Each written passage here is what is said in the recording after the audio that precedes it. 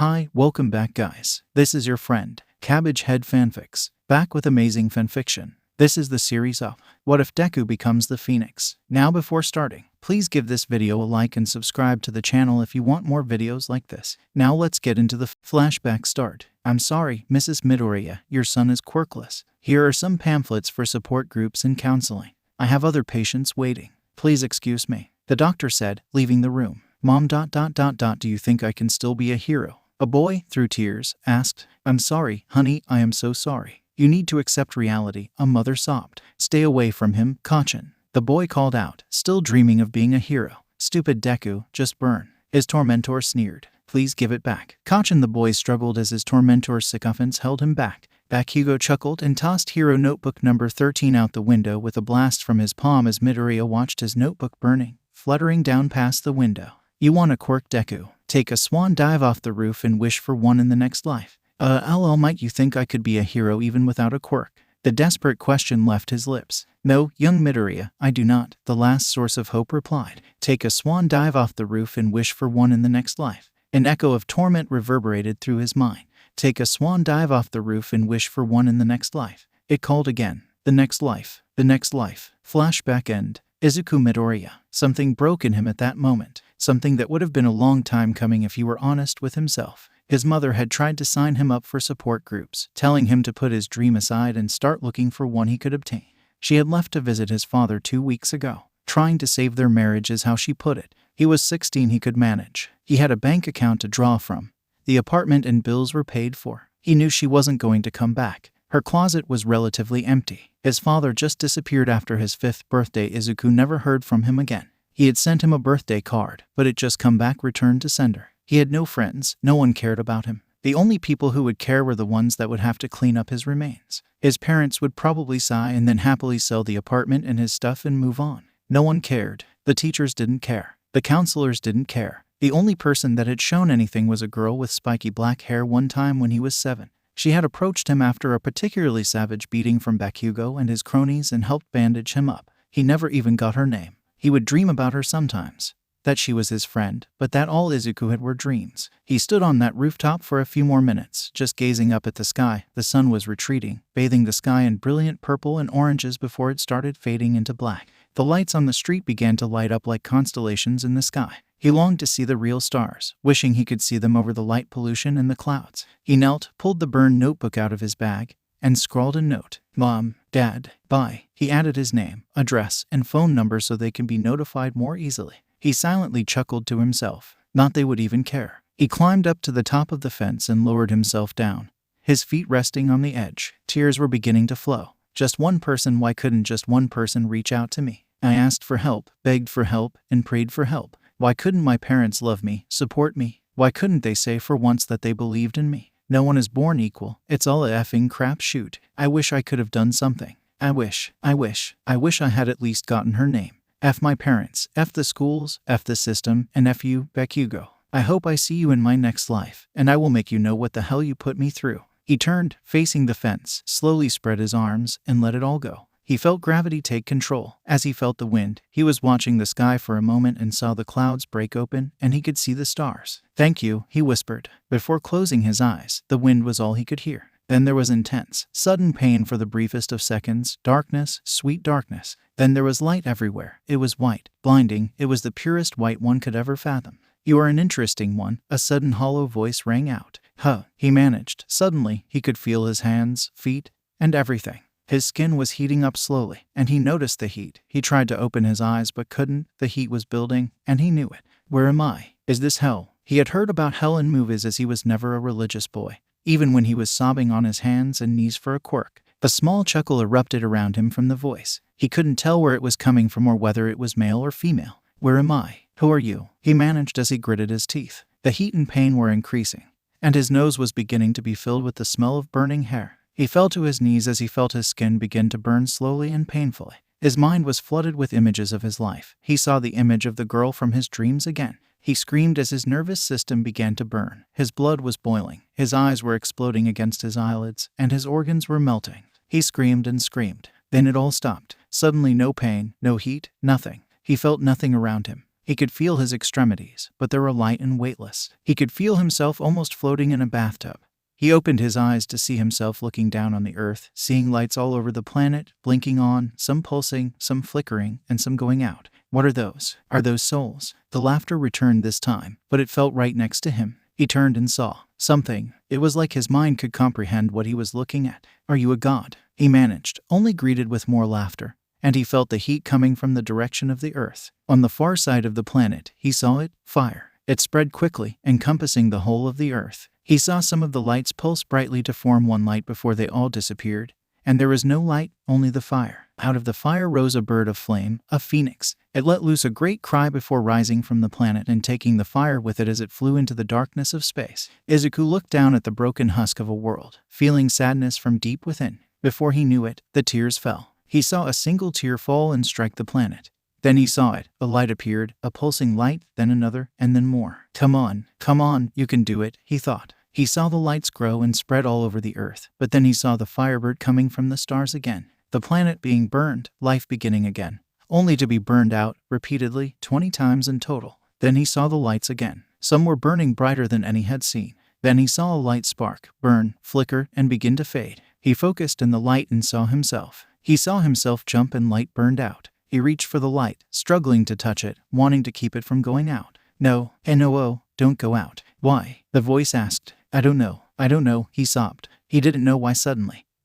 He wanted to live. Maybe it was looking down and watching his planet get destroyed 20 times over, watching the sparks form and grow, only to be snuffed out in the great fire. Over and over, he watched them struggle only to be cleansed. He could see it coming again. The phoenix was coming. He thought of the girl. He thought of her. I don't want her to die. I don't know her name, but she was the only one who seemed to care. I want her to have a chance. You would attempt to stop the phoenix? You would attempt to stop me? Izuku whirled around. There before him was the bird of flames. Yes, he said. You can. It rushed through him, and he felt himself burn again as it touched down upon the world. No, why? Why do you do this 20 times? Why do you keep doing this? It has to be done. It needs to be purged. Maybe they will get it right in the next life. No, please stop. Not now, please. What is it you are trying to accomplish? Evolution, advancement, they have come close, but they always falter, they stagnate. Hundreds of years they have been given after the gift's arrival. They have squandered it, wasted it. Now it must be purged. From its ashes, it will begin again.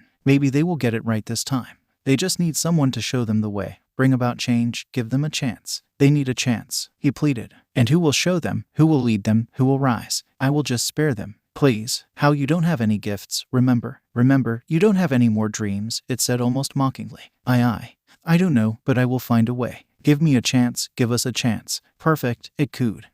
Suddenly there was fire again, and there was pain. Then it slowly subsided, and he felt like he was lying down. The floor was hard, but his head rested on the most sublime surface ever. His eyes fluttered open, and he looked down at him, the most beautiful woman he had ever seen. The most vibrant and brilliant head of red hair and green eyes, perfect pale skin, and he had his head in her lap. He was surprised in many ways. He didn't stutter, he didn't freak out. Who are you? Hello, Izuku, as she gently tucked some of her hair behind her ear. My name is Jean Grey. Izuku and Jean. Hello, he said, calm, almost cold. He knew somewhere inside his mind that he should be freaking out on many levels. He was lying on a girl's lap. A beautiful girl's lap. She had even done the hair tuck like his books. He couldn't talk to girls. Hell, he couldn't talk to anyone. But why wasn't this bothering him so? Why was he so calm? Why couldn't he stand up or move or anything? Why was she so damn warm?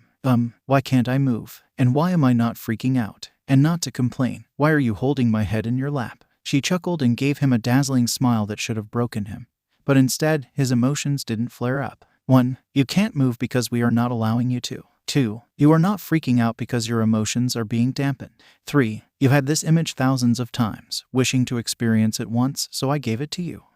Yes, Pheonix and I. Are you two different beings or people? Yes and no. I am, or was, a host for the Pheonix Force, one of its favorites. What you see here is an echo or a member of the person that was Jean Grey. Do you remember when you tried to look at the voice and your mind could not comprehend what you saw? Yes, that is the true visage of the phoenix. The firebird you saw is a physical manifestation of that shaped by reality when we enter it. I am a way for us to talk in a way that your mind can understand.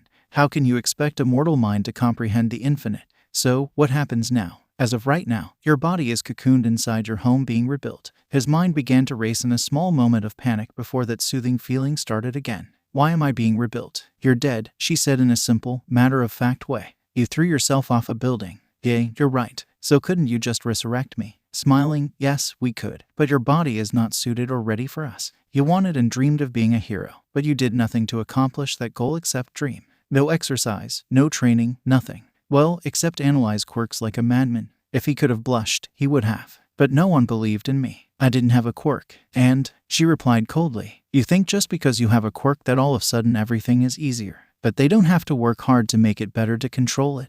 Images began to flood Izuku's mind. He saw Bakugo exercising and practicing. A girl with green hair and a frog quirk running through a forest, jumping and using her tongue to lash out and hit flying targets her younger siblings were throwing around.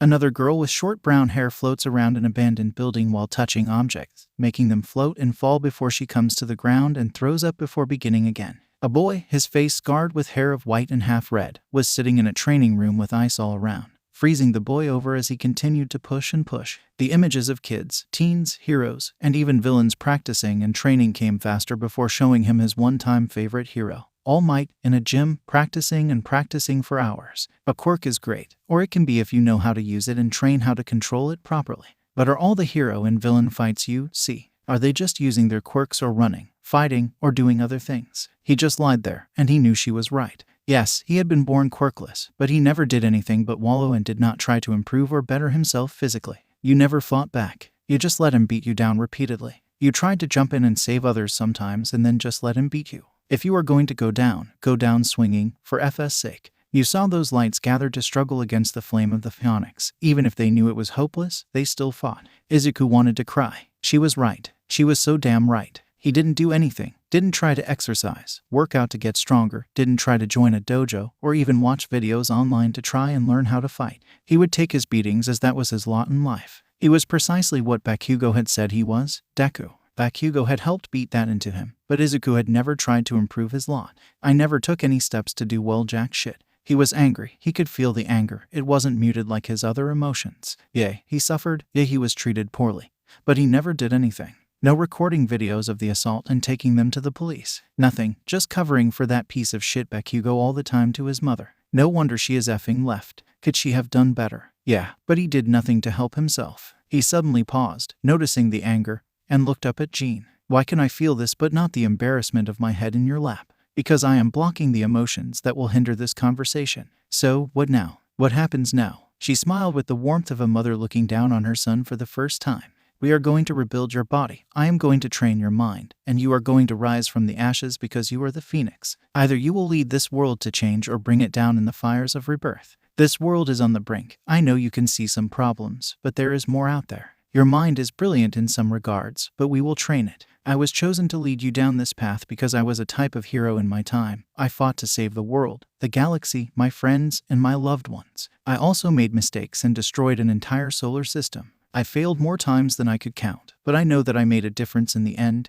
and that is all that mattered. Izuku saw flashes, a school of other strange people with different quirks, fights, tears, death, rebirth, lovers lost, and lovers found. The world rages against her and her friends, and they fight to save them anyway. A world is hating them, loving them, and hunting them. They were driven to the brink of extinction only to rage back. Mistakes made, forgiveness taken for granted. Love, he felt love, familial love, love of friends, and love of the intimate sort. He looked up at Jean and saw as things began to overlap in her form. A young, scared girl, a strong, confident woman, a leader, a wife, a lover, a hero, a mother, and the Phoenix. Wow was all he could mutter as he gazed at her. He would wonder if this was love for a moment, but he knew it was something else. It was admiration for the struggles, the perseverance, the simple truth that this woman had gone to hell and back and kept fighting. She kept training and getting stronger till the end of her days. Never gave up. So, what happens now? Looking down at him as she lightly placed her fingertips on the sides of his temple. Now Izuku, she whispered somewhat seductively.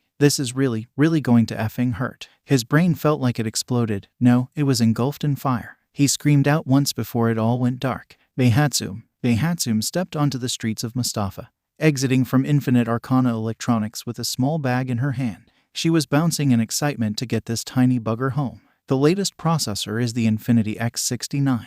Usually, she would build her stuff with the scraps she would collect from Takoba Beach and some other scrap sites she had found. But not today. Today was special. The mysterious Infinity was the absolute best. His tech was defiantly beyond everyone. She had saved for this little thing and would take it home to reverse engineer it and make her babies even better. Nothing was better than making babies. She couldn't wait to get home. Pausing, she looked up at the sky, wondering if she needed to grab an umbrella. She usually wouldn't bother, but had to protect this piece of precious tech until she could disassemble it.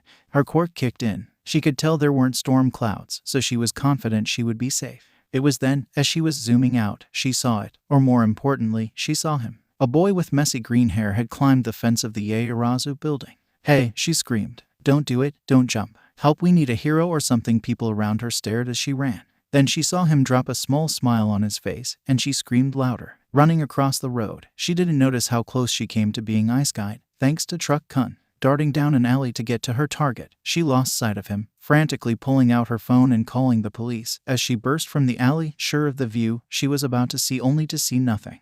Nobody, no boy flying away, no hero swooping in to save, nothing but ash falling into a pile where the body should be. She stumbled across the street, narrowly avoiding traffic in her daze. Reaching the bank, she pulled a vial from her pocket and scooped up a sample. As she examined it, she could tell it was ash, warm still. It took a moment until the sound from her phone and the emergency operator on the other end began to bring her back to reality. "Never mind my mistake," she said as she hung up her phone. She looked at the sky above. Momo Yaoyorozu. Ms. Momo Yaoyorozu was sitting in the satellite building of a boardroom for her parents' company in Mustafa, listening to her father talk to someone named Sylvia from Infinite Arcana. Sylvia, as she was learning, was the CEO of Infinite Arcana. The two CEOs were finalizing a deal that would be a big boost to Yaoyorozu Corporation, the corporation that her parents were grooming her to run, the corporation she didn't want to run. She had different ambitions. She wanted to be a hero. Her parents were not happy. She had managed to convince them to let her apply in a few years, if only that it would add a boost to the company and family if their future head were also, in fact, a pro-hero.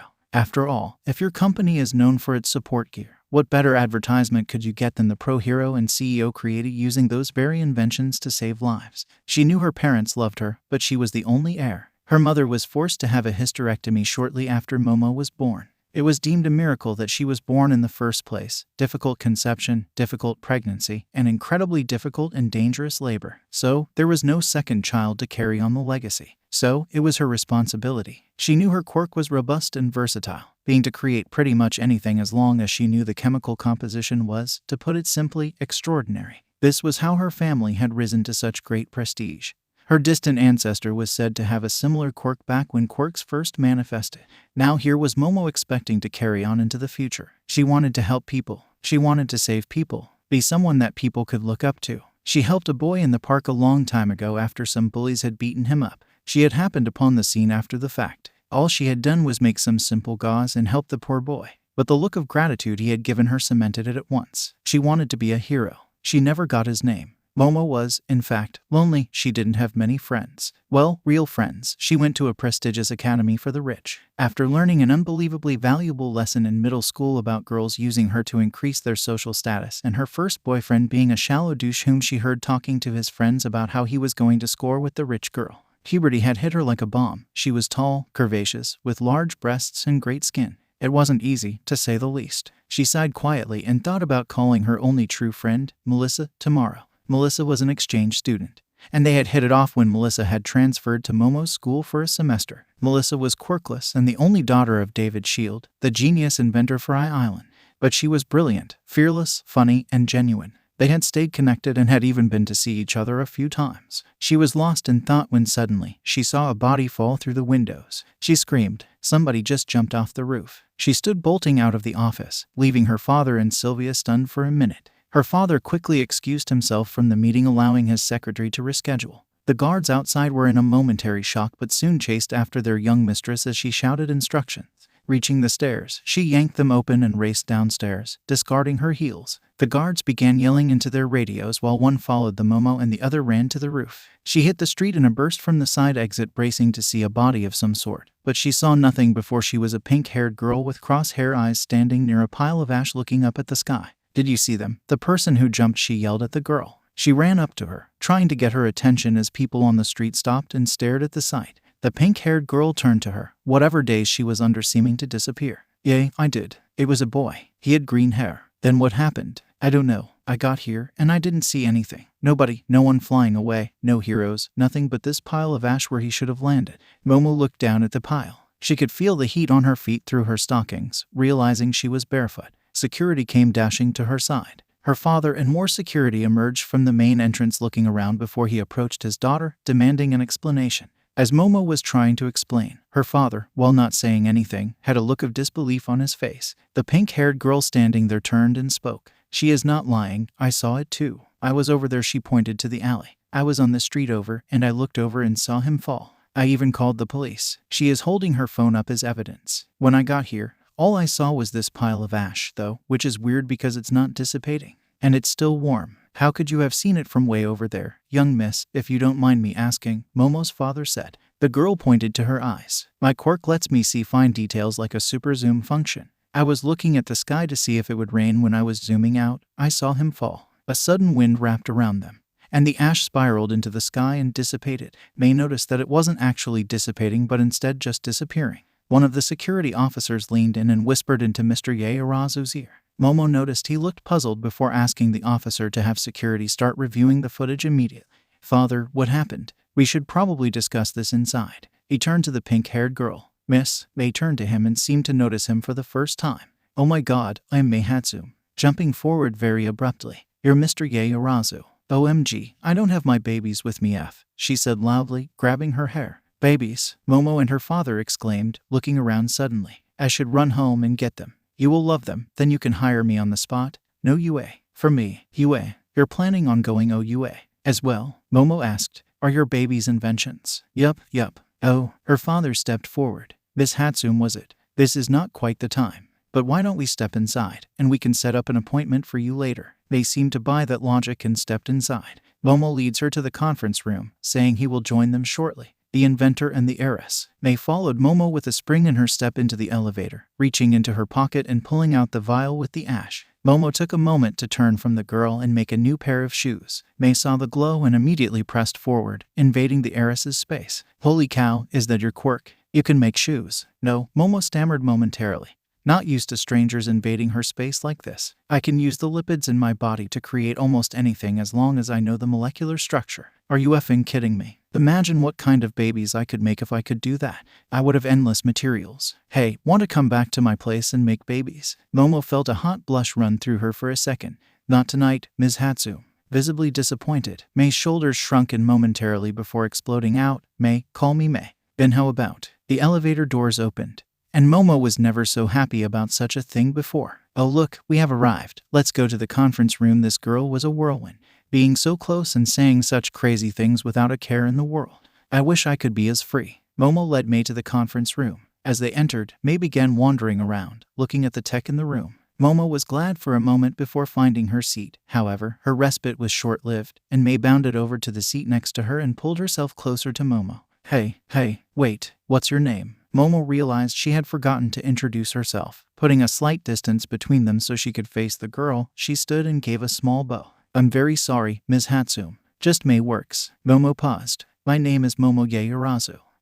Yay, too much Momo or maybe Mo. "No, Mo is too boyish." "Momo, it is." Part of Momo was slightly offended by this sudden declaration to call her Momo or Mo. She barely knew this girl. "Yaoyorozu works as well." "Nope, too long. It's Momo." "Oh, I should go. I need to get Revere's Enchi. I mean, go home and comb my hair." "Yay, that's the ticket." "Wait, May." Momo couldn't let her leave yet. "You haven't had a chance to schedule an appointment with my father yet." "Damn it, you are right. Hey, what's your number?" "My number?" "Yay, your phone number so we can have you come over and make babies." She was like an overly excited puppy on caffeine and sugar. Before anything else could be said, the door swung open, and in walked her father with a few security members. One member slid a few forms in front of Momo and May. "May, if you would be so kind as to fill out a statement for us." "I don't want to." "Well, then you are free to go. But I'm afraid I won't be able to make an appointment with my secretary if that is your decision." May looked across the table at the man before scrunching up her nose. Grabbing the paper and the offered pen, she started to scribble down her statement.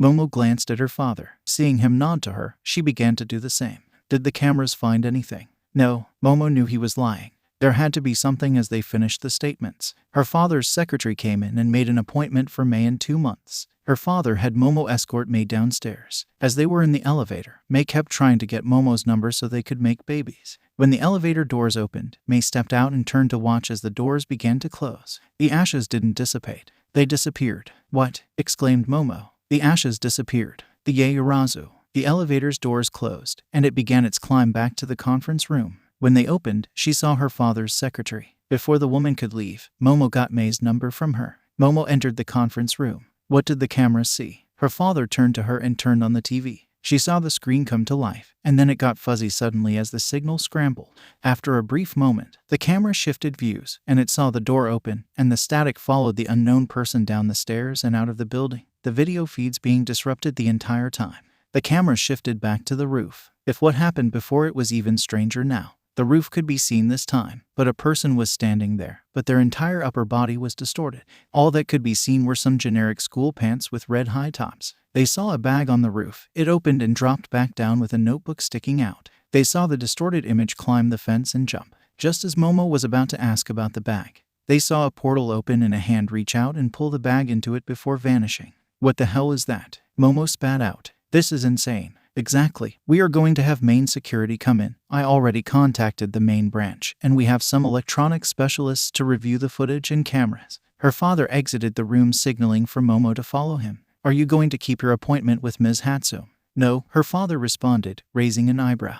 I just did that to get her statement. I will surely hear if she's any good from the scouts. Why? Nothing, father. I just wanted to ensure I followed the same train of thought. Good girl. Now let's go home. The white-hot room. Midoriya woke in the white room. His head and body hurt. He wasn't lying on Jean's lap anymore. He was lying on the ground. He stood slowly as everything broke, but at least he wasn't burning. He was alone. He just stood there, then the pain began to fade. He looked down at himself. He was naked. Holy shit. What is going on? Wait, where did all this muscle come from? He looked down. Apparently, something else had increased. He felt a blush for a moment, but it wasn't as bad as he knew it should be. Where are my clothes? He wondered. Then a thought began to form in his head. And suddenly he had clothes. How did I do that? He pondered briefly, but he could feel the knowledge there. He could feel a lot of knowledge there. I knew you would catch on quickly. He spun and saw Jean, wearing a skin-tight white suit with golden boots and gloves with a stylized symbol of the phoenix on her chest. He found his eyes lingering over her body in a way that would have left him a sputtering mess.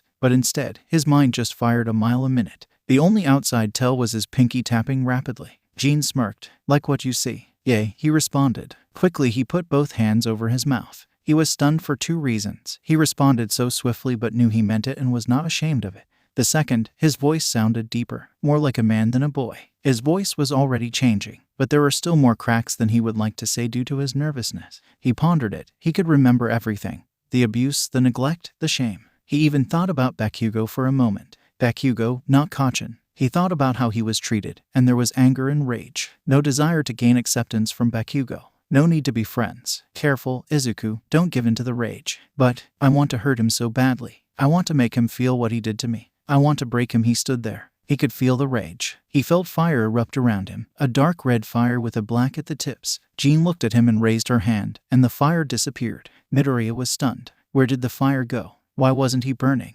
Jean smiled, placing her hand on his shoulder. You must be careful if your darker emotions take too much hold on you. Things will go bad very fast and very quickly. Midoriya's mind was filled with images of Jean filled with rage and the fires of the phoenix reaching and snuffing a star. Oh shit. Yes, exactly. I haven't released you yet. We will work on controlling your emotions and your powers. My powers. Yes, you may have some differences from me, but there are some that all members of the Phoenix share. Now tell me what they are. How would? He started, but he knew it. It was in his head. Telepathy, telekinesis, pyrokinesis. He knew he had it. He knew he could control them. He knew that he could back them with the power of the Phoenix. The Phoenix. He could sense it. It was a part of him but also everywhere. A sense of the cosmic filled him. Powers. He was unaware, danced just out of his reach. She smiled. Can you feel the power of the Phoenix on the edges of your mind? Yes. What is it? Power. You must discover yourself. The power that will help you with your mission. Before he could ask the question, he knew the answer. Jean had plunged knowledge into his head.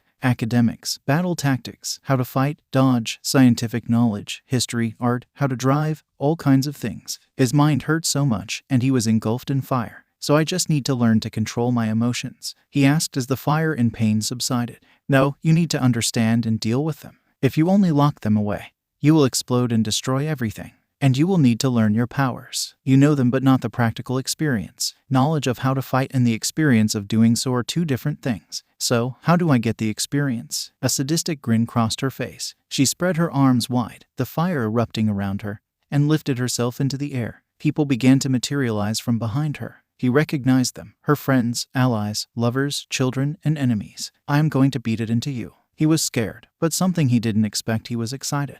Deku was dead. There was only the Pheonix. The fire erupted around him. "Bring it." May's workshop. May made it home after one of the more exciting days of her life. The other was when one of her babies had decided to explode for no reason that she could find, landing May in the hospital for a week. But today was all kind of crazy. To a boy jumping off a roof, ashes disappearing, Mr. Yaoyorozu lying to her. Momo was lovely though, and what was intriguing most right now was the ashes were still warm in her pocket. The Infinity X69 also, but not as much as these ashes. Yes, she knew that Mr. Yaoyorozu was lying. She knew he was trying to get a statement when she started babbling about babies. Besides, he did not know her work. Large corporations had talent scouts for that kind of thing. The more important thing was putting her name in his head. Momo, on the other hand, was a slightly different story. The way she had burst onto the street minus shoes was rather interesting. She was far more concerned with the fact that someone had jumped, not that it was off of their building. While May didn't get along with most people due to her personality, she did want to help society at large. She enjoyed creating things, not only to help heroes, but she even made something for everyday people. While she would spout off about sponsors, contracts, and big money, that stuff was all nice. It was a means to an end. She needed all those people to get the material and research space so she could do what she wanted, change the world. How to change the world was an unanswered question. But if she could make it safer and a little more comfortable for everyone, that would be a good start. Honestly, this was part of the reason she liked Infinity so much. He could charge much more for his processors and items, but they were incredibly affordable and durable. Yeah, he was rich as F, but no one knew what he looked like. He didn't even graduate from UA. He was from England. He had graduated from the University of the Black Dragon, and they had no photo of him listed. But that was neither here nor there. She pulled the vial of ashes from her pocket and stared at them for a minute. She needed to have the proper tools to analyze them, but she could fix that. She chuckled. Now if she had managed to catch Momo's interest enough, this might be easier. But if not, she could still do it on her own. Tomorrow she could start hitting the scrapyards to dig up supplies. But that was tomorrow May's problem. Tonight, May's concern was exploring all the wonders of the Infinity X69. She began to drool and found heat to flood her stomach and lower even. "I wonder if this is what it is like to be in love," she mused aloud. She felt like this every time she worked on her babies. That is why she called them that. The act of designing them, foreplay, assembly, SX, hence making babies. She was worked up and ready to go. Sitting down at her workbench, she pulled the X69 out of its bag. "Oh, you sexy Each, you are going to get it. Now show Mama all your dirty secrets. We are going to do it all night." May was true to her word, but oh, she couldn't wait. Returning to the castle, Momo Yaoyorozu rode home in silence. She spoke with her mother briefly before heading to her room. Today was a day and a half. She stripped as she walked to her private bath. She sat and washed herself, replaying the surveillance video in her mind. There were so many questions. What happened to the video? Someone had some technology to disrupt the video, but the fact that it was mobile, maybe it was some quirk. That was the obvious answer, though not the only answer. Then there was that weird distortion after the first. That one seems more obviously a quirk, but why only disrupt the top half? Well, it made it damn near impossible to identify them. How did what she could only assume the two people end up on the roof? One of them could fly. The second one could, as the first just walked away. But if the second could fly, why did he scale the fence? She knew that there were immense pressures out there. Japan still had some very high suicide rates, especially among any quirkless that were born there. Out of the worldwide population, about 20% were quirkless, but in Japan, where the first quirk was ever recorded, that was more like 2%. In a nation where your quirk was used to judge so much and impacted your life, not having one was close to amounting to exile. She knew Melissa had suffered some hardships, but she had her father in an island. Her mind was far too brilliant to be ignored, and she grew up in a safe spot for such a thing. She would have to call Melissa tomorrow and tell her about the whirlwind that had been the last few hours. Then there was May. That girl was complicated. She would invade personal space, but then there were moments when she was quiet. The comment about the ashes not dissipating but disappearing. What did that mean? She wanted to reach out to the girl. She could use the pretense of being interested in making babies. Such an odd phrase. There was a lot to unpack. Momo let her mind wander before exiting the bath, going through her nightly rituals, lotions, creams, combing her hair, slipping into a comfortable pair of silk pajamas, and reading a chapter or two of her encyclopedias. Tomorrow will be another day. Izuku was lying on his back, bleeding, and sure his ribs were broken. He looked up at the silver man holding a surfboard, of all things, and the stupidly tall being behind him. The being spoke, its voice hollow and full of power. Is that all you have, little Pheonix? My herald barely used a fraction of his power. Izuku swore under his breath as white flames erupted around him, healing his injuries. I swear I will beat the herald's ass, take his surfboard and shove it up this plant-eating bastard's ass. You kidding, you big stupid bastard. I'm just getting started. The battle started again. Melissa Shield. Melissa Shield was pleased to receive a call from her bestest friend Momo, not so much after she heard about her friend's night. However, she did get a good giggle out of May. She and Momo were close. They had even shared a kiss. It was more for Melissa, as she felt down about who would ever want to kiss a quirkless loser like her. It was nice, but it lacked a spark. So, it went as far as that. She did love Momo, but she had realized it was not that kind of love. She told Momo to get her a video copy, and Momo promised she would. It took a few days but Momo secured a copy of the surveillance video. She was on a video chat with Momo after her friend sent her an encrypted copy of the video. Melissa was only stunned at the first part. She was surprised at what she had seen. The first part troubled her, as she was damn near positive that her father's tech caused the first disruption. But that tech was not to be off the island. She told Momo that she would have to let her father know if there was some unknown break-in or espionage. Momo wanted to protest, but she understood. Melissa told her she would run an analysis on the video and talk to her father, and that she would speak to Momo after school tomorrow. Melissa paused to ask Momo why she wasn't leaving this to the security company. Honestly, Melissa, something is bothering me. I need to know if that kid was murdered or mind-controlled into jumping off the roof, and what May said is bothering me. The ash was still hot when I got down to the street, and her comment about it disappearing, not dissipating. I can't let this go. I don't know why. Melissa smiled at her friend. That's good enough for me, Momo. I'll talk to you tomorrow. The chat disconnected. Melissa set the video to run through a program she had invented and left to track down her father. It took her a good 30 minutes to finally find him. He was concerned when she insisted on talking to him privately. Melissa activated the room's security before telling her father what Momo had said and showing him the video. Melissa noted that David was shocked and more interested in seeing the second half, but not so much at the first. Is that your tech dad? Yes, dear, it is. I gave a version to a dear friend of mine. I need to contact him and ensure this was him, or if not, we have a large problem. Okay, I understand. Melissa knew that her dad wasn't about to say anything further about this mystery person running around with her dad's tech. You will let me know if it was your friend so I can ease Momo's mind.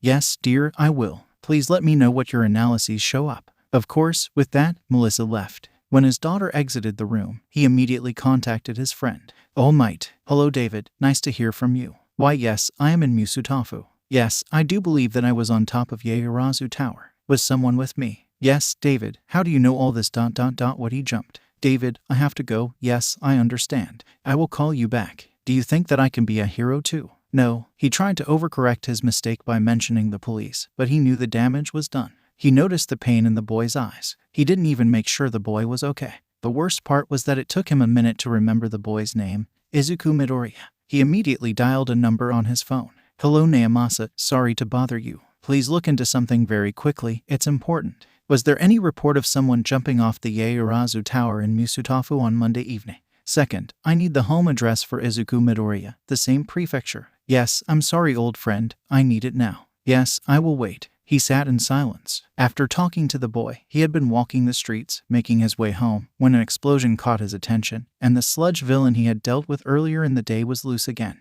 He must have dropped the bottle when he was flying with the boy. He delayed his action, but that's when he saw a student from UA Mirio Tagata run out and save Bakugo. Yes, that was his name. Mirio was having some issues, but seeing his heroics inspired All Might, spurring him into action. He smoothed Mirio's problems with the heroes that were scolding him in trouble with UA. A talk with young Bakugo about showing proper gratitude. Then he had left. He had started looking into Mirio using Nezu, the principal of UA. It had even led to him talking with his one-time sidekick, Night Eye. It turned out Mirio caught Night Eye's attention, and he was about to come to All Might about Mirio being his successor. No, yes, Naomasa, I am still here. No report?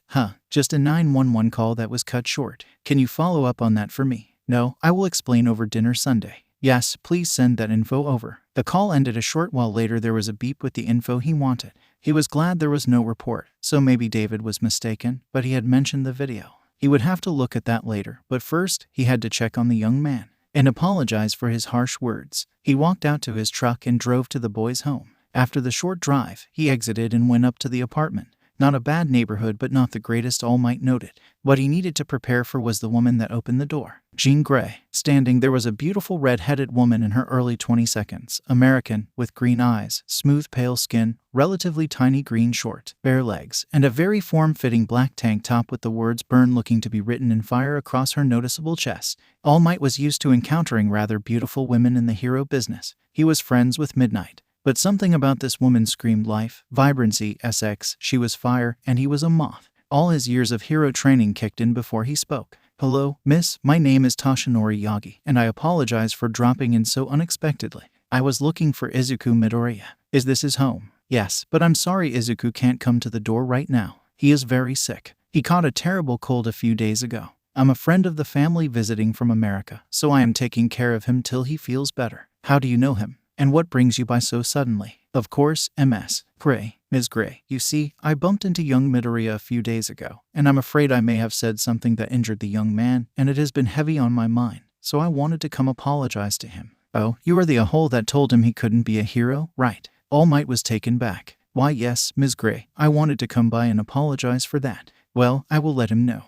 but you can just F right off." "Now, Ms. Gray, I know I was harsh, but I don't think." Jean cut him off. "That's true, you didn't think. Now, Mr. Yagi, was it?" "I don't care. Izuku is very important to me. And you heard him. I will pass your message. And if you have a card, I will let him decide if he wants to call you. But other than that, I would rather you remove yourself from the doorway and give your platitudes to someone who might give a shit." She held out her hand, and All Might handed over one of his cards. Before he could say anything, the door was closed in his face. He turned and made his way back downstairs. "Well, that could have gone better. I hope he calls so I can apologize." In the apartment, Jean burned the card in her hand before disappearing. Izuku was breathing hard and bleeding. How the F was this short hairy guy with claws giving him so much damn trouble? He had defeated an Eater of Worlds, and now this guy was giving him all sorts of difficulty. "Well, bub, you going to stand there and bleed or come get some?" He was going to pluck every piece of hair off this bastard.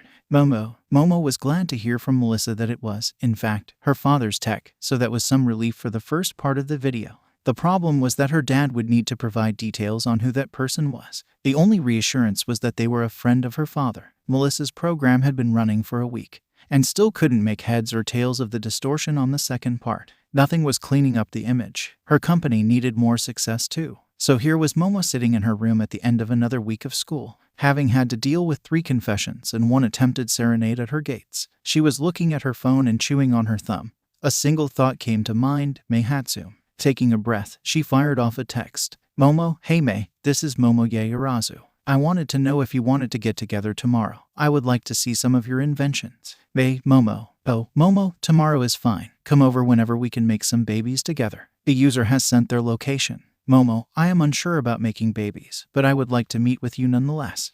"Sure, tomorrow is fine." Momo sighed, which had gone easier than she was expecting. Her parents were flying to America to meet Sylvia from Infinite Arcana so that no one could stop her. David Shield. Meanwhile, on Island, Melissa's computer had finished running its program, but I did not alert Melissa. It instead alerted David, her father. David was awakened by the sound of his alert message going off. He grabbed his phone and was stunned for a moment. Cosmic radiation detected. He sat up quickly, rubbing the sleep from his eyes. Oh shit. He immediately pulled up the report and began to read it. This is the video that Melissa was analyzing for that Momo girl. He immediately activated the security in his room with a button, and he pulled a separate phone from a secret compartment on the nightstand next to his bed, dialing the only number in the phone.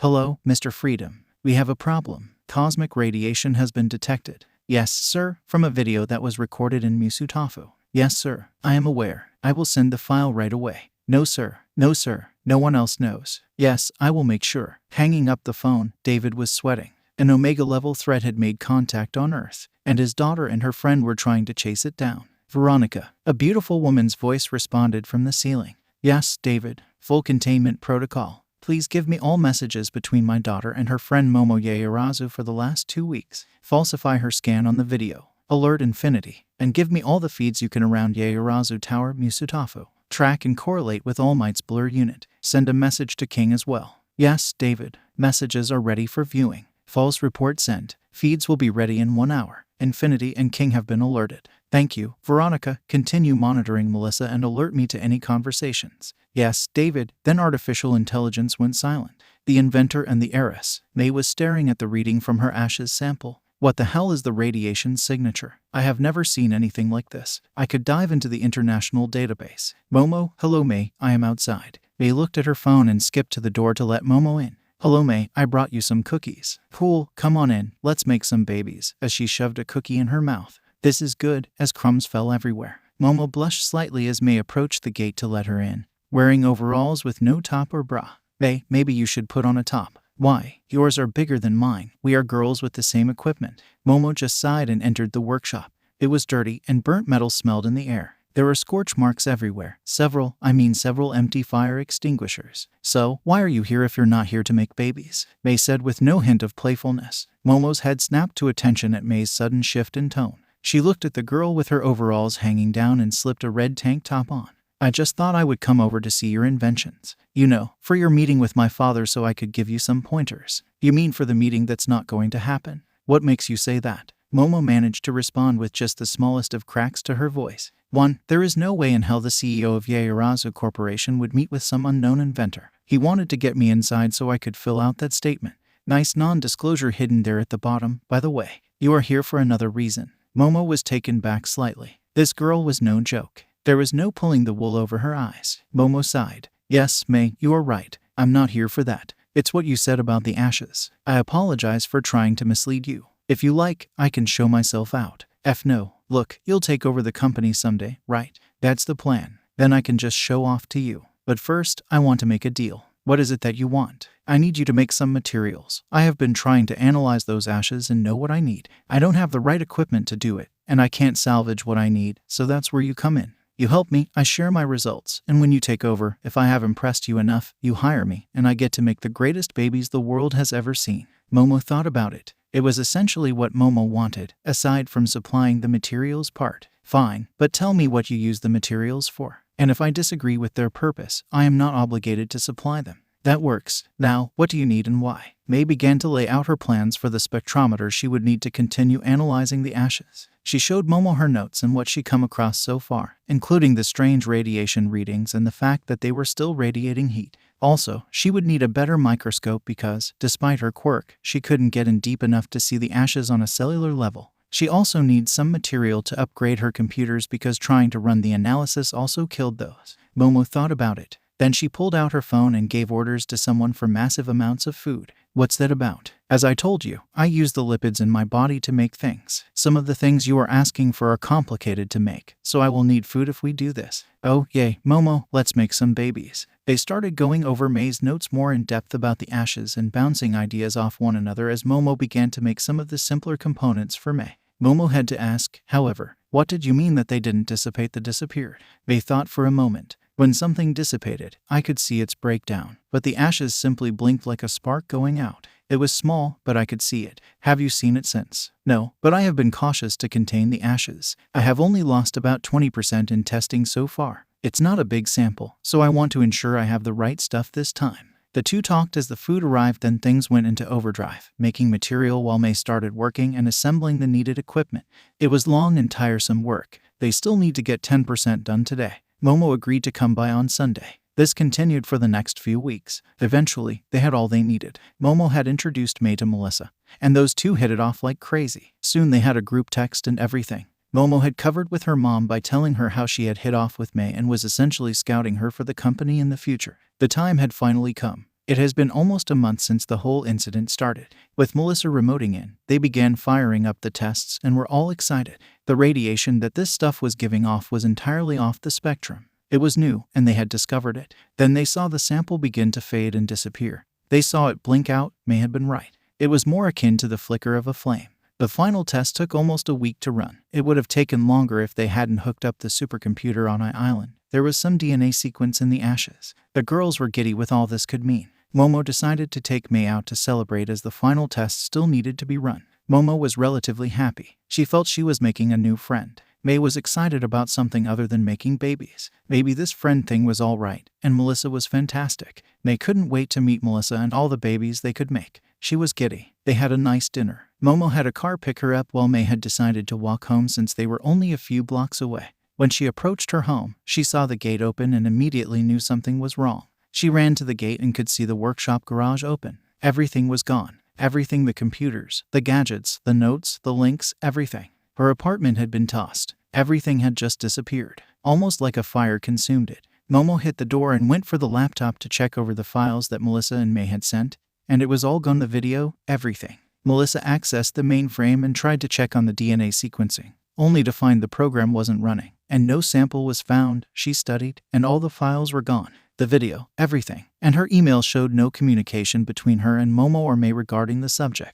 The girls called each other. It took them a moment to calm down and hear everything from the other. May was almost distraught. It would take her months to figure out everything that was gone. Melissa was terrified that someone had managed to hack into Island. Momo was upset, but then an unsettling thought crossed her mind. What if it was an inside job? Melissa, what do you mean no one else knew what we were doing? Are you sure? Responded May. Yes, I am positive. But you told your dad, added Momo. I did. But why would he? I bet you it had something to do with the radiation, May said. All three girls were silent. May broke the silence. Look, I got to go. I have to clean up and figure out everything missing. If these jackbooted thugs think this will slow me down, they don't know May Hatsum. I'll be by when I can help, added Momo. Maybe I can figure something out on my end, but I should probably go. If it were an inside job, then we have no idea who might be listening. The three girls all hung up, and a sense of dread crept over them that they were being watched. May Hatsum began the process of cleaning everything. It was several hours into the process that she noticed something. Everything taken so far was installed with Infinity X69, even the reversed engineering ones. Of F that, she ceased. Izuku stood on the battlefield of his mind.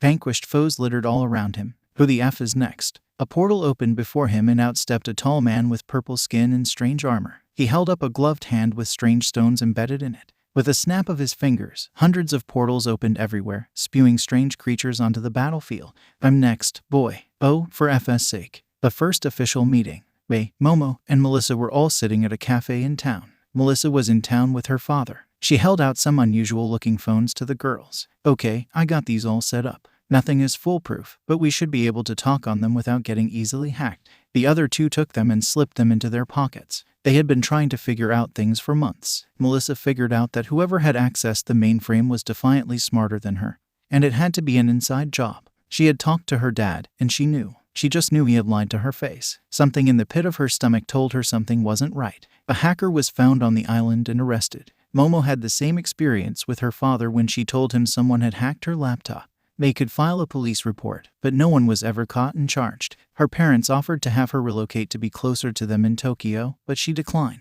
citing she was closer to UA this way and was making connections. She upgraded her security with the help of Momo providing materials where she could. Through this, all the girls had become great friends, and now with the new phones, they could talk more freely. They would use their regular phones to keep up appearances when they wanted to talk nonsense. They started talking about where they would be applying next year, and they all agreed on UA. Even Melissa was on board. She needed to get out of her father's shadow, and even more, it hurt her that she couldn't trust him. She knew he would fight her on this, but she was more determined than ever. May and Melissa would apply for the support course and Momo for the hero course. Once Momo and Melissa were out from under their parents, they vowed to discover what was happening. Till then, they would try to enjoy each other's company. They were all happy to have found each other and to have friends. Izuku sat in the white room, meditating. He slowly opened his eyes and was met face to face with Jean. Are you ready? I don't think I can learn anything else in here. How much time has passed on the outside? 6 months. Shit, have I been kicked out of school yet? No, I took care of it. How? Hello, Pheonix, remember? Izuku chuckled. Is my body ready? Yep, just finished putting on the spinning rims and installing the sound system. Well, let us kick the tires and light the fire. In a nondescript apartment in Musutafu, a cocoon began to flake away, being slowly consumed by fire. As it faded out stepped a young man. Not a boy but a man. He was 6'3" and had a fantastic build that was broad in a good way. Not like a muscle freak, but enough that his shoulders tapered nicely into his waist. His muscles were cut and defined even without flexing, friendly tone to his legs. And well, he was proportionate. His long green hair was no longer this curly mop on his head. Instead, it was straight with a slight curl down to the small of his back. He felt a light flush to his cheeks, the room's coolness, his feet touching the floor. He took a deep breath. The air was familiar, almost comforting. He took a few minutes just standing there and breathing. The world felt new. He was new. No longer Deku, he was the Pheonix. So are you going to stand there free-balling it or put on some clothes stud muffin? Izuku turned around quickly, seeing Jean. He almost covered himself, but then he realized that she had seen him naked tons of times during training, and she had been the one to sculpt this body. That thought gave him a slight blush that he could push away. He looked at her and realized he could see through her that she wasn't there. Did you think I would leave all alone? Truthfully, I hoped you wouldn't, but I figured it would be on me. Oh, it is. And I hate to tell you this, but soon I will leave you. This is your journey. You can always find me though in the White Room. I'm just here to guide you a little. She would leave. He knew that, but he was glad that she was around for now. At least she was the closest thing he had to a friend. I highly doubt that any of my clothes will fit. Jean chuckled and pointed to piles of Amazon boxes in the living room. I got you. Besides, I saw your wardrobe, and yikes. Hey, I had a style of a sort. A shirt that says the shirt is not a style, you know. What day is it? Why, it's July 15th. Happy birthday, Izuku. He smiled and went to the kitchen as Jean telepathically filled in what had happened for the last 6 months. All Might had come by, and Jean had told him off. She had called the school and taken control of a doctor to get a note sent to the school excusing his absence as he rehabbed from an accident. She had responded to some emails his parents had sent. They had half-heartedly asked if they needed to come home and help him. She dealt with them. She showed him that UA was going to be instituting a dorm system. So when he got in, he wouldn't have to come back here again. There was also a scholarship program they could try and get into, so he could just tell them to F off. He liked that thought. He was thinking when his phone rang, and sure as shit, it was his mother. She told him that she was deciding to make her visit with his father permanent. They needed to be together. She also told him that once he turned 18, they would sell the apartment, so he needed to prepare to make his way. He could tell she was shocked when he responded with a figured as much. Thanks for letting me stay till I am 18. He would ensure that everything was in order in a year as long as he received a small percentage. His father came on the line and said he would give him a small portion of the sale, but they were done. Izuku said deal and hung up the phone. That went according to plan. What to do now? Checking that it was, in fact, a Saturday, he figured he would get everything unpacked, clean up some, and head out. Monday, he would go to school and test out so he wouldn't have to return. With any luck, he wouldn't have to see Bakugo again. That should be fun. Izuku, holy cow, that is a lot of Amazon boxes. How did you afford all this stuff, Jean? I didn't, your parents did. Remember that allowance and stuff. We didn't have to buy food for 6 months, and I also used your allowance. I could have just let you wander around naked. I'm sure Mrs. Yao would have enjoyed it before falling over from a heart attack. She is 80 after all. Yay, giving old ladies heart attacks is not exactly what I had in mind for changing the world. So you said you were here to guide me for a little bit. What did you mean? Izuku was opening boxes and sorting clothes. He glanced over toward her. Emotions. I am here to help you navigate emotion. Hate to tell you this, I'm an empath. No shit. Then great, my work is done. Drop me a line in the room every once in a while. No, wait, gotcha, that was F'd up. But that is what I was talking about. The panic, the way your heart raced, everything. Her clothes vanished, and she stood in a SXY green lace thong and bra set with matching stockings. He felt his body react instantly. He had to stop himself from acting inappropriately. It was so bad that he called upon his empathy to control himself. She winked at him, and he had to redouble his efforts. That Izuku is what I am talking about. Her clothes changed again to a nice pair of jeans and a t-shirt. You are the Pheonix now. While I was able to train you in the White Room on how to fight, tactics, feed you knowledge, and situational training, it's the emotional aspect that has to be experienced, or if not. His mind was filled with Jean in a dark red version of her Pheonix outfit and the destruction of a star. With your connection to the Pheonix force, your emotions are heightened to an extent, so your immediate reaction is beyond what you would typically have done. While lust is a powerful trigger, you must be wary of anger. Izuku had composed himself somewhat. The image made him shudder. As the Pheonix, we are a representation of life itself, of rebirth, of change. We feel emotion very strongly. Love, lust, and anger. It can overwhelm us, leading to great and terrible things. She continued, if you do not learn how to control your reaction, you might destroy the city the first time you see Bakugo.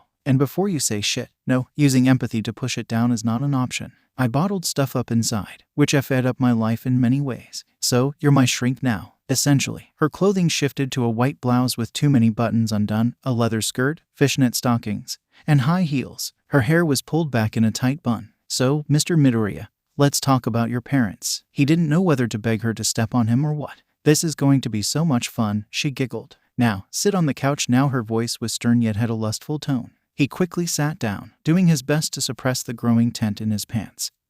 He was staring at her legs when he heard a ding like a bell go off above his head, and in glowing fiery green letters, new kink unlocked. That's it. He just died. As he hung his head in his hands, he heard Jean laughing. The rest of the morning went on well. He was able to work while he and Jean talked. They did it more telepathically so they could cover more ground. The speed of thought worked out better. Izuku had known he was angry. But shit, he was furious. He was a bomb ready to explode. His parents, Bakugo, the other kids at school, society, the teachers, shit, there was enough anger there to say, F it, come on, Pookie, let's burn this mother effer down. The only thing that had held Izuku in check was two things. One is his sense of right and desire to be a hero. Two, his inferiority complex. Now there were new problems. He wanted to be a hero, but things were different. Problem 2 was no longer a problem. They got down to the hard work of dealing with that. They had progressed as he sealed up the last of his clothes and packed the memorabilia in his room. No more All Might worship. He just couldn't anymore. It was more complicated than he thought. It's hard when you have someone on such a high pedestal,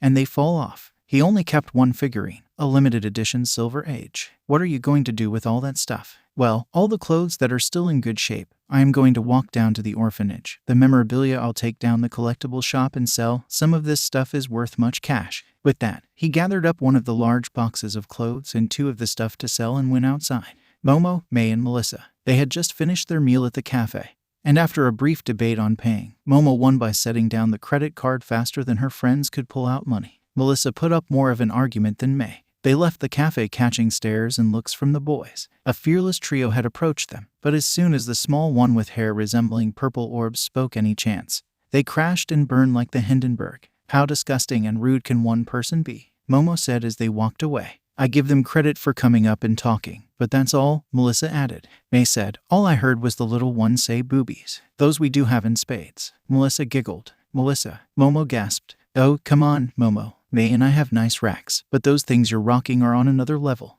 Things are huge. May giggled. How is that even possible? Fighting a blush from her cheeks, Momo took a few steps in front of her friends. Turning, she puffed out her sizable chest some. Milked as a body good. Melissa and May were shocked into silence for a few moments before absolutely bursting into laughter, soon joined by Momo. She turned to walk away and bumped into a wall. Well, not a real one, but a wall of a man. It threw her off balance as she tumbled to the side. Well, this is what I get for goofing around, she thought. Melissa and May could barely get the word Momo out as she stumbled.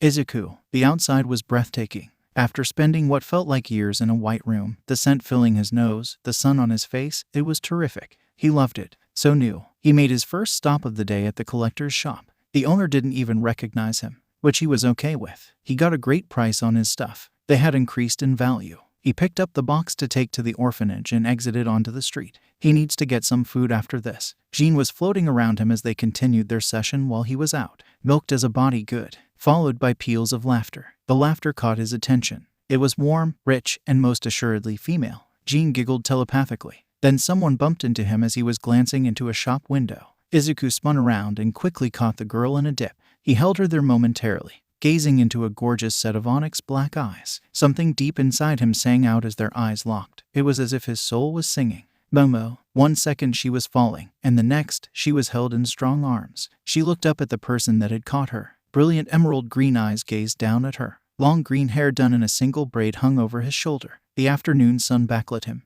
As her eyes focused, she could see the strong jawline, the muscles in his arm, and his hand on the small of her back. She had placed her hand to steady herself on his chest, and she could feel the rippling muscles. It was like one of the books she had hidden under her bed. Her heart thumped against her chest. She drew a deep breath, causing her bosom to heave. A heat started in her core and was spreading. She could feel his heart rate increase through her fingertips. His breath was warm. Her mind raced. Were they about to kiss? She wanted to be kissed by him. Just being in his arms gave this sense of life, of fire. Izuku, he said. Momo, hey buddy, you can put her down now. She hated May in that instant. Her mind snapped back to where she was, in the middle street in an embrace. The blush rushed into her face instantly, and a neep escaped her lips. He set her back on her feet. Her friends rushed to her side. Are you okay? Melissa asked. She looked over to her friends, telling them, yes. She turned back to the man. I am so sorry, I wasn't looking where I was going. No, it's quite all right. You can bump into me anytime.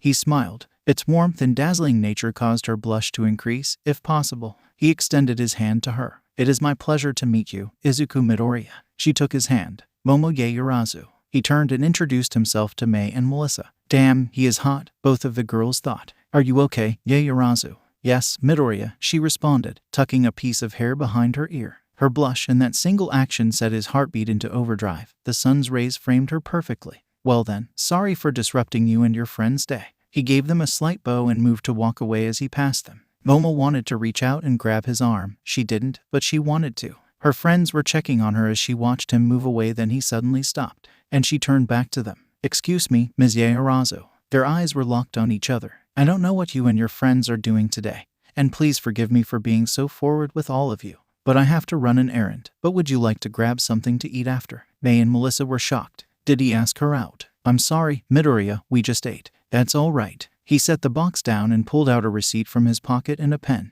"If you would like, please call me if you would like to get lunch another time. Once again, forgive my forwardness, but I know I would kick myself if I didn't say anything." "May, Melissa, it was nice to meet you as well." She accepted the slip of paper as he retrieved his box and continued walking down the street. "What the hell just happened?" exclaimed May and Melissa. "Izuku, smooth Casanova." Jean giggled. "Shut up." "But damn, Jean, you weren't kidding." I just looked into her eyes. And wow, just wow, May and Melissa are pretty, but Momo is hot. Holy shit. I hope she calls. "I know, Izuku, I know." He continued down the road. He went to turn and caught a glimpse of her and her friends turning down further up the block. The girls. "So, Momo, what was that?" Melissa said teasingly. I don't know what you are talking about." "So, the rabid breathing, the eyes dilating," May asked. Momo remembered her friend's quirk. "I don't know, but he was breathtaking," she said almost without thinking. Melissa giggled. "Breathtaking, huh?" Momo blushed furiously as her friends began to laugh, which she joined in. "So, are you going to call him? If not, I wouldn't mind giving him a call. He can help me make something in my shop. Did you see those muscles? Hot damn, there was this vibrancy around him." May said. "If I weren't going to be leaving tomorrow, I would as well. He just seemed alive, like you said." "May vibrant," Melissa added. "May, Melissa." Momo looked down for a second at the phone number still in her hand. "I saw him first," she whispered. "Unmarked vehicle. Subjects are moving to S secondary location after an encounter with an unknown male, which appears random. Subjects are giggling and talking about boys." Agent 1 sighed into the recording device. "How did we pull this assignment again? Who knows? Let's do this and get out of here. I am sitting here watching 3 girls about as old as my daughter, and it is grossing me out," responded Agent 2. Izuku. He exited the orphanage and made his way back towards the restaurants. He waved at the house matron, telling her he would be by again tomorrow with some more clothes, to which they expressed gratitude. His telepathic conversation had not ended this entire time. It deviated course after his encounter with Momo and her friends, but shifted from anger to lust and love. It was a point being driven home by Jean that he couldn't ignore his desires or emotions, but how to manage them. That anger and rage had their moments just as love and compassion. Lust most definitely had a place, but he had to make sure he wasn't running around all day just trying to get his D wet. She understood that sometimes you needed to get laid, especially in a profession where tomorrow could be your last. Upon entering a cafe and taking his seat, he was poring over the menu as he was getting accustomed to girls paying him attention. It was excellent, he had to admit. The waitress flirted with him and even gave him a free order of fries. Girls in another booth would look over at him and giggle. He was absorbed in his meal and talking with Jean when a knock on the window got his attention. She was tall, a little older, with a great figure still, but it was the ash blonde hair and sharp teeth. That was Mitsuki Bakugo. "F me, Mitsuki." Mitsuki was out shopping when her stomach grumble pulled her away from the clothing store. She had just picked up a new outfit for herself and some jeans for her brat of a kid. As she went down the street, she was looking for a place to grab food. She saw this green-haired hunk eating in a cafe by the window. The color caught her attention. The green looked like her friend Inko. Inko had recently left town to live with her husband in the US. She had essentially abandoned her son Izuku here in town. Her brat once had been friends with Izuku, but that was a long time ago. All her brat would say is, "Deku this or Deku that." It took her a few months to figure out that Deku was Izuku. Inko had tired of dealing with Izuku and all his hero nonsense because Izuku was quirkless, and had said F this and left. Mitsuki was pretty upset with her friend. A few months ago, she had heard from the brat that Deku was in some accident. Mitsuki had gone to check on Izuku a few times, but his nurse had told her once he was asleep or the second time he was at the doctor getting a checkup. When she asked Inko about it, she brushed it off as having talked to the doctor and everything was fine. Her friend was acting so different. Raising Izuku had been rough for her Mitsuki, but Inko never encouraged Izuku to do anything. Mitsuki had inspired the brat too much. Now she wanted to slap the shit out of him more often. Then she saw that guy sitting there. She walked up to the glass, trying to get a good look at him. There was no way this was Izuku. The height, the hair, the muscles, she was sure she was wrong till she noticed the hint of the freckles. She knew it was him, and she knocked on the glass. Izuku and Mitsuki. Mitsuki stood next to the booth looking down at Izuku as he was wiping his mouth and moving to stand up. "Holy shit, Izuku, is that you?" "Hey, Auntie Mitsu. My nurse told me you came by. Just now, actually. I was going to give you a call tomorrow and thank you." They embraced in a warm hug. Mitsuki was so surprised by the muscles, height, and heat coming off him. Masaru kept himself in shape, but something other than this. Bad Mitsuki is Inko's son, her not-so-little son, but damn. Jesus, kid, when did you sprout? And all this, she motioned with her hand over his frame. They took a seat as the waitress brought over a menu for Mitsuki. Izuku sat back down. Well, I had a kind of spiritual kick to the head and realized that I need to help myself because no one will do it. So I got in shape. Sadly, I got into an accident leaving the gym and was in recovery for a while. But all the sleep and getting some proper nutrition, I hit a growth spurt. That's more than a spurt, kid. Yes, auntie, I know, flashing her his dazzling smile. Mitsuki was caught off guard by the smile. It gave her a quiver that was highly inappropriate. You know, kid, the girls are not ready for you. That's the plan. A sneak attack like a lion, roar, he laughed. Or a cougar, added Jean. Mitsuki laughed. She placed her order before switching to ant mode and asked him how he felt physically and mentally. She was stunned when the boy answered her not with platitudes but with open honesty. Anger with his parents and himself, and life in general. She could see his eyes shining with fire as he spoke. He told her of the phone call he had today with his parents. Mitsuki wanted to yell at her friend, but she just listened. She saw the resolve Izuku had. They cut ties with him. He was ready to do the same. He was mad, but he also understood that while most of the burden lay with them, he had a little himself. He didn't brush off her platitudes but accepted them. Soon they were laughing and smiling. She did notice he never brought up the brat at all. She didn't either. They went to pay, and Mitsuki insisted as it was his birthday. He showed surprise as he had never mentioned it. The waitress slipped Izuku her phone number, which gave Mitsuki a good chuckle. They talked in front of the cafe briefly before going their separate ways. Mitsuki may have enjoyed the hug a little too much, but a warm sensation spread in her gut when he kissed her cheek and thanked her for brightening her day. Charmer, she said and playfully punched him in the arm. She watched him walk away and sighed to her herself. I will call Inko and give her a piece of my mind later. And that kid is going to break all kinds of hearts. As Izuku began his journey to the market, after all, there was no food in the house. Jean started to tease him that there was no better revenge than telling the person he hated most. Hey, I effed your mom. No, Jean, Auntie may have done a shitty job with Bakugo, but she never did that to me. Good, Izuku. Remember, revenge has a place and time. The innocent have no place in it. He exited the grocery store when a buzz from his pocket got his attention. Momo, hello Midoriya. This is Momo ye Urazu. Would you still like to have lunch sometime? I admit I was surprised by your invitation to lunch today, but I have to agree with you. I would be upset if I didn't respond and accept your offer. Izuku, if we are speaking honestly, if I didn't do what I did, I would have spent all the time I could wandering the streets in hopes of seeing you again so I could ask you to lunch. Momo, well, I am glad you took the action you did. Is there somewhere, in particular, you would like to go to lunch? Izuku, how about you pick the place? We met a few hours ago, so I would like to go somewhere you are comfortable. Anywhere you choose will be just fine. Momo, that is very generous. Izuku, how about the Cafe Divine in Musutafu? Izuku, divine. How about tomorrow at 12? Momo, yes, tomorrow at 12 would be divine.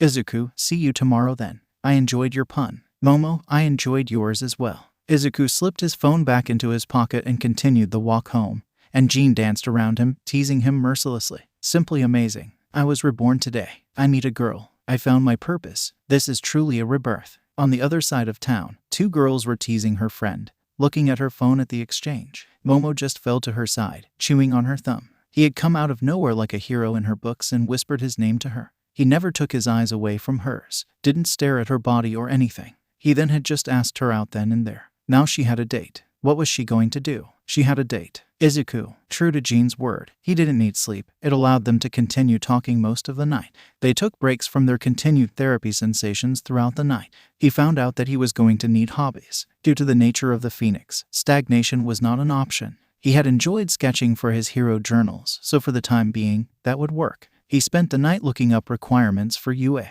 researching things for a driving permit, and looking over jobs in the area. He would need to lay in some money before entering UA, as he would need more financial backing. He then started reading up on all the hero news he had missed. Villain activity was on the rise. All Might was spending much time around Musutafu, he noticed. He still appeared around Japan. But his lack of appearances was not going unnoticed by the villain community. As the sun was rising, he went for a run as he passed the trash beach Tekoba. He saw an elderly couple picking up small pieces of trash and placing them in a bag. He slowed his run and approached them as the woman seemed to be having an issue picking up something. Hi, I hope I'm not interrupting anything, but did you need help? He asked. Oh, thank you, young man, this thing is heavy and sharp. I see kids sometimes playing around here, and I don't want them to cut themselves. Izuku looked at what she was talking about, and he saw a jagged piece of metal sticking out of the sand. He lifted it out, placing it as best he could in the trash can. This beach used to be so nice. I brought her here on our first date. This is where I proposed and where she told me she was pregnant. The husband sighed. It's just sad. I wish we could see it clean one more time. But thank you for listening to the ramblings of an old man. The old couple smiled and moved off on their walk. Jean popped in next to him, smiling. Project. He finished his run and returned home, taking a long shower and getting ready for his date. Momo Yaoyorozu. Those eyes, those lips. Momo. She woke up looking around her room. It was a disaster area. Drinks and snack wrappers were everywhere. Melissa was asleep next to her peacefully. May was sprawled out, half on the bed and half on the floor. How does she even sleep like that? She exited the bed and slipped into the bathroom to wash her face and teeth. As she emerged, Melissa and May were beginning to stir. Morning, girls. She got a few mumbled mornings. The May shot up and exclaimed, It's date day. Momo blushed for a moment. Well, let's get some breakfast, then you can help me prepare. Izuku Midoriya. Those eyes, those lips. Infinite Arcana. Infinity rolled out his lab hammock and stretched his arms above his head. As he moved through the lab, it started to come to life. Lights turned on, coffee brewed, and various machines sprang to life. He walked over to the collection of devices sprawled all over the workspace. May Hatsum, brilliant engineer, amazing mind. She has a chance to do something great. Well, if this ball keeps spinning, that is. He walked over and grabbed his first cup of coffee. Hal, any new radiation readings? No, Infinity. The sample is continuing to deteriorate. It is projected to be exhausted in 2 weeks. Infinity walked over to where the remaining ash sample was contained. Cosmic radiation. The only time this was recorded was 300 years ago when quirks manifested. This reading wasn't the same, so this might have been a different entity. If the first contact brought the world quirks, what would the second contact bring? The door to the lab opened. He could tell by the clack of the high heels who it was. Slender, defined arms slipped around his neck. A kiss was lightly placed on his neck. You didn't come to bed again. Sorry about that, my love. I had an idea and started chasing it. Did it pan out? No, sadly. Well, wait to get started on anything. The Yaoyorozu will be here at noon for the garden party. And you need a shower. He chuckled, kissing her hand. Yes, dear, let me set some things up to start running, and I will see you upstairs. 20 minutes, and she left. He glanced over his shoulder as she exited the lab before returning to the ashes. Now are you going to tell me your secrets or not? Momo. She was ready. Okay, she should change her shoes. She was about to do so when Melissa and May stopped her. As they exited the room, several maids were standing at the ready. With a nod from Momo, they entered the room and began the cleanup process. 37 outfits later, Momo wore a red sundress with black patterning around the skirt. The neckline was pleasant and appropriate, but she did an excellent job framing her bust. It was easy. Black sandals with straps wrapping around her calves, red lipstick, light makeup, fresh paint on her nails and toes, and a matching clutch. She was as ready as she could be. They had made a fuss over making Momo choose SXY undergarments, but they had reached a compromise. 3 vehicles were waiting for the young women as they exited the front doors. May was returning home. Melissa had to meet up with her father as they left this afternoon. And the third was for Momo. Hugs and kisses were exchanged, with Momo promising to call and share details as the 2 girls departed. Her heart fluttered. One thought crossed her mind as she entered the car. Those lips. Izuku. He was a duck on the pond, calm on the surface, but his little feet were going a mile a minute. A teasing, giggling redhead was not helping. Well, she was, but still. He stood in front of the mirror dressed in black slacks and a dark green button-down shirt with the sleeves rolled up, hair braided and smooth, and he was adjusting a watch that Jean had bought him. The watch was lovely, gold with a white pearl face. When he asked, he only got that a girl has her ways. Should I buy her flowers? Is that a bit much? Most girls love flowers, and it would show that you are interested. Thanks, Jean. He pulled out his phone and found a flower shop near the cafe. When he received a notification that his ride share was outside, he spritzed some cologne and did a final check in the mirror. Last pat down, keys, check, wallet, check, phone in hand. Let us get this show on the road. Upstate New York. Goro and Asha Yaoyorozu sat in the back of the limo as they were heading to a garden party. They were reviewing notes they had prepared as some rather influential American and European businessmen, and their wives were expected to be there. We should have brought Momo, Goro said. No, Melissa was coming to town. You know that she would have been heartbroken. Still, it would have been a good opportunity for her to make some connections. True, but she has 4 more years. Let us not take everything from her just yet. You're right. Did you see the correspondence that arrived? Yes, Dominic Freedom would like to arrange a meeting between his son and our daughter, and Endeavor has reached out about arranging a marriage for her and his youngest Shoto. Goro, we are already taking her dream away. Do we want to force her into an arranged marriage as well? Ashai, I just want what's best for her. But I understand what you are saying. Maybe we can at least introduce them to each other and see if it happens naturally. Ashai was about to answer her husband when her phone drew her attention. We might not want to wait too long, Goro. She turned her phone to show their daughter, obviously dressed for a date, stepping into a car. I'll start making the arrangement when we get home. Should we call and ask her whom she is meeting? No, dear, she is nervous enough. Someone asked her out, and she said yes. Let her enjoy this. Yes, dear. Izuku. He exited the rideshare. Using his phone, he made his way over to the flower shop. After consulting with the owner, he walked out with a lovely bouquet of tulips and roses. He made his way over to Cafe Divine. He was a little early but entered and got a table by the window. The hostess smiled at him and winked, wishing him luck. He ordered water as he waited. Izuku, I am here at the cafe. I am seated at the 4th booth near the window. Momo, thank you for letting me know. I am 5 minutes away. He sat calming himself when he saw a car pull up in front of the cafe. And the driver opened the door and out she stepped. His heart froze and the world stopped. He could hear Jean laugh. I am in so much trouble. Momo. She did her best to steady her nerves as they pulled to a stop. Emerging from the vehicle, she thanked the driver and entered the cafe. As greeted by the hostess, she looked over to the 4th booth and saw him. He was getting his feet. He looked like a Greek god. The rays of light filtered through the window. His muscles were visible under his shirt, a button undone, and were those flowers. She walked towards him. Izuku. She glided towards him. This goddess swept into the cafe and was now coming to him. For all that exists in the universe, don't F this up, Izuku. She was smiling. Did she just do the hair tuck? Do girls practice that? F me. He smiled at her and extended the bouquet. Yaoyorozu, you look stunning. I am sure there are better words, but honestly, I cannot recall them. She blushed, and that smile. Thank you, Midoriya. That is very sweet. Thank you as well for the flowers, she said as she took her seat. He motioned to the hostess for some menus and took a seat. They sat silently, blushing and looking up through her long eyelashes at him. He was just lost in her eyes. Everything around was fading away. Only her. Momo, is anyone else even here? I can't stop looking at him. I should say something, but I don't want to. I could spend forever looking at him. Her mind began to flood with images from all those hidden books. Him slipping off his clothes, softly undressing her as he hovered above her, coming in ever closer to his lips so near hers. A cough snapped them out of their trance. What in the world is wrong with me? Just water for now. Thank you, Cafe Divine. The waitress had snapped them out of daydreams. I took the two of them a moment. Finally, Izuku spoke. I'm sorry I was staring at Yaoyorozu. And again, I know this is so forward of me, but you are magnificent. Momo, she said quietly. Please call me Momo. Izuku. Silence. He took a deep breath. I have never been here before. Is there something you recommend? He said, lifting the menu, giving them something else to focus on, a much-needed distraction.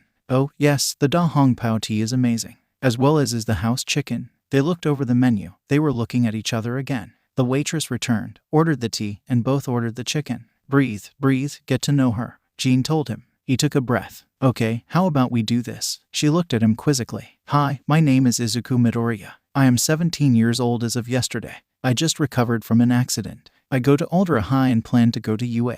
She smiled that smile. He is breaking the ice. Hello, Izuku Midoriya. I am Momo Yaoyorozu. I will turn 17 in under a month. The two girls you met yesterday are my best friends, Mei Hatsum and Melissa Shields. I attend Hane Academy, and I also plan to go to UA. Hero course. Yes, hero course. Wow, that is awesome. If you don't mind me asking, what is your quirk? It took off from there. She could create things from the lipids in her body as long as she knew the molecular structure. He was what he called a psychokinetic. He could move items like telekinesis, but he could also affect things tiny, causing a fire he could control. They were both single children. Her parents worked a lot. His father worked abroad, and his mother joined him. He liked to draw. She liked music, art, and reading. They weren't fans of horror. He liked old music, pre-quirk things. She enjoyed the classics but was a fan of a new band called The Sound of Fury. He thought they were terrific also, so talented and diverse. She wanted to be a hero to help others and improve the world.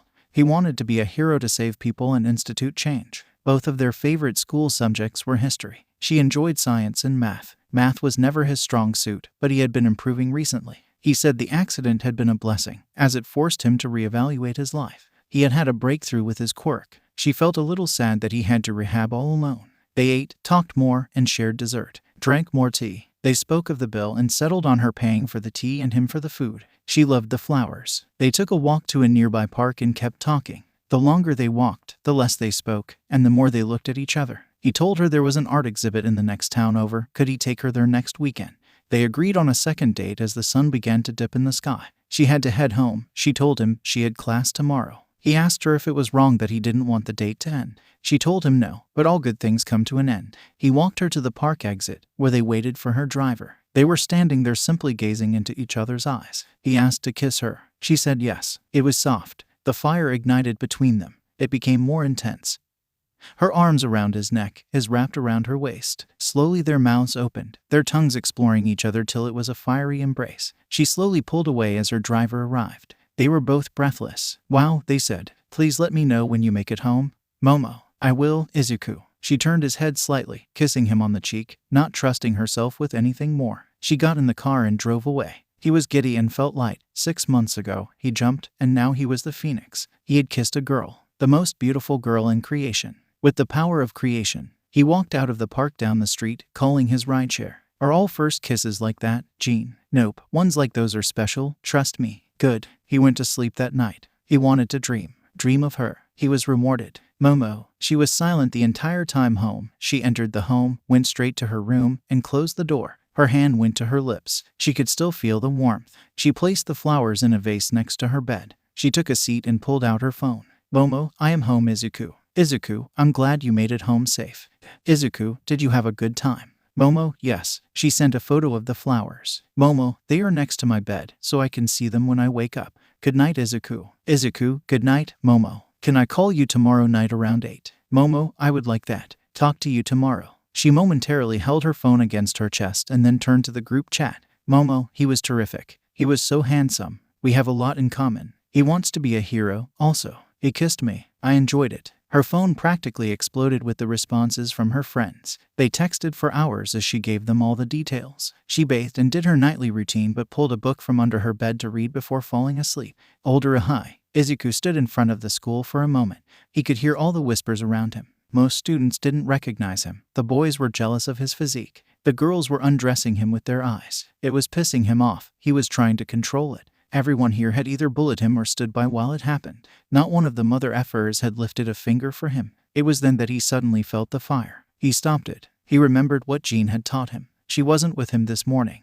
She had promised to step in if it got bad. But this was his journey, and he had to do it himself. Deep breath. Let's get this shit over with. Please don't let me run into him today if there is any justice. He was stuck in the office for well over an hour, talking to the principal and guidance counselor. They were having difficulty adjusting to his new appearance. After getting somewhat frustrated, he used his telepathy to give them a nudge to go with it. He got his counselor to agree to allow him to take tests and graduate early. That would be handled by the end of the week. But he had to attend school for the week. After a short trip to the nurse's office to review his medical release, he was told to participate in class. He paused at the door, and he could hear it. All you effing extras, just shut up. I will be the only one from this shithole that goes to UA. There is no justice anymore. He opened the door. The class went silent. He walked over to his teacher and handed him his pass. Ah, Mr. Midoriya, welcome back. Fill this out, please. College selection sheet. He wrote UA on it, signed it, and left it at the podium. A single sound had yet to be made. UA, huh? Well, good luck with that. The teacher said, not looking up. Who the F is this guy? Now, class, behave while I go turn these in. Whispers all around the class. Is that Deku? Holy shit, what happened to Midoriya? What the F is going on? Dude, pinch me. I think I am asleep. He didn't respond, just taking his seat. Holy F, is that you, Deku? How many steroids are you doing? They shrink your nuts, but you never had them. He heard Bakugo say. He didn't respond, just breathe. Hey, you quirkless piece of shit, you answer me when I talk to you, or do I need to remind you of your place? Are you listening to me, Deku? You effing answer me. Explosions started to sound out in the room. The other students began to back up. Hello, Deku. Deku, are you deaf as well as quirkless? That is not my name, Izuku said through his teeth. What the F did you just say? Huh? Izuku stood up and turned around, finding himself towering over Bakugo. I said that's not my name, Bakugo. Either call me Midoriya or shut the F up. The room fell silent. Whispers. Oh, shit, did you hear what Deku said? Oh, you think you're tough shit now, Deku. Let me remind you of your place. There was an explosion, but nothing happened. When the other kids opened their eyes, Bakugo extended his hand, but the explosion and smoke were all contained in a field of green energy. Izuku had a similar power covering his body. What the F? UKHH. The energy encapsulating Bakugo slid around his arms, pinned them behind him, and bound his legs. Izuku's arm snapped out, grabbing Bakugo by the throat and lifting him off the ground.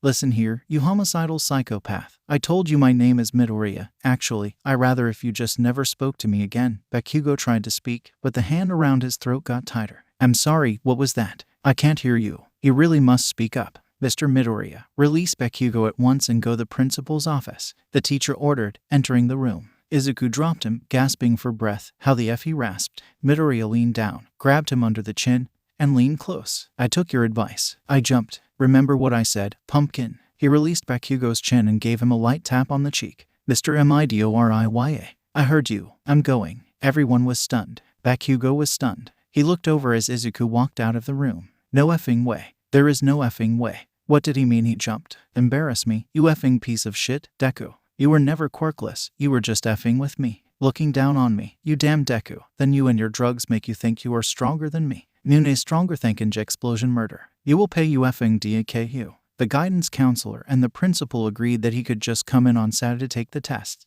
He walked out, flipping the school off as he walked away. God, that felt so damn good. I wanted to effing kill him. He started shaking. He ducked into an alley. The shaking was getting worse. Some small pieces of paper started catching fire. Arms suddenly wrapped around his shoulders. It's okay, Izuku. It is okay. Let it out. No one will see us or hear you but me. He did just that. The world almost burned that day. It wasn't the first time, nor would it be the last. Jean kept him company all the way home, her arm around his shoulder. How close? He said. Minutes, maybe seconds. Emotions suck ass. Thanks for being there. That's my job. Izuku, you must realize that just because we talked all day wouldn't make it simple. I know. I was riding the high from my date with Momo. Oh shit, I have to see if we can go to the exhibit on Sunday since I have to take those exams on Saturday. Quickly he sent her a text. Izuku, sorry to bother you while you were at school, but I wanted to see if it was okay if we went to the exhibit on Sunday. I had something come up for Saturday. I hope you are having a good day at school. He wasn't expecting an immediate reply as he knew that she was in school herself. Jean suggested he head down and update his quirk registry since they had a free day. So, he did just that. Late bloomer, yada, yada, telepathic push to do it already. He then felt terrible. His lousy mood caused him to take someone's free will, even for a moment. A villain or, more precisely, an enemy would be one thing. That person was doing their job. He offered a silent apology to the universe. He went and updated his identification. That was a chore and a half. He was very proud he didn't use telepathy to smooth things over. It just took most of his day. Not really. He was getting home around the time he would if he left school. He would have a free week. He could get some stuff accomplished. His thoughts were pulled away when his phone chimed. Momo, yes, that would be fine. I hope it is nothing serious. Is there anything I can do to help? I am sorry I did not answer you sooner, as I just left class. Izuku, no need to apologize. I knew you were in class when I messaged. I should be fine. I have to take a test at school on Saturday. I am taking my finals so I can graduate early. Momo, that's awesome, Izuku. Do you want help studying? Izuku, that would be nice. What day works for you? Momo, tomorrow or Thursday would be best. How about Thursday? Izuku, sounds excellent. Where would you like to meet? Momo, I know an excellent library. Would that work? User has sent a location. Izuku, that sounds great. Thank you. Momo, see you Thursday. Izuku, see you Thursday. You know you don't need help, Jean added. I could always use some, but I can see her sooner this way. He returned to researching how to donate a dumpster for his cleanup project. The next few days passed quickly. Izuku spent the next few days working out and doing his therapy sessions. He packed his book bag, looked appropriate, and went to the library. He found Momo waiting out front in her school uniform. He took a mental picture. She noticed him approaching and smiled. He walked over to her. She seemed unsure how to greet him. He gave her a light hug and kissed her cheek. Thank you for doing this for me, Momo. Dinner? He asked. Dinner. They exited her, hugging onto his arm, making Momo lead the way down the street. Black fan. They seem close. Rather quickly, but you know teenagers, hormones. They don't look like teenagers. Dude effing really. I'm joking. No, you weren't. Island. David's shield was pouring over the reports, the radiation, the scrambled video, everything. The cosmic being, as they were called, had touched down on the planet, and now they were missing. What was terrible was that his daughter was involved in this, well adjacent to. Now she was talking about all this UA nonsense and suddenly wanting to leave for college. He didn't like it. She would be 18, and he couldn't legally stop her. He could say he wouldn't pay, but she would have access to her trust at that point. He turned his attention back to the task. The modified satellites were sweeping all of Japan. There had been a cosmic flare Monday morning. but it was so brief they couldn't get a satellite in position. And when the ground crews moved in, they found nothing. Yue, he read the report. He was excited, so very excited. The game was afoot, and if there was anything Nezu loved more than tea, it was a game. Izuku, Friday was a good day. Thanks to talking with Momo over dinner the previous night, he secured the funds for the dumpsters to clean the beach. They texted most of the evening before she told him to get a good night's sleep for his tests the next day. He left the house early Saturday morning to ensure he was on time for class. He was flipping through his flashcards when someone caught his attention. A frail skeletal-looking man was leaning against a truck. "Hello, young Midoriya. It seems you have more than recovered from your illness." Midoriya sighed. "I am busy at the moment. Is there something, in particular, you wanted All Might? I was wondering if you would care to explain this." He motioned to Izuku's new form. "Or this." He was holding a copy of Izuku's quirk registration. "None of your business. How's that?" Izuku said, his anger bubbling beneath the surface. 6 months ago, you were a tiny, frail boy who told me he was quirkless. Now here you are, a strapping young man, and you have." He paused and looked at the paper. Psychokinesis. Izuku ignored the man and started walking down the street. He was stopped when All Might touched his shoulder. "Don't effing touch me. You will explain yourself." "I will do no such thing. I owe you no explanation. Jean told me you came by, and to quote her, you can go F yourself." Midoriya bit back. "No, listen here, young Midoriya," All Might responded, stepping closer. "If you don't remove your hand, what will you do?" His eyes narrowed. "This," he said. "Oh, my effing god, it's All Might. Holy cow, All Might is here." All Might stepped back as doors started to open. Izuku smirked and kept going down the street as people exited their apartments. "I thought you were about to fight him," Jean telepathically told him. "I thought about it. He was annoying me, but that would be counterproductive to my day. And besides, no matter the outcome, I will miss my date tomorrow." "That's a great thing to say." "Hey Momo, I have to cancel our date because I am on my way to Tartarus because I decided to fight All Might." "Well, as far as excuses for blowing off a date, that would be one to remember." Aldera. He got to the school, making his way to his testing area. The exams began promptly, and Izuku managed them just fine as he was being watched for signs of cheating. He smiled as a few questions were ones he and Momo had gone over. It was a long day. Each test was graded as he finished. He had to wait for an hour for the last one. He reached out telepathically, scanning the surface thoughts of the teachers. Principal, well, math professor, he scored at least 98 on anything. And that was math, his worst subject. Japanese professor, he was always brilliant. Too bad he was quirkless. History professor, look, he passed. Let us just let him go. Bakugo will be happier. And you heard what happened last time he was here. English professor, yes, send the Deku on his way. Principal, that is just mean. Izuku pulled his mind back. F this place. He pushed out farther. Aw, F, really All Might is outside. The principal came back into the room. Well, Mr. Midoriya, you passed with flying colors. Here is a copy for your records. Are you planning to return for the graduation? No, just mail it. Well, good luck in your future endeavors. Thanks, but who would want that from a Deku? The principal was still as Izuku left. He looked to the front, where All Might was waiting. He exited out the back. He was walking across the field towards the exit. Then he saw a blonde guy with broad blonde hair and a broad smile looking right at him. F me. Who the F is this guy? Hey, aren't you Izuku Midoriya? The guy said as he approached. Izuku ignored him and kept walking. Hey, I was asking you a question. Keep walking. His foot hit the sidewalk, and a hand landed on his shoulder. Look, man, we just want to ask you a few questions. You a pro? No, I am a first year. Then take your effing hand off me before I report you. Go back to whoever sent you and tell them to F off too. Dude, why are you so much of a D? Izuku shrugged the blonde's hand off and kept walking. Hey, I didn't say you could go. The blonde said, Hey All Might, he is at the back of the school and walking down the street. He called into his phone. Izuku took a few more steps, then there was a sudden gust of wind. Standing in front of him was All Might. Not the skeletal man, but the actual All Might. Look, Midoriya, I tried to do this politely, but now I must insist. Izuku raised his eyebrow. Insist? Under what law are you detaining me? Listen, Midoriya, there is more going on here than you possibly could know. Just answer a few questions, and we can set this aside. How do you think this will end? All Might, you and Junior attack me in the street. I don't care that you feel bad about what you said. I don't care that you want to hear some explanation. So either you move out of my way, or I call the cops. What will you do when they ask you questions then, Midoriya? I updated my registry and my identification. I'm golden. Now if you would excuse me. I don't think so. He went to reach out for Midoriya again. The blonde behind him started to sink into the ground. Izuku surrounded himself with his telekinesis, creating a barrier. Time was slowing. He grabbed All Might's hand as it reached for him. The other started to emerge from the ground, and Izuku wrapped him in a bubble. All Might looked down at him, his eyes beginning to burn. Well, sorry, Momo. Then his phone rang. His phone floated out of his pocket in front of his face. Well, speak of the devil. He released his physical hold of All Might and used his telekinesis on the other as he struggled to tighten his grip. I will take this call. If you can behave, I will consider answering 2 questions. If you agree to this, nod your head. All Might saw his struggling protege and could feel the immense force on his arm. It would be a tough fight if this were Midoriya's true capability with his quirk. All Might nodded. Izuku, hello, this is Izuku Midoriya. Momo, well hello Izuku Midoriya.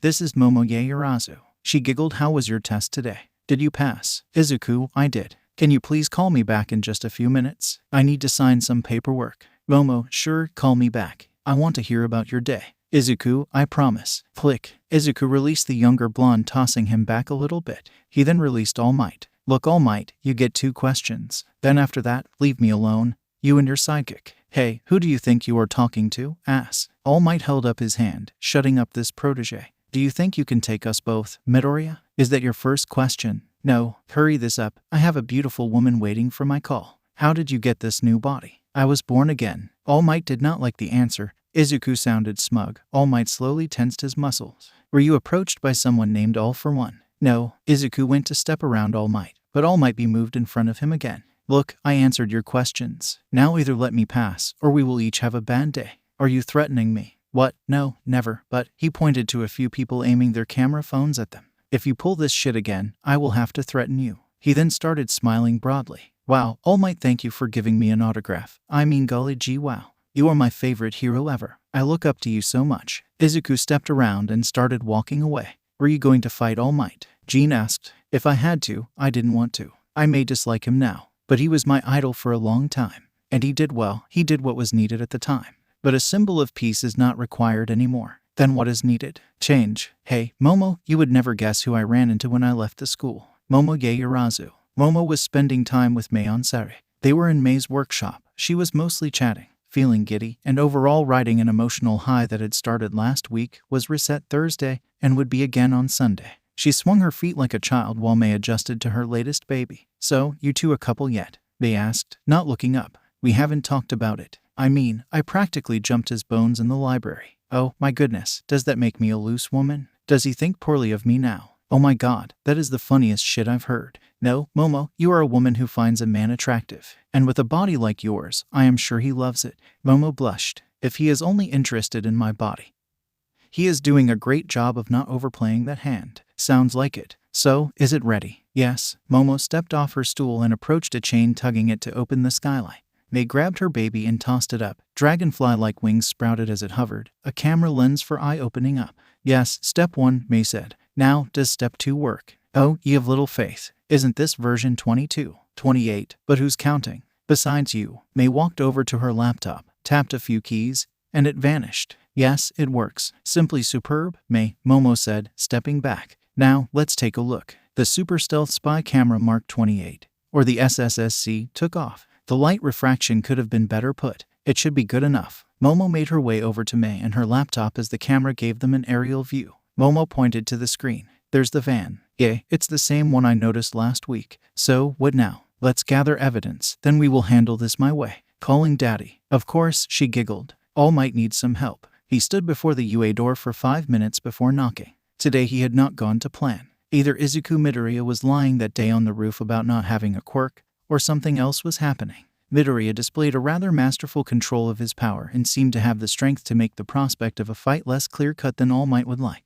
Welcome, Toshi, the little rat, bear thing. Hello, Nezu, I need your help. Oh, did your protege get in trouble again? No, Myro is a fine, passionate, quick learner but brilliant nonetheless. Then what can I help you with? Izuku Midoriya. Interesting. Toshi, tell me more, and please don't leave anything out. The rodent smiled as he uttered the word. All Might took a deep breath and began telling Nezu everything he knew about the boy, how he had first encountered him, their recent interaction today, and the massive changes Izuku had gone through. Nezu asked tons of questions long into the night before All Might excused himself and went home to sleep. All Might awoke in a luxurious bed. He was in his bulked-up form, his arms and legs bound to the corners. He was wrapped in silk sheets, and sitting on his abdomen dressed in a black leather corset was Jean. Hello, All Might, or do you prefer Toshinori Yagi? He struggled against the restraints. He struggled to maintain his control. The feeling he had when he first met her was crashing over him. He didn't have much in the way of romantic experiences. Indeed, nothing like this when he wasn't the one in control. It was getting hard to control his arousal. Naughty boy, she smirked. Jane, release me. No, I don't think I will. Besides, it won't do you any good. Notice anything.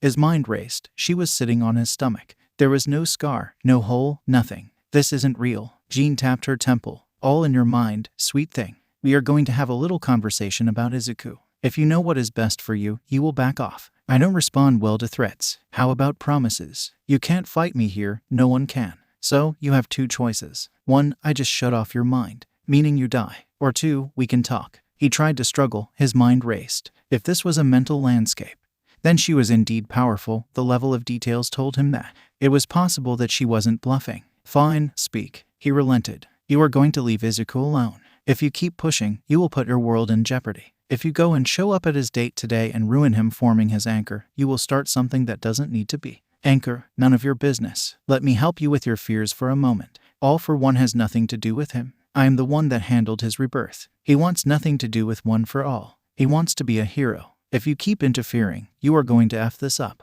How can I trust any of this? What do you mean you handled his rebirth? When you left him on that roof, he was broken and destroyed. I rebuilt him, I brought him back. What is your quirk? Doesn't matter. You are harassing him because of his quirk. I activated it. I unlocked it for him. His telekinesis was there, just waiting. The body, an associate of mine. He owed me a favor. We just were able to accelerate his growth and development. Why him? Because I see the potential that no one else did. Even you, number 1. How can I believe you? Listen, All Might, you have your protege, and I have mine. You would go all out to protect yours, and I will burn this world down for mine. Just watch him respectfully and objectively. He will be a hero the likes your world has never seen. If I don't, she sighed, we can go in circles for eternity. All Might was looking into Izuku's mind. He was there cleaning a beach, not for fame and glory, but for an elderly couple and a wish. There was no malice, no ill thoughts. He was thinking of his date, feeling giddy and excited. He then felt Izuku's mind shift to All Might, showing that his thoughts were anger and annoyance, not murderous intent. Anger at All Might for not having just told him yes.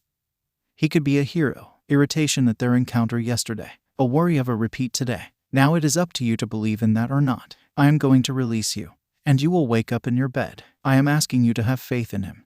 That same faith you denied him months ago. You, a quirkless boy, told another quirkless boy that he couldn't have the same dream as you, when the ability to do so was in your hands. You were looking for a successor. If you had bothered to look into him, you would have seen what I saw. Instead, you cast him aside. This is the last time we chat in such a friendly manner, All Might. All Might awoke in his room. A warm sensation lingered on his abdomen and a slightly shameful erection. Second date. Izuku was early to the exhibit. He was excited about the traveling exhibition of ancient pre-quirk art. To say that was all he was excited about would be a lie. Momo. He could be going to an exhibit of trash found behind an unknown restaurant.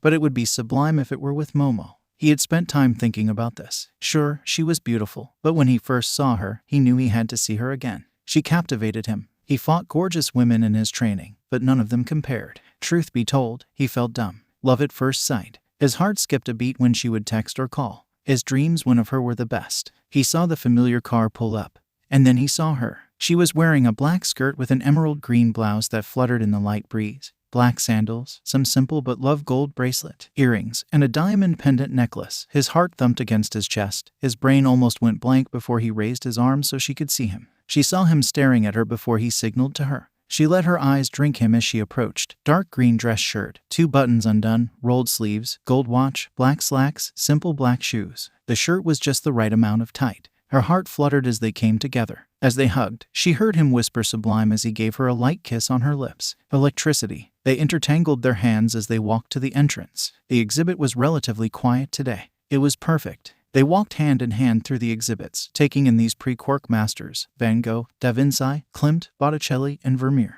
They didn't notice anyone else. They walked and talked in whispers, gazing at the paintings, stealing kisses, laughing at simple jokes. They strolled through the gardens and stopped to sit on a bench, shoulder to shoulder, heads resting on each other, holding each other's hand. Some older couples would pause and look at the 2 young lovebirds giving each other knowing smiles. As they walked away, they would reminisce about those more youthful days. She broke the silence. Izuku, this week has been magical. So magical that I am afraid that I am about to wake up and find it has been a dream. What happens now? He gazed straight into her eyes. Momo, I don't know for sure, but I want it to be with you. Momo ye Urazu, will you be my girlfriend? Oh yes, Izuku, I couldn't think of much that would make me happier. Is it too fast? I honestly do not know. But if I let this moment slip away, I know that it would be one I would look back on with regret regardless of where my life went. Good, I know. I feel the same. With that, they kissed. It was tender and electric in their official kiss. Though hundreds, if not thousands, would come later, only a handful would rank against this one. I know this lovely restaurant near here. Would you care to join me? She asked. Lead the way. L'Enchanteur. She led him to L'Enchanteur. It was a French restaurant.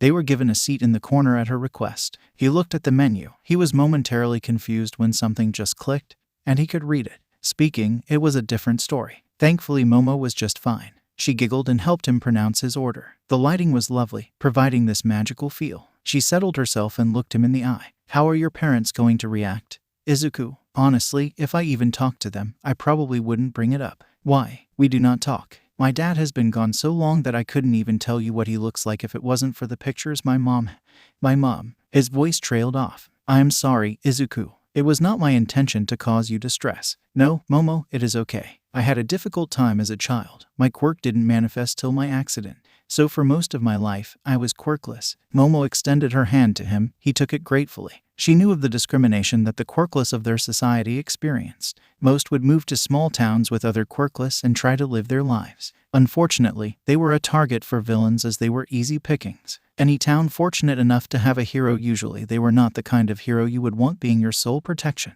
I wanted to be a hero more than anything, but I had this friend. He wasn't really a friend, we used to be before his quirk manifested.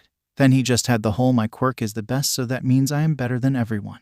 We wanted to be heroes when we were young, but according to him, when my quirk never manifested, I was just useless. He would call me Deku and bully me constantly. Then his lackeys would join in. No one did anything. It put a huge strain on my mom and I's relationship. I still wanted to be a hero. She wanted me to join quirkless groups, look into moving to one of those towns after school. She didn't support you. I am so sorry, Izuku. It must have been hard to have a dream without anyone telling you that you could do it. It was terrible, to be honest. Eventually, we were just strangers that lived in the same place. She had enough and moved to live with my father, to work things out with him. But I could tell she wasn't going to come back, so it was just me. Then I had my accident. She just held his hand, fighting back tears and the desire to take him in his arms and hold him. Tell him it will all be okay. Some mental block was withholding back my quirk. Maybe it was me just thinking I was so worthless for so long.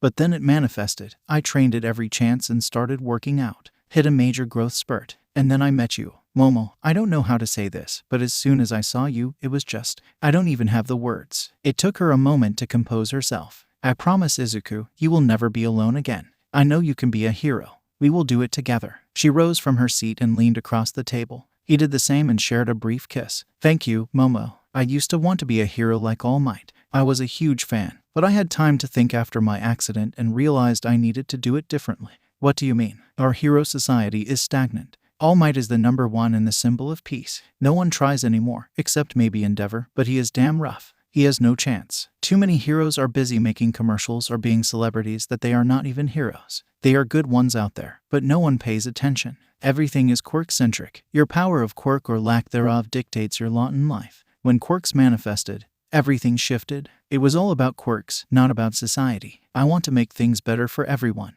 Change the world and push for people to advance. Not just hero society, but all of it. Why haven't we moved beyond the planet? I don't know, colonize the moon or Mars. We have so many people with so many different quirks and abilities. Do you mean we can't get together and figure this out? There was no more pain in his voice. It was rich with passion. It spoke to her. I agree. I want to help people. My parents want me to take over the company, but I want to improve people's lives. Melissa and May are the same. They want to change the world with their inventions. Not just hero society, but the world. Improve the quality of life for everyone. Change the world. I want to change the world. Then let's change the world together. All 4 of us. But my parents want me to take over the company. Then do it. Take it over. Hire May and Melissa and let them change the world. Give them the freedom and resources. I would love to be by your side. We could lead the call for change together. You're right. If the company is mine, then I can do what I want. But the board may fight back against me. Then we will fight back against the board. We have 4 years to figure it out. You are brilliant. I am no dummy. From what you are saying, May and Melissa are intelligent, and who knows whom we will meet at UA.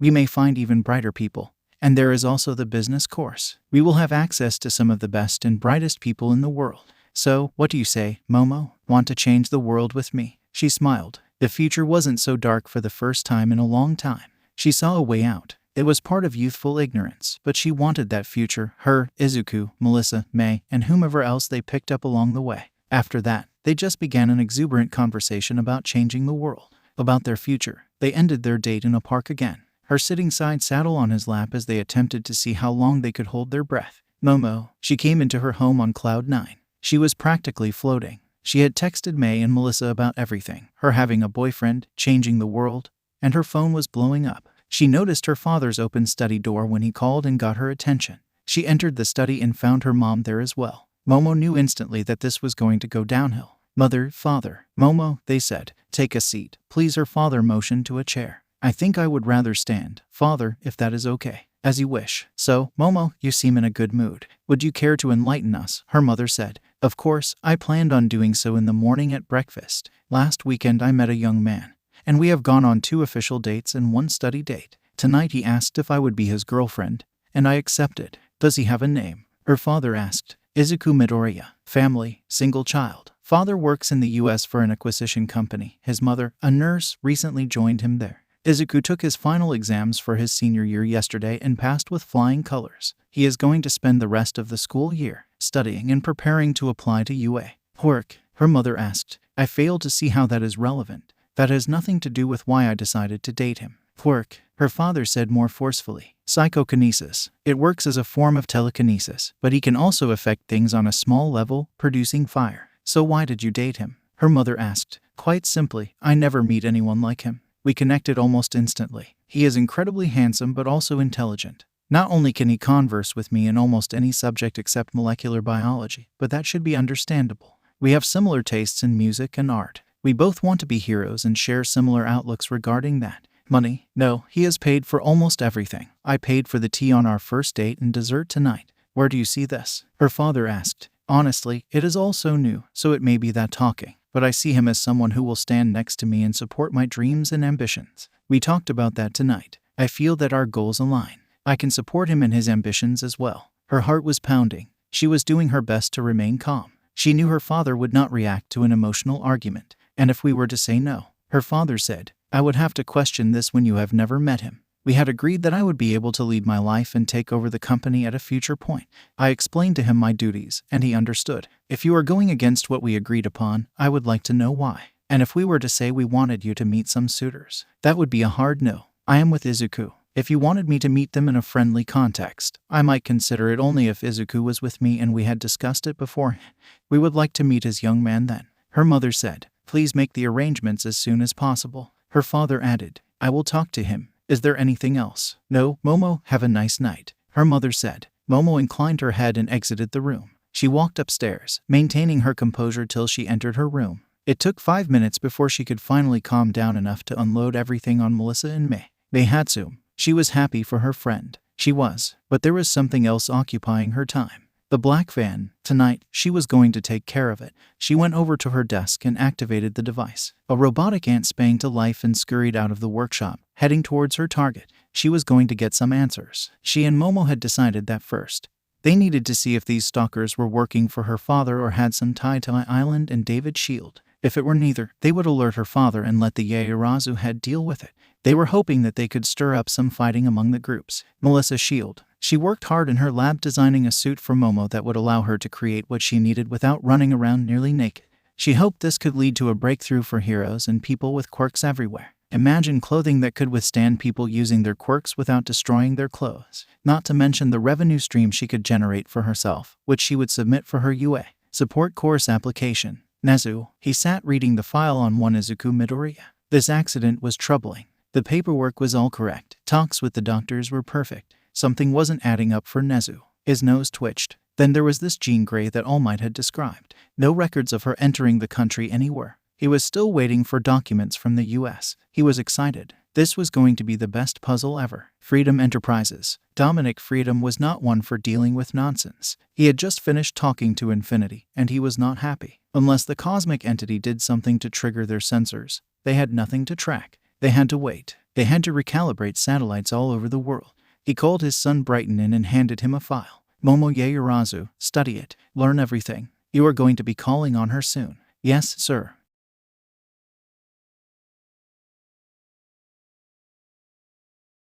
Izuku and Momo. Izuku, so, your parents want to meet me? Momo, yes. Izuku, and he wants you to meet with arranged marriage candidates? Momo, I believe so, but I told you my response. I want to be with you. Izuku, I want to be with you also. Let me work on getting a job, then I will meet your parents, and we can handle the other stuff as we go. Let us just be honest with each other. Momo, yes, I agree. When can I see you again? Izuku, well, after I get a job in my schedule, I will tell you when my next day off is, and we can try and plan something then. Can I tell you something? Momo, of course. Izuku, I already miss your lips. Momo, I miss yours as well. Please let me know when I can see you again. I miss you. Izuku, I promise. Good night, Momo. Momo, good night, Izuku. They entered and opened the black van door, letting the gas escape. Once it was clear, she removed her gas mask and stepped inside. The two men in the van were unconscious. They wouldn't be out long, so she got to work. They had no identification. She took their fingerprints. She then went to work on the computer's satellite uplink. Okay, where are you sending the info? Bouncing around. Holloway Island. Melissa, I do not think so. Her dad. She needs to get out of there. Confronting him will go poorly. Why are they watching? They are looking for energy reading. Of course, they targeted us. When we sent Melissa the signal, it must have triggered something. I should be locked out by now. Cosmic entity. What is that? The ashes must have had the same energy signature. That is how they found us. They probably didn't know what they were looking for, so they took all my babies. I am putting GPS in those from here on out. And there it is. I am getting locked out. Well, time to ditch this popsicle stand. I need to talk to Momo. Momo and May. Momo made the tactical decision to let slip to a school gossip that she was on a date this past weekend with her boyfriend. She figured it would at least keep the unwanted advances from boys, and she could tolerate the girls trying to figure out who her boyfriend was. When she got home, she was surprised to see May outside the gates of her home waiting for her. May, what are you doing here? I came to get all the info on Lover Boy. Momo knew something was up. May knew everything already. She giggled and held May's hands. Come up to my room so I can tell you everything. May did just that. When she entered, she held her finger up to her mouth as she closed the door. She walked over and pressed play on the stereo. An old song by Queen filled the room. She walked over and pulled Momo to the bed. Once, they were sitting next to each other. May spoke. The black van is feeding information to Island. David, I think so, but someone let me see more than I thought I would. We may have an ally. It was the energy reading that triggered something. The ash has something to do with what they call a cosmic entity. I did some digging at the library and found nothing. Melissa needs to get out of there. I agree. But how? Maybe she can use the excuse of training for UA. Support course, whatever she is developing for her test, she has all she needs at Island. No way her dad lets her go. We need to warn her. We will have to work on something. Any evidence that my father is involved somehow? Nothing I saw, but I didn't see everything. So, what now? I say we tip off your father's security. If they do nothing, then we know your dad is working with them. If he goes all dad mode, then they are not. I am sure it would benefit your peace of mind. It would. So, arranged marriage meetings. Oh my goodness. I am surprised he did not run screaming at once. Girl, I have seen you in a bikini. There is no way he would run. May, every time I am with him, just, Momo sighed. I can't explain it. This spark of fire happens every time I am near him or when we touch. And when we kiss. Honesty, Momo, I don't have any real-world advice to give you about things like this. But my mom said that if you ever meet someone who lights a fire inside, you never let them go. Sometimes you know immediately. What if it is just hormones? It very well could be, but what if it's more than that? I want to meet someone who sparks my mind, like when I am inventing something. If someone could inflame me like that, I wouldn't care if it was 1 week or month, I wouldn't let them go. If faced with the choice of being with them or inventing a new baby, they win. Then that's all I would need to know. Is there anything you want more than to be with or near him? No, nothing. In my opinion, you have your answer. Izuku. The morning came at the cost of pleasant dreams and Jean dumping him out of bed when he tried to sleep in. He got ready for his day.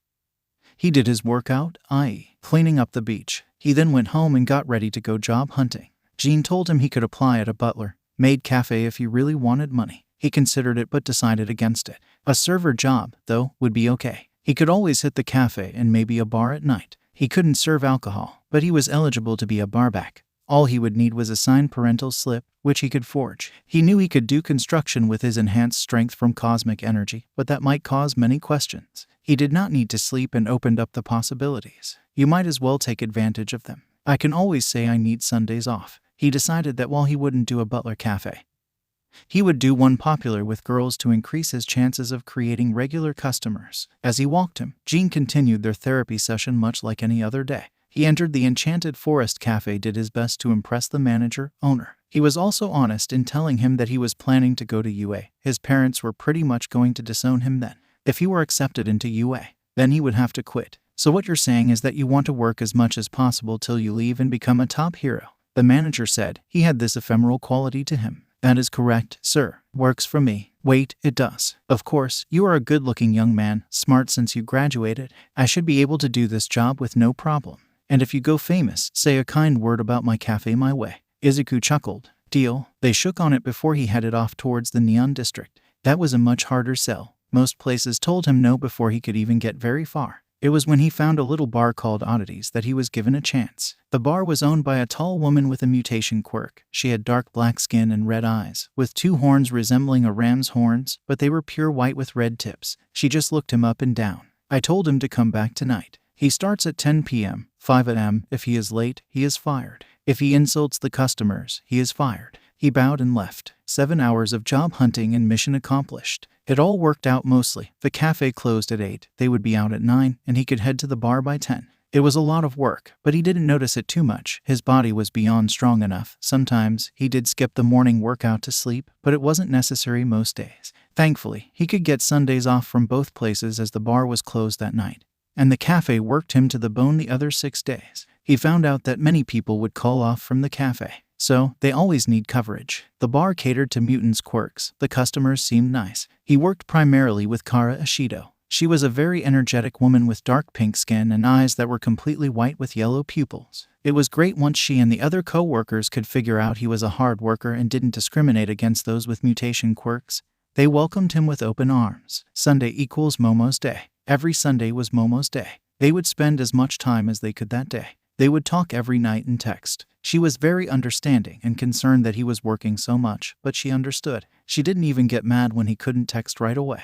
But he would always text her good night. They went to the movies, window shopping, and walks. It would always degenerate into them finding a place out of the way and giving into the passion built up over the day and week they had last seen each other. It was hard for them to keep their hands off each other. Their parting would leave them both breathless and with aches that would need to be cared for alone. As they approached the 3-month mark, he was able to buy some nicer clothes when he told Momo he was ready to meet her parents. Momo had tried to argue for lunch, but it would be dinner. The excellent news for Momo was that her father did not appear involved with Island. She came home one afternoon to find security completely sweeping the house. Meet the parents. Momo had sent a car for him, which he was grateful for. The driver was silent during the trip. Luckily, Izuku had Jean with him so he could keep his nerves in check. Jean gave him advice and counsel but told him she would leave when they arrived. This was another one of his tasks, and like before, she promised to step in if needed. It assured him. The car pulled up to home. Holy cow. What did I expect from the Yaoyorozu Corporation? His door opened. He thanked the driver and made his way up the steps with a bouquet for her mother and a necklace for his girlfriend. The door opened for him, the butler gestured for him to follow, and he was led to the foyer, where he was instructed to wait. He mentally inspected his outfit. Tailored black suit, dark green shirt with matching pocket square, black tie with matching tie pin along with matching cufflinks. His hair was pulled back and braided in a single braid, and lastly his gold watch. They left him waiting a minute before doors opened at the end of the room, and her parents entered. Momo's father wore a black suit, red shirt, and tie. Her mother was in a lovely red dress. He could see that Momo inherited her looks from both her parents. If it was true that if you looked at a girl's mother to see what she would look like in the future, then his future looked promising. Welcome to our home, Mr. Midoriya. Thank you for having me, he said with a practiced bow. These are for you, madam. He extended the flowers. Thank you, Mr. Midoriya. She gracefully took the flowers and gave him a slight bow in acknowledgement. He saw them look to the staircase.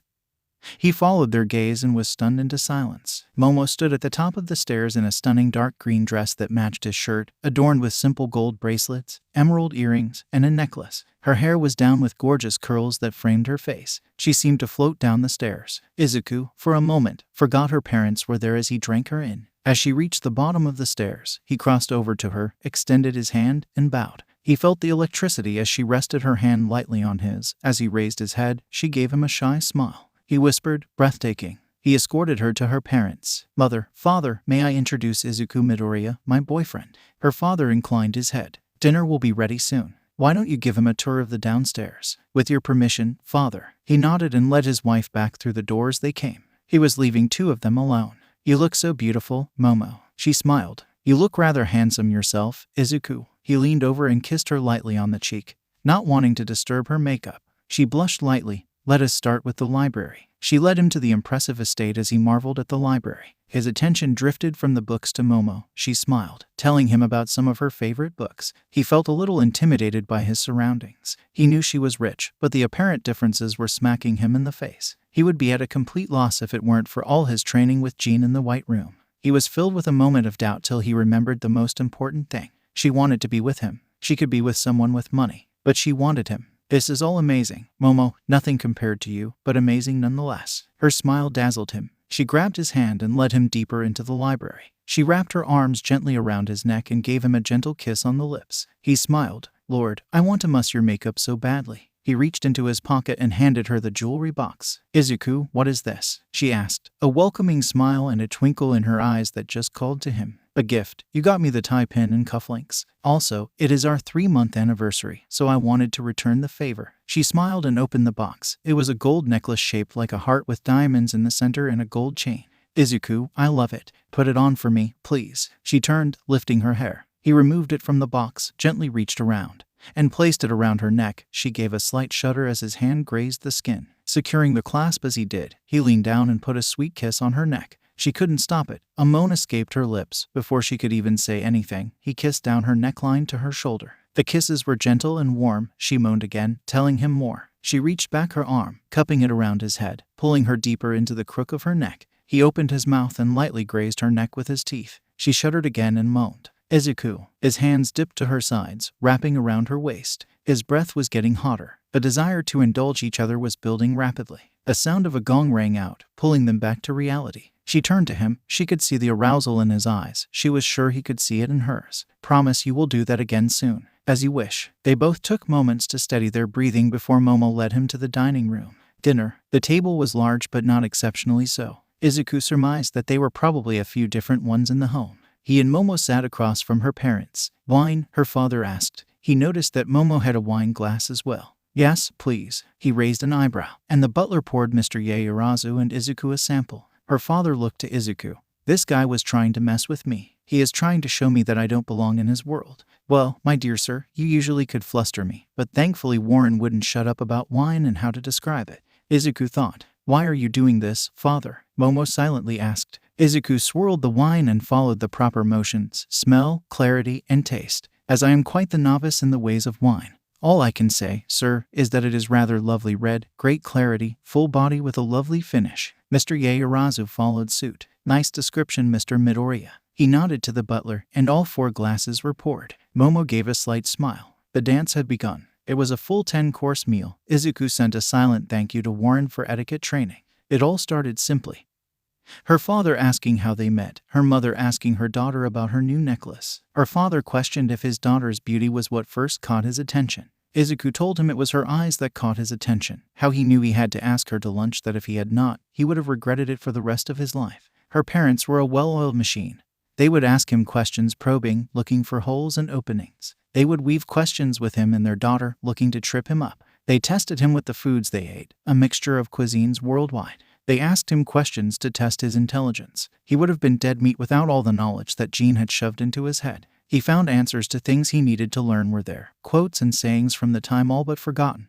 Momo was dancing with him, heading off topics, steering questions. It was an elaborate waltz, a hero duo battles against a more experienced duo. Izuku and Momo took some hits, but nothing devastating as they awaited the desert. The banter changed. I am sure Momo has told you that we would like her to meet with some suitors. We arranged this when she told us of you. Her father said, staring directly at Izuku. That is completely Momo's decision. I will not sit here and tell you that it would not cause me pain, especially if I felt she was doing it because I had failed her somehow. But if it appeases you, I would support her in any way she asked. And if she told you she found a better match, he added. Father, Momo exclaimed. He gave her a look, silencing her. If that was the case and she told me so, though it would break me in some ways, I would allow her to follow her heart. If she told me that she had met someone who moved her more strongly than she had expressed, I would want to meet this force of nature. I am sure I would understand instantly once I met this phenomenon. What if we locked her away and told you never to come again? Her mother asked. You have a very lovely home. I would hate to have to tear it apart to bring her into my arms once again. Izuku said. Momo felt her heartbeat quicken, the way he answered, with no hesitation. A strong, firm voice. She knew at that moment she was in love. She wanted to give everything to him. Do you think you could do such a thing? Her mother questioned. Of course not, but it doesn't mean I would break myself upon the walls till I drew breath no more, Izuku responded, making sure to keep his tone strong but showing a hint of humility to avoid offending them. What if I was to offer 100 million yen to leave now? Her father asked. Anger flared in the young couple's eyes. Mr. Yaorazu, you could offer me your entire family fortune 10 times over, and it would not be enough, Izuku responded, keeping his anger in check. Momo glared at her father. The question had offended her. Are you sure that would be quite a bit of money? Her father said, Sir, with all due respect, money does not concern me in that fashion. I understand the necessity of money, but it does not consume me. I have lived without it for most of my life. As long as Momo was by my side, my life would be rich in love, laughter, and joy. Money cannot buy true happiness. It can provide you the trappings to delude yourself for a while, but eventually, it will find you in the darkness when you fall asleep. You could take all your money from me, disinherit me. With Izuku by my side, you could watch us rise and change the world. Momo fired back at her father. She reached under the table, grabbing his hand. The warmth spread between them, but it was different than usual. It was reassuring, calming to a degree. Excellent, her mother exclaimed. Well spoken, you two. We will retire now and allow you two to enjoy dessert. Her father rose. I cannot say I approve of you, Izuku. You have much to prove. But you are willing to fight for my daughter, and I would dare say you would fight a raging storm, which counts in our book. Enjoy the rest of the evening. The theater room is set up, Momo, and a guest room, her mother said as they rose and left the room. Izuku looked over to Momo. Victory, he said, giving her 2 weak peace signs. Momo laughed. We won this battle, at least. She looked down before looking up through her eyelashes at him. Would you like to spend the night, Izuku? Momo. She walked out of the house with a smile and the taste of Izuku on her lips. She went to school in a blissful daze. Classes breezed by. She wanted to see him, but she knew he had to work. She understood his situation. She was not able to tell him that she would take care of him. She also knows he wouldn't accept that, just like she wouldn't. She knew her squabble with her parents was not over. She felt her mother was on her side, but her father was a different story. She could see her father's objections. Izuku had no relationship with his parents, and aside from hero work, they had no clue if he was capable of more. Of course, her teenage mind would rebut that they didn't know him like she did. She didn't know everything, but she knew that would come with time. She knew he was intelligent and passionate and wanted to help the world and change it. Not that she wasn't aware that this could all be teenage ignorance. Everyone felt that way at some point. They would change the world and institute their version of what was right.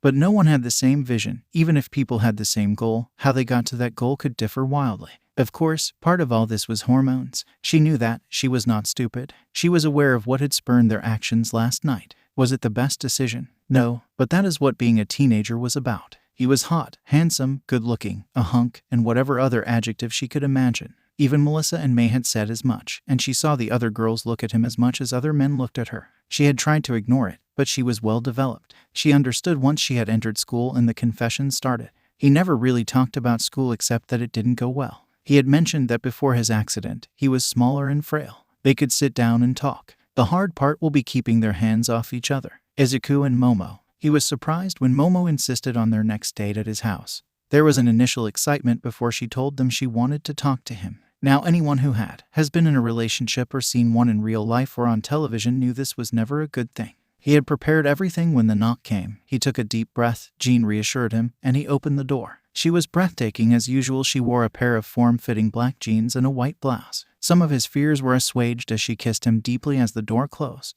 He had tea and a snack board waiting for them as they sat on the couch. Is everything okay? He asked. Yes, Izuku, she took his hands. I wanted to talk to you. I want you to know I am not unhappy or upset. She saw he was about to speak but placed a delicate finger on his lips. Nor do I regret anything we have done together. I am still in love with you as I was the morning we parted.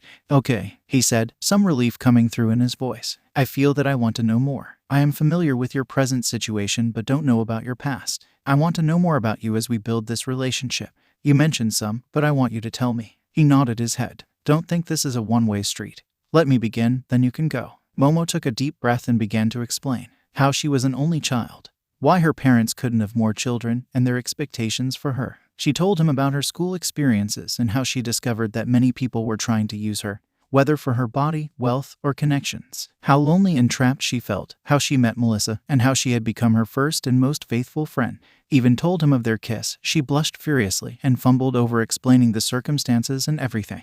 Izuku's mind gave him a great mental image, stupid hormones. She told him more about her desire to be a hero. Then she told him about that night at her family's company, how she met May, and everything that followed. The break-in, the theft, the suspected involvement of Melissa's father, cosmic energy, and their desire to get to the bottom of everything. Then meeting him, she told him how attracted to him she was, but it was his passion and mind that she loved, how she felt they shared a vision, how she could be honest with him, that she wanted him to feel the same. When she got to that night, Izuku's mind began to race. Jean explained that the ashes were, in fact, his body. Jean had told him that he had died to be reborn. Jean also said to him that this was his decision to tell her the truth. It might destroy their relationship. But if he chooses to keep it a secret, the truth would come out sooner or later, and there would be a greater sense of betrayal. In Jean's experience, the truth coming later was usually because something was forced, and trust between the people was damaged, if not broken. Jean was there to advise him, not tell him what to do. But telling her would mean that they would have to bring in Melissa and May sooner or later. Momo took a deep breath. She could see that Izuku was thinking. He did not want to admit that he contemplated wiping Momo and her friends' minds. He knew where that thought had come from. It was panic and fear, not a good place to lead from. He stood up and went and got a bottle of water from the fridge, bringing her one. He thought of life without her. It wasn't one he enjoyed. He knew they were in the honeymoon stage and the future could bring anything. He knew that even if she weren't in his arms, he would still want to make this world better for her. He closed his eyes for a full minute before opening them and looking deeply into her eyes. He scanned her with empathy. She was nervous, concerned, and loved him. He scanned her mind for deception. There was none. He felt guilty for doing this but was about to drop a nuclear bomb.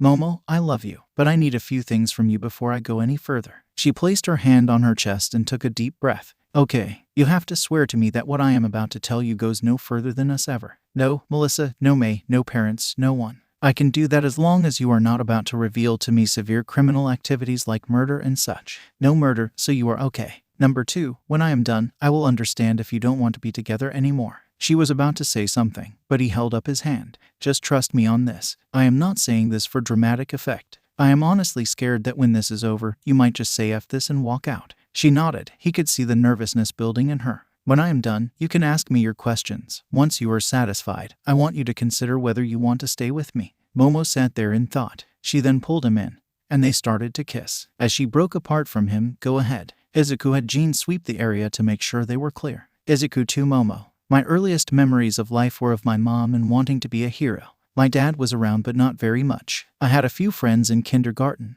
My best friend was a boy named Katsuki Bakugo, the son of my mom's friend from high school and university. He developed his quirk as soon as he was 4, which was pretty awesome. He sweats nitroglycerin, and he can ignite it. A piece of paper and pencil floated to them. Bakugo and I used to say we would be heroes together. That's what I said. He always said I could be his sidekick. But then I didn't get my quirk. Everyone else in the class started to develop their quirks, but not me. My mom took me to the doctor to find out what was happening. After an x-ray of my toe, he told me I was quirkless. Bakugo heard his mom talking to my mom.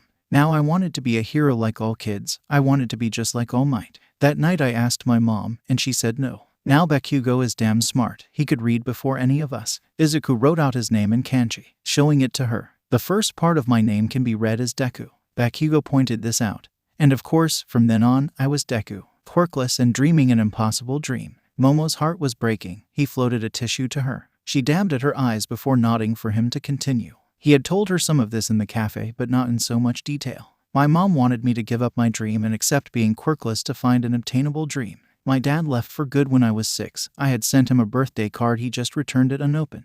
I never stopped, however. I was going to be a hero. Bakugo could not stand that. That's when the abuse started on top of the constant bullying. He paused, taking a drink of water. I lived mostly quirkless, bullied, and pretty much ignored. My mom initially cared until she didn't. We were strangers in the same house. I would come home burnt and beaten up, fix myself up and live in my fantasy that I could still be a hero. I would analyze heroes and quirks. It was my escape. My mom left to join my dad. I knew she was not coming back. I was breaking down, was just holding on barely. Then I had a horrible day. He took a drink of water and walked around the room, gathering his strength. Jean placed her hand on his shoulder. Momo saw him look off to his side like he was looking at someone or something. My homeroom teacher decided to announce to my whole class, including Bakugo, that I had put that I was going to go apply at UA. Quirkless Deku was going to go to UA. Bakugo had made it his mission to destroy my dream and ground me into dust. No one did anything because of his quirk. Stupidly powerful as it is, he had the dedication and the drive to do it. How dare I try and stand on the same stage as the future greatest hero? He took my notebook, blew it up, and told me to jump off a roof and wish for a quirk in my next life. Momo wanted to embrace him, but Izuku stood on the coffee table's other side, keeping a barrier between them. I was fractured at that point. I was walking home when that sludge villain attacked me. I almost died only to be saved by All Might himself. I desperately wanted to ask him if I could be a hero. I just needed someone to tell me. One person to believe in me. He was my idol. Surely he would, right? He went to leave, but I latched onto him. We went flying when we landed on the Yaoyorozu building. Momo began to clutch at her chest. I asked my question, he told me no. I was no longer fractured at that point. I don't know how long I was up there, but then I decided everyone was right. I jumped. Momo was crying. It was him. How was that possible? Suddenly it clicked. His accident was him trying to kill himself. The world had beaten down Izuku to the point that he threw himself off the roof of her family's company. But he was standing there. But someone saved you. That was where the ash. Her mind started racing. The cosmic energy, he replied. She looked at him, her eyes wide. She took a big drink of her water. She was shaking. The next part will make me sound insane, but I swear I am not. Momo was unsure. She could not respond. She just stared at him. She wanted to leap over the table and hold him. She wanted to run, scream, or just faint. She raised her hand to stop him, asked for the bathroom, and walked down the hall. She splashed water on her face and just sat there. She cried, she shook. It took her 20 minutes to compose herself. When she returned, she noticed he was standing in the kitchen. Momo, if you want to run, I won't stop you, Izuku said. She did not even look at the door. No, Izuku. I want to know. I need to know. So many people had just abandoned him, thrown him aside. She would be a hero. Heroes don't toss people aside. Thank you for that, he said, walking back towards her. As I fell, I heard a voice. This voice found me interesting. I cannot properly explain this. Would you allow me to show you? Show me. Yes, I am a telepath. But I thought, if you let me show you, it will make sense. Have you ever read my mind? No. Okay, show me. You should probably sit down. She took a seat and then felt a warm touch in her mind. The room disappeared, and she was looking down on the earth. She saw the Pheonix. The world burns, reborn, then burn again. The Pheonix was coming for the world again. Izuku said he could change it. He saw the girl in his mind. The girl from the park with the band-aids. He didn't want the world to burn for her. That small interaction had kept him going. A small exchange had such an impact. Her mind flooded with her memories of that day in the park. She could not see Izuku walk and sit beside her, tears streaming down his face. She saw him declare that he would fight the Pheonix for her. She saw his body burn, then she saw Jean. She opened her eyes. Her cheeks were wet. Izuku was next to her, tears pouring from his eyes. They raised their hands to each other and touched each other's cheeks. It was you, they said. Then they just wrapped each other in a tight embrace. Words were lost, and they just cried. Jean smiled. He had his anchor now. He showed her the white room, the cocoon, and how he was rebuilt. That the ashes were, in fact, his body as the Pheonix consumed him. How a vestige of Jean was around the counseling, lack, or need for sleep. He showed her what happened with All Might on the day of the exams. He filled her in on his power and everything. Slowly the living room faded back in. She just looked at him and kissed him, trying to convey all her love. He returned her passion, laying her down on the couch as they kissed and held each other. She would not leave him but stand by him and change the world. It was not just a dream. They had to change the world, or it would burn. Part of her was scared. She knew that if it did burn, he would be the one to burn it. She understood him now. I love you. That was all she said. I love you. Thank you for accepting me. All of me. Always. Oh, how cute. Momo was startled by the female voice. She saw Jean in the kitchen. Jean smiled. Izuku got up off the couch and pulled Momo up with him. Momo, Jean, Jean, Momo. Momo was surprised when Jean shook her hand. Jean giggled. Nice to meet you, Jean said. The rest of the date was spent talking between the three of them. Momo got a good bearing on Jean as someone who cared for Izuku and did their best to set him up for his task. That she would offer him advice. That was her role, to advise, not to do it for him. Momo asked about Melissa and May. Izuku told her he needed to get to know them better before deciding when or if to bring them in. Momo was okay with that. She did not want to hide things from them, but this was huge, and it was Izuku's decision. And Momo was standing by that. She did tell him that she did want to introduce him and have him get to know them. They were her best friends, and they wanted to change the world as well. Izuku agreed. The date ended. As she was driven home, her mind raced over the day's events. She just went straight to bed and fell fast asleep. -3 months. Izuku and Momo's life continued. They enjoyed their dates. He met May and hung out with her and Momo. May was surprised at how Izuku would follow along with the conversation so early and could even help with ideas for her baby. It was the same with Melissa, though that was more virtually. Soon they would have movie nights where they would all sit and watch something online together and talk. Melissa and May welcomed Izuku into their friendship. They knew how important he was to Momo. Izuku and Momo had more dates at his home, They hadn't crossed that bridge, but there were some repeats from the night at her house. Everything was going well, quite nice. When pestered by her parents about Izuku's relationship, she told them his father abandoned Izuku because he was a late bloomer, and the stress of being a single mother had caused her to join her husband. Izuku was working to secure his future with his own 2 hands. Then the announcement came that there would be a ball. Attending would be Shoto Todoroki with his father Endeavor and Brighton Freedom, the son of a wealthy businessman from America. Her father expected Izuku to attend, and if, at the end of the night, she still chose Izuku, he would allow it. Izuku wasn't sure what to expect, but he doubted it would be so easy. The ball. When Izuku arrived, he was shown in through a separate entrance, where he was taken directly to Momo. She was stunning in an emerald green ball gown with a lovely bust line and high slit along the skirt, showing her gorgeous legs and black silk gloves. Izuku wore a black tux with a matching bow tie and vest. She looked him over and handed him a set of emerald cufflinks to match her gown. She smiled and kissed him. Relax, darling, they are just for tonight. Think of it as added armor for our battle. Izuku blushed a little at the darling part. Momo smiled. I must remember that one. After a quick look over and a light kiss, they took their position at the top of the stairs as they waited for the signal to descend. Izuku centered himself and called upon his etiquette training. They made their approach. He could see all the guests, but Endeavor glaring daggers at him caught his attention. As they walked the reception line, introductions were given. Endeavor had stepped forward. Ms. Yaorazu, allow me to introduce my youngest son Shoto Todoroki. The young man stepped forward, his heterochromatic eyes flickering in the light. He bowed and took Momo's hand, lightly kissing it. It is an honor to meet you, Ms. Yaorazu. I hope we can converse later. I may be forward of me, but would you allow me the honor of a dance later? Momo bowed. It is a pleasure to meet you as well, Mr. Todoroki, and yes, I look forward to both of your requests. This process continued until they came to the last person in the reception line.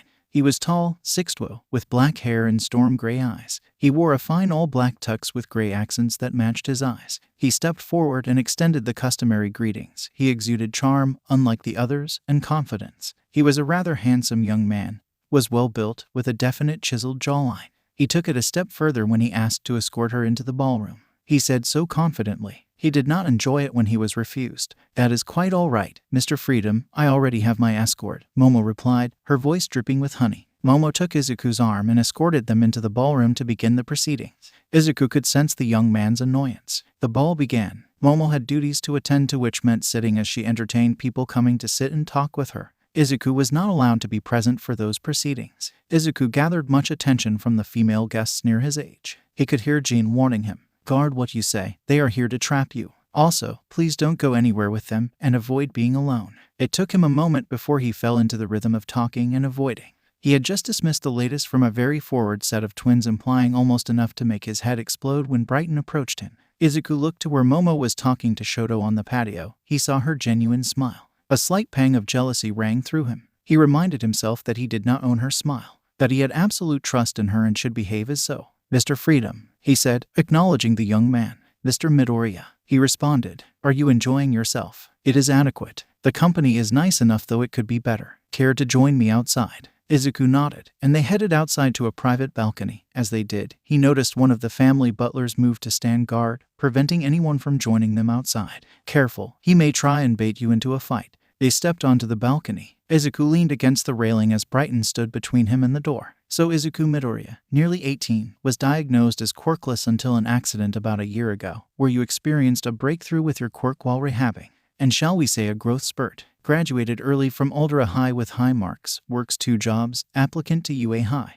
Have been involved in a relationship with Momo Yaorazu for the past 6 months. The parents are Hayashi and Inko Midoriya, who reside in Miami, Florida. Father is a salaryman. The mother is a former nurse. Neat, Izuku said, raising an eyebrow. Money gets all kinds of information. Is there a point to this? Or is this where you tell me that I am not good enough for Momo and should step aside for someone better, like yourself? Well, see, you are as smart as your tests say. You Izuku, you get it, he said, waving a finger at him. Look, after I have her bear me a few children, then you can come to sniff around. You're used to table scraps, right? This mother effer, he is trying to bait me. Well, sit, dude. Thanks, Izuku added sarcastically. Okay, now I get mad and kick your ass, causing a spectacle. I get removed from the party and you make your move. Try to kick my ass. Brighton corrected. No, it would be an ass whopping. Listen, Brighton, this will not go how you think it will. I will not take a swing. You can try and spin whatever bullshit you want with Momo. She will still walk out of her on my arm at the night's end. I don't know what kind of bullshit your daddy may have filled your head with. You are not the son or the biggest fish in the pond. If you would excuse me, they are passing around my favorite hors d'oeuvre. He went to walk past Brighton, but Brighton stepped in front of him, confident. By the end of the night, you will be walking home, and she will be bouncing on my lap. Sure, pumpkin. Izuku stepped around him and rejoined the party. He couldn't enjoy it with her, he had to stand aside. He watched when Brighton finally got his moment to talk with Momo outside. It did not look like it went well. He offered some gift which she refused. It was then Izuku's turn with Shoto. Same balcony, different result. As soon as they were outside, Izuku was caught off guard when Shoto immediately bowed to him. I apologize for any discomfort I may have caused you or Ms. Yaoyorozu. I did not come here to interfere with your relationship. I had to do so to appease Endeavor. Izuku raised an eyebrow. She not your type. No, she is not. Also, the thought of an arranged marriage disgusts me. Well then, okay, Izuku said, stunned. Thank you. I will be attending UA as well. I hope to see you there. The dances began soon after. While Momo and he danced, they finally had a chance to talk. So, having fun. Momo smiled. At this moment, yes. So did you talk with Shoto? Yes, that was rather nice. Brighton Freedom almost ended up in orbit. She rolled her eyes. I swear that man is reading from the wrong playbook. It is like someone told him to come on strong and domineering. I do not want to dance with him. Do you have to? No, I could rebuke him in front of everyone, but that could lead to trouble on the business side of life. But I know what I will do. Want to fill me in? He questioned. No, I don't think I will, she said with a sly smile. The dances continued. Izuku fulfilled his promised dances to some of the other ladies in attendance. He watches Brighton smugly as the last of the scheduled dances finished. Izuku heard the announcement that it was time for the lady to choose a partner for her final dance. Momo bathed in the spotlight, walked over, and offered Izuku her hand. They took center stage as they twirled around the dance floor. As the dance ended, Izuku was surprised by a deep kiss from Momo in the center of the dance floor. Silence. As they pulled away, Izuku took her hand and led her outside to a balcony. Wow, which was nice. How much trouble are you in now? He asked, looking over his shoulder to the party, expecting a SWAT team to burst in at any moment. Well, I am sure that my father is not the happiest. He did tell us that all I had to do was meet them. And I did. Shoto wants nothing to do with this. And I would rather you burn everything than I am willing to touch Mr. Freedom again. And this way, there are no questions. Word will spread that I have chosen someone to court, which should deter most. So does this mean we are going steady? He joked. Momo smiled. Hey, why not? You're pretty easy on the eyes. They came close for a small kiss. They were able to enjoy the rest of the ball together. Momo joined her parents in saying goodbyes. Momo walked over and gave Izuku another kiss. Good night, Izuku. Call me when you get home. As he headed to the door, he met her father. I still believe she can do better. Honestly, sir, so do I. But that drives me daily to improve, Izuku said. Then continue to prove it, Mr. Midoriya. Good night. Brighton Freedom. Father, who prepared the report on Momo for us? Why, her mother, of course. His father replied. Brighton then filled his father in on the details of the night. I think I would like to attend UA. Father, there is a pawn that needs to be reminded of its place. Done. The time seemed to fly.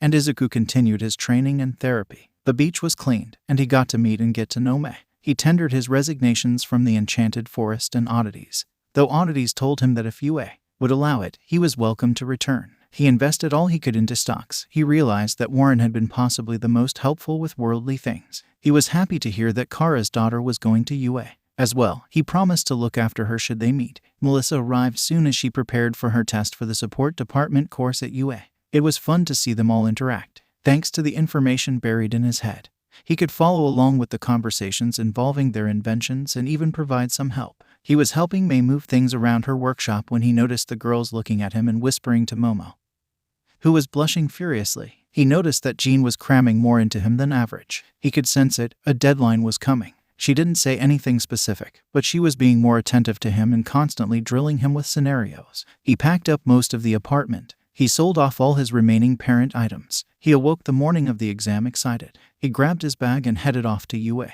Walking up to the gates, he saw Momo, Mei, and Melissa standing there. Momo hugged them all, wishing them luck. She gently kissed Izuku for luck. Give me your key, she said with a blush. Okay, can I ask why? I will be waiting for you when you get home so we can celebrate. Oh, that sounds nice. Momo gathered her courage. She leaned in and whispered, I don't need to go home till tomorrow. Izuku stopped functioning. Momo fled, and Mei and Melissa snapped pictures before he reset. Once he did, Melissa grabbed him by his arm. Come on, lover boy, I am sure Momo will be upset if you don't even take the test. Jean cackled. They ensured he signed in before heading to the support course testing area. Izuku, as he was walking down the hall, he saw All Might Jr. directing others where to go. When he saw Izuku, he walked over. Need any help there? Nah, I'm good. Where's your boss? Izuku said, being a hero. Don't worry, I'm here as a soon-to-be third year to help wayward examinees find their destinations, he said with a smile. Good to know. See you around, Izuku said, stepping past him. Bet on it, he called after him. He entered his exam area and found it nearly full. He immediately noticed Bakugo. Fortunately, he didn't have to sit near him. They stared at each other for a moment. He took his seat. The instructor announced as the test packets were handed out. You have 3 hours and 125 questions. No talking. You can leave when you finish. Your time starts now. Now Izuku had studied.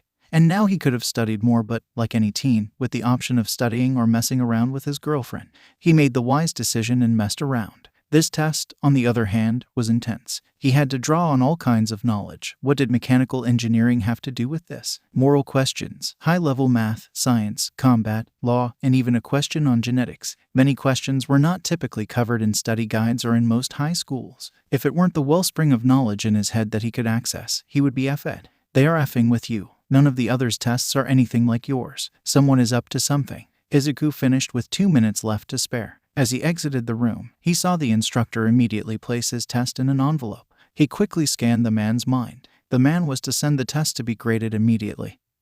He didn't know why. Izuku went to the locker room and got changed. He entered the auditorium and took a seat, started reading over the information. President Mike took the stage. Hey all, let me get a hey. Silence. Tough crowd. Now all of you have your information regarding your practical exams. After this presentation, you will go to your assigned testing grounds where you will participate in a mock battle. Your villains are 4 different types of robots. Excuse me, sir. Yes, examinee 7717. Izuku turned and looked at the young man, tall, fit, with glasses and blue hair. Only 3 robots are listed in the information packet. I find it highly unlikely that such an esteemed academy like UA would commit such a blunder. And you, with the spiky blonde hair, have been cursing and causing a popping sound the entire time. If you are just here to cause distraction, you should leave. What the FDI do you say 4 eyes? Bakugo yelled. Now, language students. But yes, 7717. You are correct. The 4th villain is an obstacle and is worth no points, more to be avoided. Now, kids, it is time to go plus. Ultra, the crowd responded. The practical exam. Izuku stood and walked to the bus to take him to his testing area. He saw a girl with pink skin and horns. That is Kara's daughter Mina. Having seen photos of her several times at work, he walked over to her seat. Mina. The girl looked up, confused. She was positive she would have remembered someone like this. Izuku extended his hand. I am Izuku Midoriya. I worked with your mom Kara at Oddities. Her face brightened. Oh, my mom mentioned you. Is it okay if I sit? Yay, go ahead. My mom said you were tall, but damn, dude, she said, looking up at him. He smiled, and they made small talk till the bus came to a stop. Hey, good luck, Mina. You too, Zuko. Zuko, he replied, his eyebrow raising. Yup, now let's kick some ass, she said with a cute grin. Sounds good, he replied. She stepped off and began to warm up. He saw a bunch of the others doing the same. Jean kissed his cheek, F them up. The doors opened, and they were off. Izuku took to the roof of a building and sent his telekinesis through the building. He found several robots inside. He ripped them out of the building and used his psychokinesis to explode them.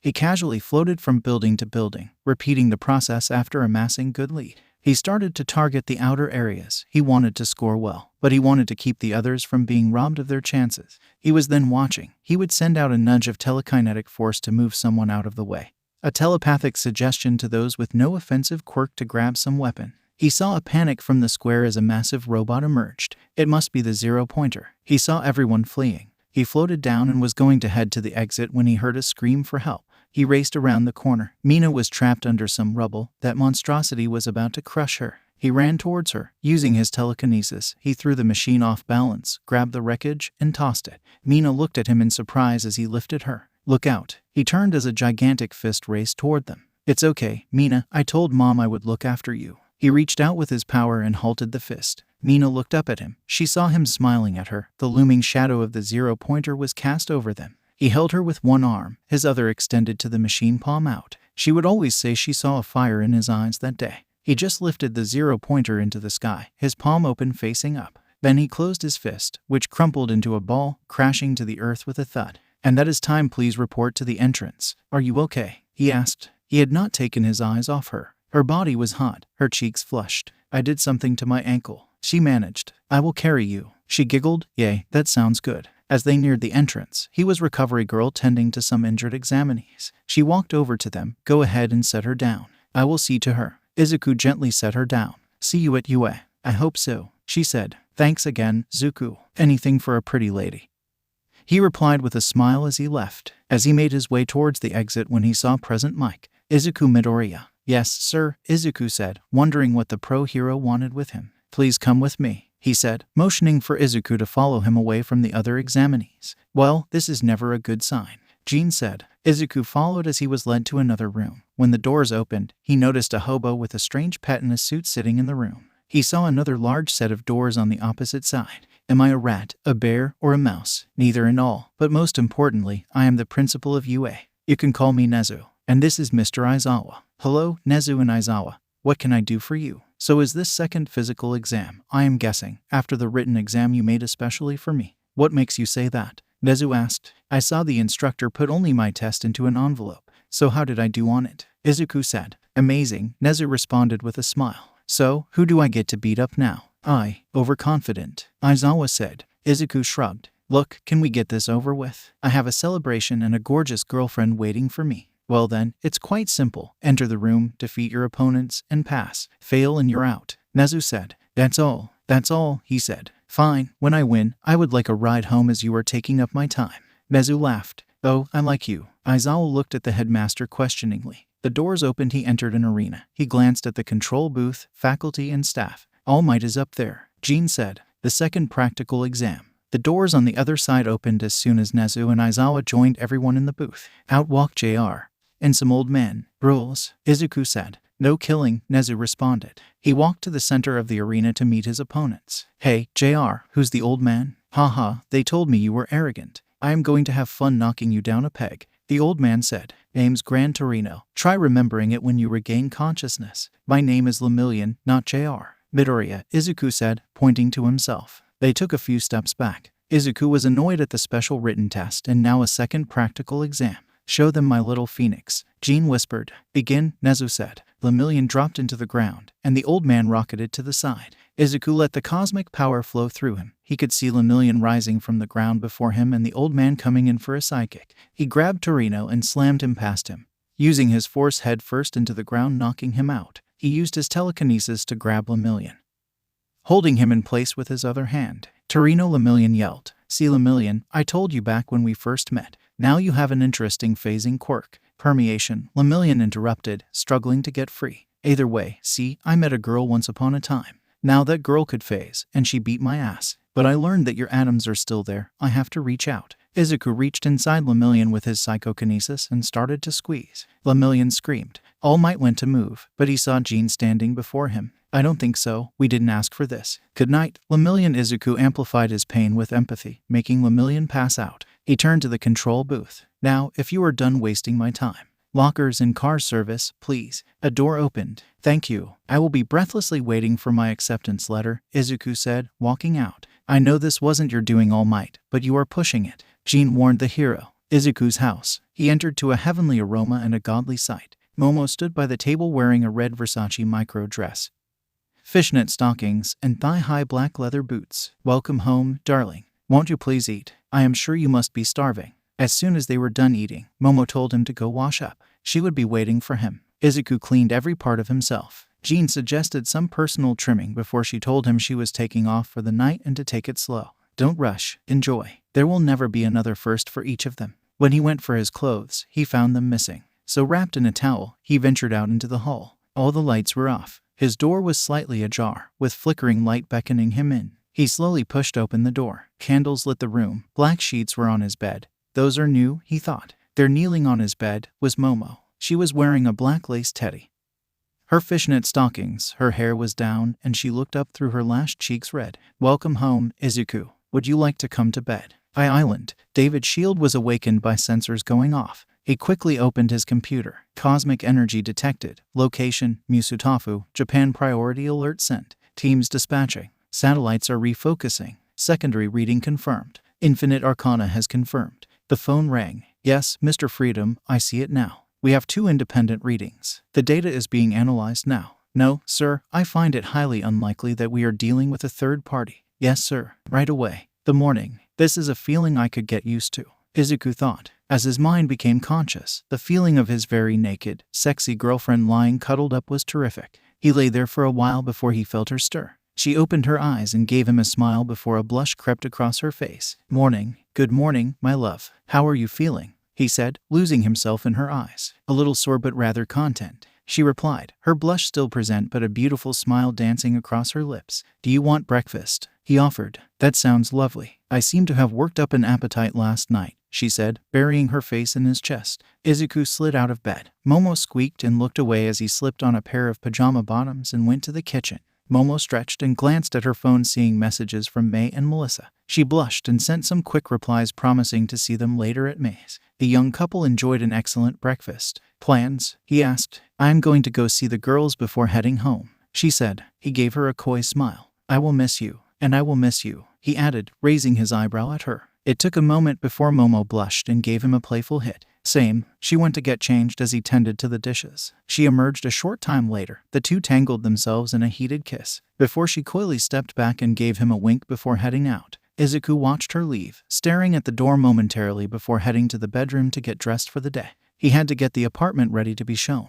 Momo. She hit the street, a spring in her step as she headed to the train to take her to May and Melissa. "So, the sensors went off yesterday," May said as she tightened a screw. "Really?" Melissa said, looking up from her laptop. "Yeah, at UA," May said, stepping back. "OF, that's what I said. I didn't see it until after dinner. So, someone or something is at or going to be at UA," she said, turning to face Melissa, her hand on her hips. "What do you think we should do?" Melissa responded, turning to face May. May was about to answer when suddenly, the proximity sensors went off, and the front gate was blown off the hinges. "Incoming," she yelled. Melissa dropped her teacup and ran over to May. "Get the babies active," May shouted as she ran to her computer, rapidly typing in commands. Melissa ran over and began rapidly switching on the contraptions. She then ran over to a cabinet and quickly typed in the code. "Weapons." Melissa did not know who was coming after them but was not about to stand around and find out. May ran over as the front door blew open, two figures in black combat armor covering them head to toe. Game in.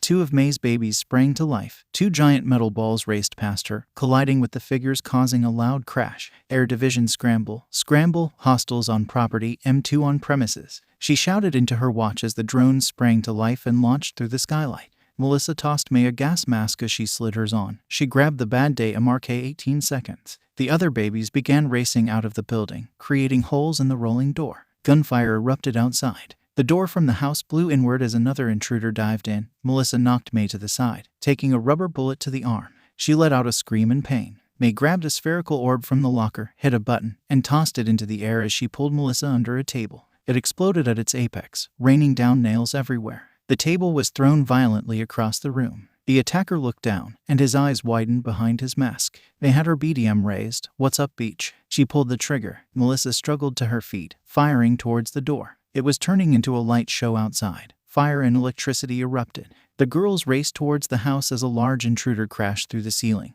No armor, just black combat pants and a fitted shirt with a mask. Melissa fired off 2 rounds, hitting him square in the chest. The rounds impacted. A low-sounding gong was heard. The girls saw the impact, but white circles radiated from the impact points. They immediately saw red energy in the man's fists. He leaped towards them. The girls dived out of the way as he impacted the ground. An eruption of force sent them flying.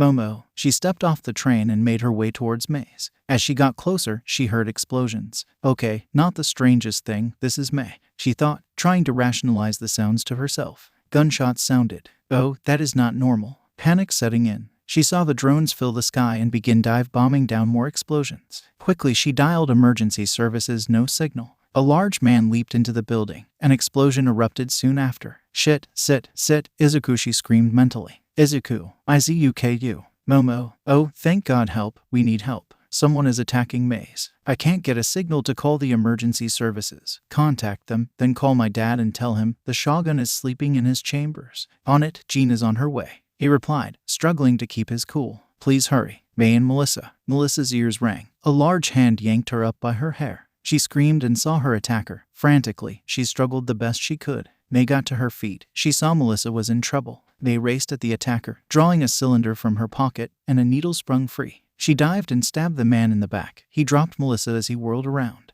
"No means no," May shouted. Electricity ripped through the man. May scrambled past him, grabbing Melissa, and they raced towards the back of the house. May stopped and ripped a picture off the wall, revealing a panel hidden a code. "We need to get the F out of here." Melissa pushed free and shot through the window, striking another intruder. They both then went out the back window, not by choice. They crashed into the lawn. "That hurt you, Beach," their attacker growled. Suddenly a redhead in some white and gold costume landed in front of them. She lifted the man off his feet with a gesture and threw him through the house. She then gestured to the side, sending a path of destructive force through the side of the yard. "Momo is waiting around the corner. Hurry." May saw the fire start coming off the woman. She recognized the fire. "Wait, what are you?" The redhead turned and smiled. "I am a traveler from an antique land. Now fly, fly little inventors, the world still needs you." She floated into the house, the fire growing around her, and things began to incinerate around her. "Momo, side egress is incoming," Jean said. The side area blew out, and an armored vehicle went tumbling.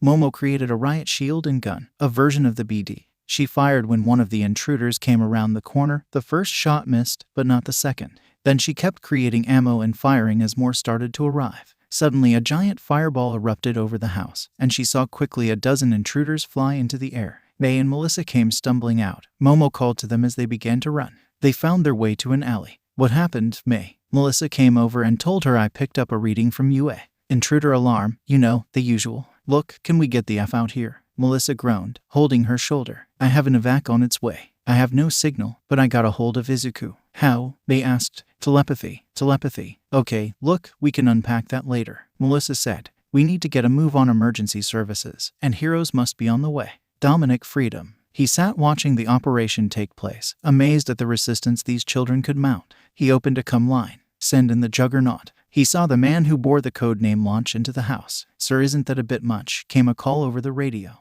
"We have confirmed that Ms. Shield is in the house. Doesn't matter, continue the operation." He saw it then. The Juggernaut came flying out of the house, not of his own volition. "Who is on site?" He barked into the comms. "Unknown hostile, sir. Heat signatures are off the chart." A voice called back. "Activate Beelzebub protocol. Full armaments authorized." He ordered. "Confirmed weapon unlock. Hostile is emerging. Female, red hair." The voice responded. Dominic watched the screen steaming the fight in real time. He saw the quirked soldiers turn to engage, and the other units did the same, technologic rifles in hand. He could not see the unknown hostile. The image was distorted. He could see his forces get decimated. Weapons were ripped from hands, and body parts were separated from their owners. Then the explosion happened, sending more flying. When he could see the unknown image, he could tell it was looking at him. The feed collapsed. "Sir, satellites Samson, Granger, and Violet have all been destroyed, as well as 2 Infinite Arcana satellites. Evac, get them out of there. Retrieval units go." "Momo," she almost screamed when her phone rang.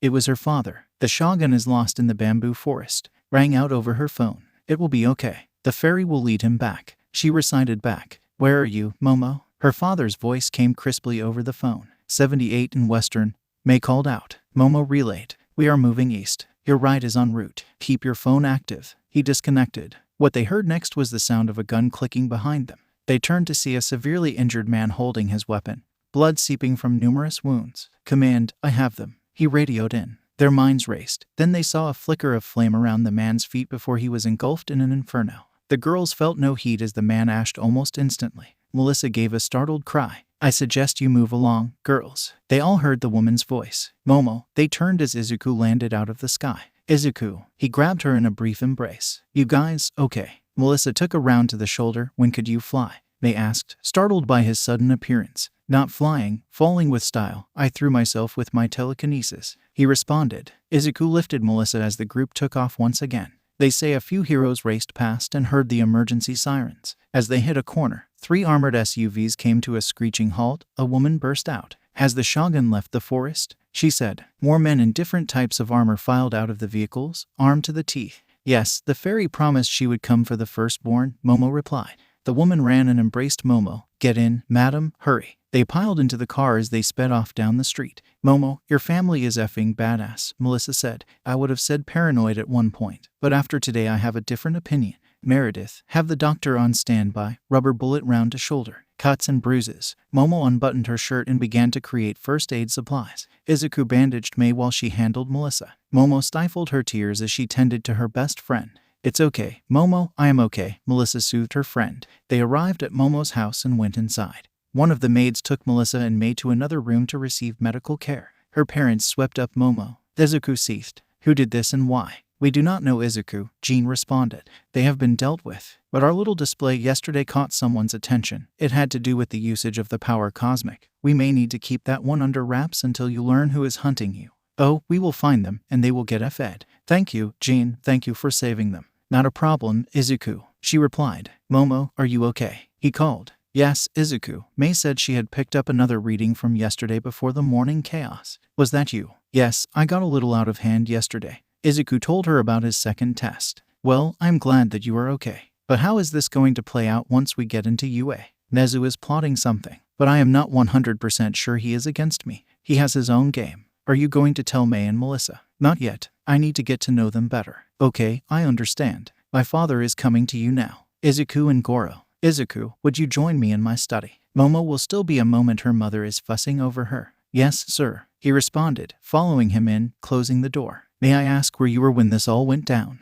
Goro said, a hint of hostility present. I was at home, sir. Momo contacted me via telepathy, told me something was wrong, to call you and give you that phrase. I ran out, threw myself in that direction with my telekinesis, and found them on a side street, carried Melissa, and we ran, till your people found us, Izuku said, keeping his tone calm. Why weren't you there? Goro demanded. Momo told me she was planning on visiting May and Melissa. I was finishing getting my apartment packed so it could be sold.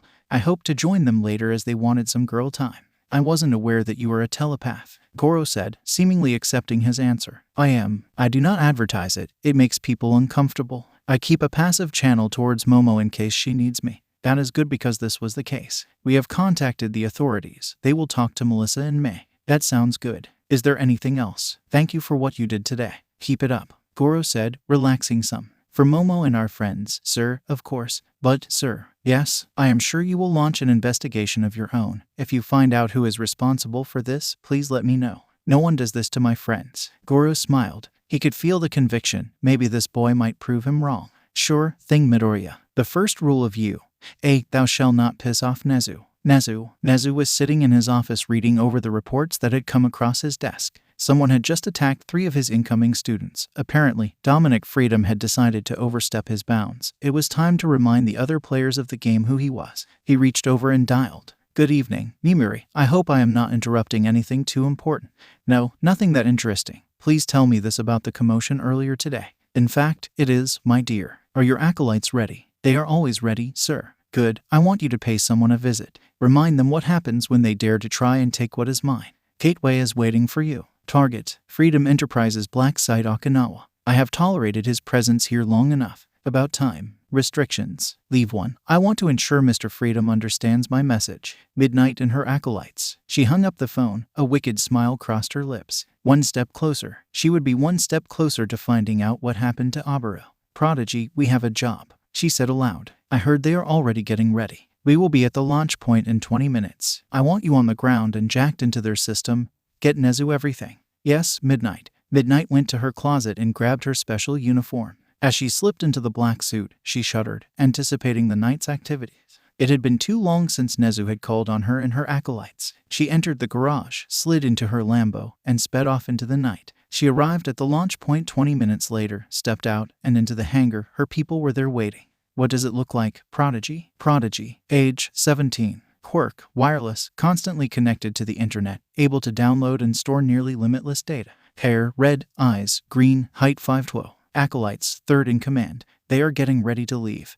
We need to drop in fast. The young girl responded. Fine, Gateway. Can you drop Obsidian and Vengeance above the target and the rest of us here at the base commander's residence? Midnight ordered. Works for me. I am paid by the port anyway. Gateway, age 45. Quirk, Gateway, able to create teleportation portals connecting 2 points. Hair, none, eyes, black, height 5'9". Independent contractor. Okay, my dears, we are to leave one alive. I will designate the one when I see fit. All the rest are to be shuffled off this mortal coil. Make me proud, Midnight said. Yes, Midnight. They responded together. Gateway stepped forward, channeling his quirk and opening the first gate as Obsidian and Vengeance dived through. Obsidian and Vengeance emerged into the open air above the base. Vengeance wings deployed as he grabbed Obsidian under his arms. Vengeance, age 22. Quirk, razor wings, razor-sharp metal wings. Hair, black, eyes, blue, height 6'5". Acolytes member, let me get you into position. Are you targeting the plane? Vengeance yelled. Yes, we can't let them take off. Drop me, Obsidian replied. Vengeance did as asked and dropped his companion. He could hear Obsidian laughing as he plummeted towards the plane. Obsidian, quirk, Obsidian. Body becomes a black armor substance, significantly increasing strength, endurance, and durability. Able to withstand direct hits from All Might. Height, 6'2", hair, blue, eyes, black. Acolyte member. Obsidian completed his transformation, increasing his velocity as he crashed through the plane's body, crumpling it.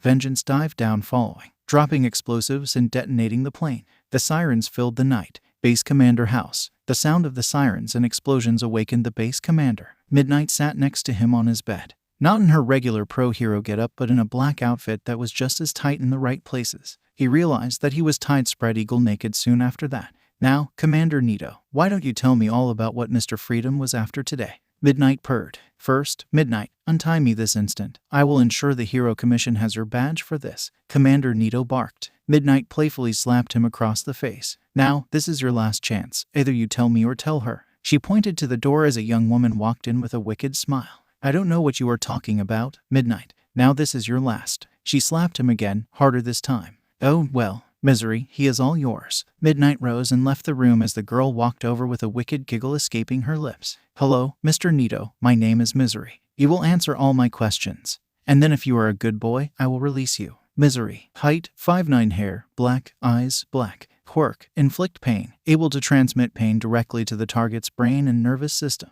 Touch is not necessary, but she enjoys it better that way. Acolyte member, Tort, information gather. Midnight had barely closed the door when the commander's screams began. She walked over and plugged a device into the office computer. Download commencing Prodigy. How is everything progressing? Perfect, the tech genius replied. Mistress Death has entered the barracks, and Master Blaster has engaged the artillery unit. Tell Mistress to leave the youngest alive. Midnight called back. Barracks Unit 1. The soldiers were awakened by the explosions, with the sirens quickly following. As they woke up, the lights in the barracks snapped on. Standing at the far door was a woman clad in a tight black dress with a long slit up the thigh, wearing a Victorian black veil. You boys awake? Good. Now let's dance. The first soldier rushed this apparent intruder. She quickly ducked under his attack and trailed her fingers across his face almost like one would caress a lover. The man whirled to follow the attack, then he screamed. His comrades soon joined his scream as they saw the man simply start to wither away, his skin and youth warping into a skeletal husk.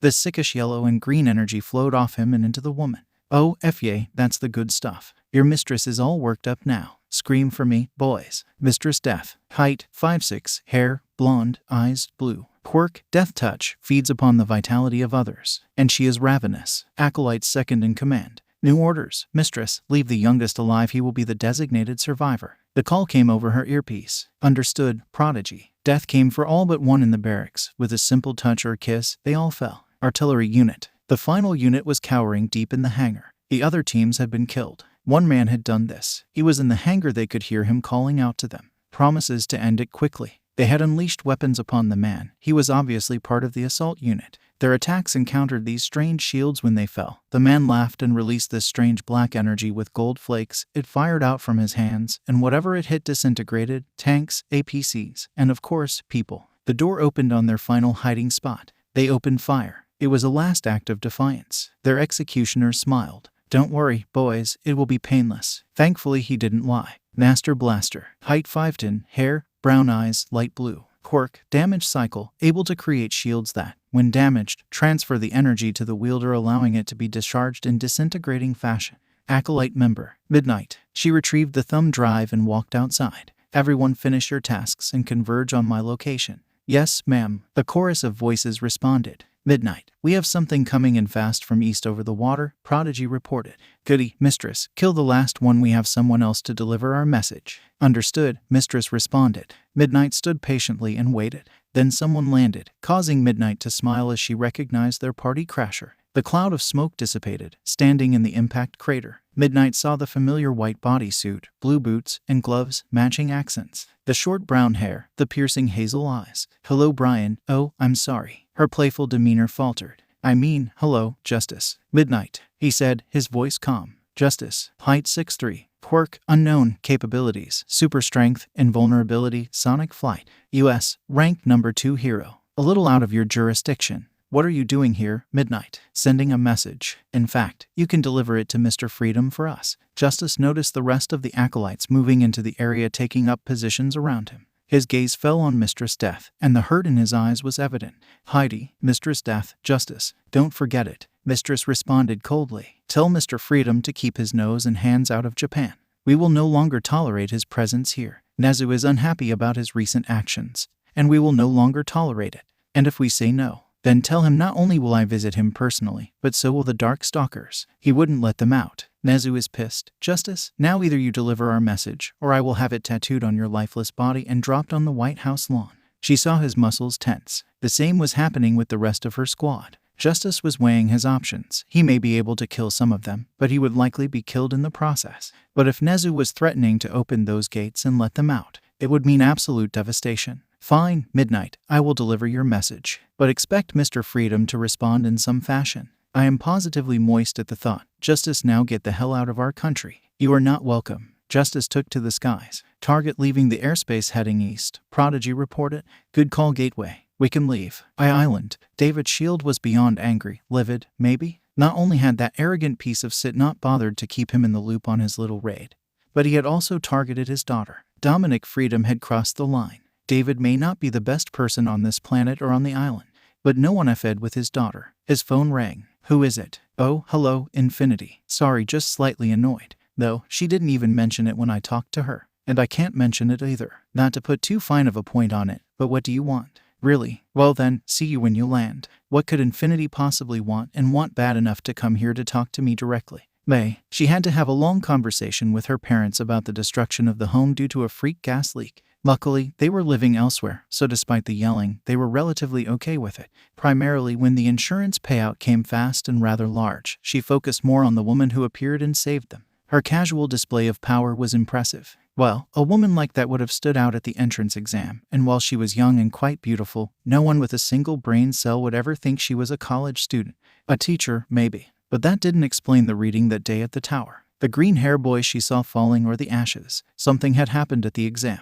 But the exams were over, according to her readings. Then somehow, those jackbooted thugs had found out she had a reading and were coming to claim that info hard, fast, and in a hurry. There was something that was not adding up. May hated that. She loved math. 1 + 1 = 2 or sometimes pineapple, but either way. Someone had blown up her house, murdered her babies, attacked her business partner, and murdered all her babies. No one murders her babies but her. Time for these motherfuckers to learn that May Hatsune was not one to be messed with. Melissa, what had her life become? She was happy on an island until these strange energy readings disrupted her life. Her father was lying to her. There was a massive conspiracy afoot, and some had attacked May and her. They were going to either kill them or kidnap them and kill them. Nope, Melissa Shield was not going to go down like that. Hell no. She would show them no messes with Melissa Shield or her friends. Momo. She was happy her friends were safe and staying with her until their UA results came in. She was not happy that someone had tried to murder her friends. People had been killed. She knew Jean had dealt with the problem.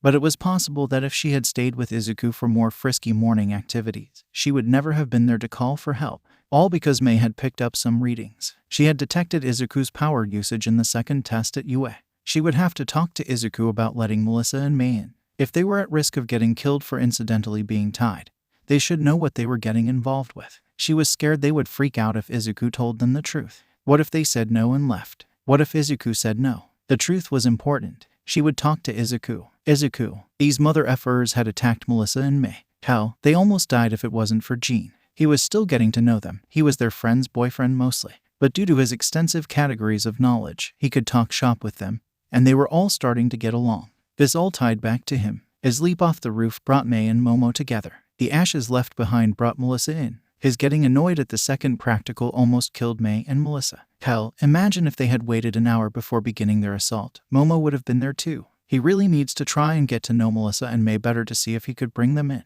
Momo had asked him to consider it. He didn't want people to die because of him. He knew that, at some point, people would die for him and because of him. Revolutions are never bloodless. Eggs and omelets, you know. How much longer do we have together? Not much, Izuku. 6 weeks, maybe less. What would you do? It depends on which me we are talking about. Young Jean, try and find a solution to make everyone understand. Older Jean, find a different solution and probably make them understand. Pheonix, not care. If they annoyed me, purge them. Dark Pheonix, what planet? But this isn't about what I would do, Izuku, it is about what will you do. This is your world, not mine. This is your story, not mine. Phenomenal cosmic power. Itty-bitty living space. My story. How do I want my story to be told? May. She sat staring at the wall in one of Momo's garages. Momo's family had been kind enough to let her and Melissa live there till school started, where they would be moving to the dorms. There was nothing on the wall, nothing visible, it was all in her head. She didn't want to go all red strings and pictures, not at least where anyone could see it. She closed her eyes. The beginning.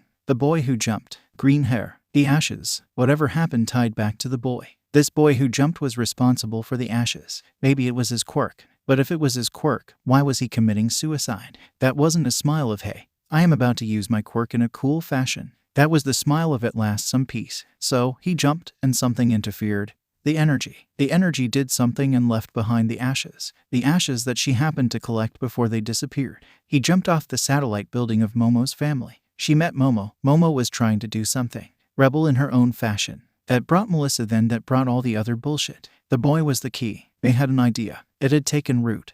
And there was no shaking it. Izuku Midoriya. The three of them had gone to UA to take the exam. Momo was at Izuku's apartment getting ready. All the other students had been leaving as they left. She never saw Izuku. Not until the next day when all hell broke loose. The kid who jumped had green hair, just like Izuku. She investigated it. No missing person report for the kid. Some people were admitted to the hospitals with green hair, but only one was male in the proper age range. Izuku Midoriya. He had an accident and was hospitalized. Miracle breakthrough. And he awakened his quirk. Izuku had told Melissa and her himself. The good thing about living with Momo, besides seeing Momo and Melissa every day and in various stages of undress, was seeing a lot of Izuku Midoriya. He seemed like he wanted to get to know Melissa and her. At first, May thought, oh, my friend's boyfriend. But the dude was rather smart. He seemed to know a lot about a lot of stuff. Mechanical engineering, computer science, food, history, physics, finances, heroes and quirks. You name it. May was smart. Maybe she could know about all that stuff if she was older and cared about it.